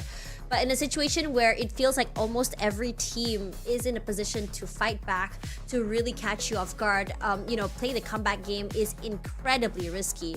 Anyways, today we'll have our daily MVP, SayCloud. Honestly, at this point, Contra, are you surprised? This guy empties a whole clip on you, you die. Someone else runs toward him, he somehow manages to run away barely by the skin of his teeth. He resets. He goes and gets another kill. Just his story, his job. It's just so crazy. Like, he was at one point here in this Lost Leonis matchup where he was, of course, the last member standing for the side of YG. He still held his ground. He took out majority of those members of KE. He also held the line up against the side of Observation Esports to really survive to like a top 6 finish or so. So it's still really incredible of what SayCloud have brought to the table. Initially, I thought that one of the MSI members might have actually turned out to be the MVP, but overall, if you talk about a day's performance, nobody has been able to match up to what YG is capable of, because they do have, of course, their secret sauce, their secret agent, SayCloud.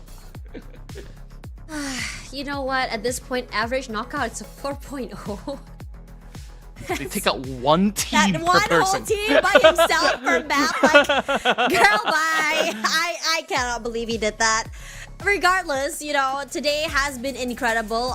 It has turned out exactly the way you and I had envisioned it as well. The shift in tempo definitely there. So, you know, for everyone, you know, with the shift in tempo, I am curious to see how exactly the teams will be adjusting for tomorrow, because every day is going to be a different day for a lot of these teams. So we are going to have one group resting tomorrow, and, you know, etc., all the way till Sunday. So it isn't really guaranteed how each tempo is going to be playing. For you personally today, which team has really surprised you in terms of their improvements? Looking at improvements, I definitely think that, of course, this last chicken dinner coming from SKC was really impressive. That was just kind of like a one-round thing, but overall, it's more about their attempt at really pushing through. So I feel like they're definitely one of the outliers. And then you got KE, where they absolutely thrive in all these chaos in both maps of Miramar and have done pretty much alright throughout the course of Erangel. So I think the big winners definitely was KE. Yeah, I also wanted to say that KE really surprised me today. They looked really good, and I'm glad to see that compared to yesterday, it's almost night and day. Seeing them how they play, they're definitely a lot more aggressive. They're a lot more synchronized. They have a game plan in mind, and you know, whether it be in a terrain or in a compound, they seem to have that plan A. Let's go in together. Let's have one person outside. You know, etc., as more teams have. So I want to see if this will keep developing as we go throughout the entirety of the week. And for now, guys, it is the end of the night for the PMCL Spring. Make sure to come back tomorrow, same time, same place, as we go into day 3. I'm Tashman and Contra. It's been a pleasure casting for you guys. We'll see you guys tomorrow.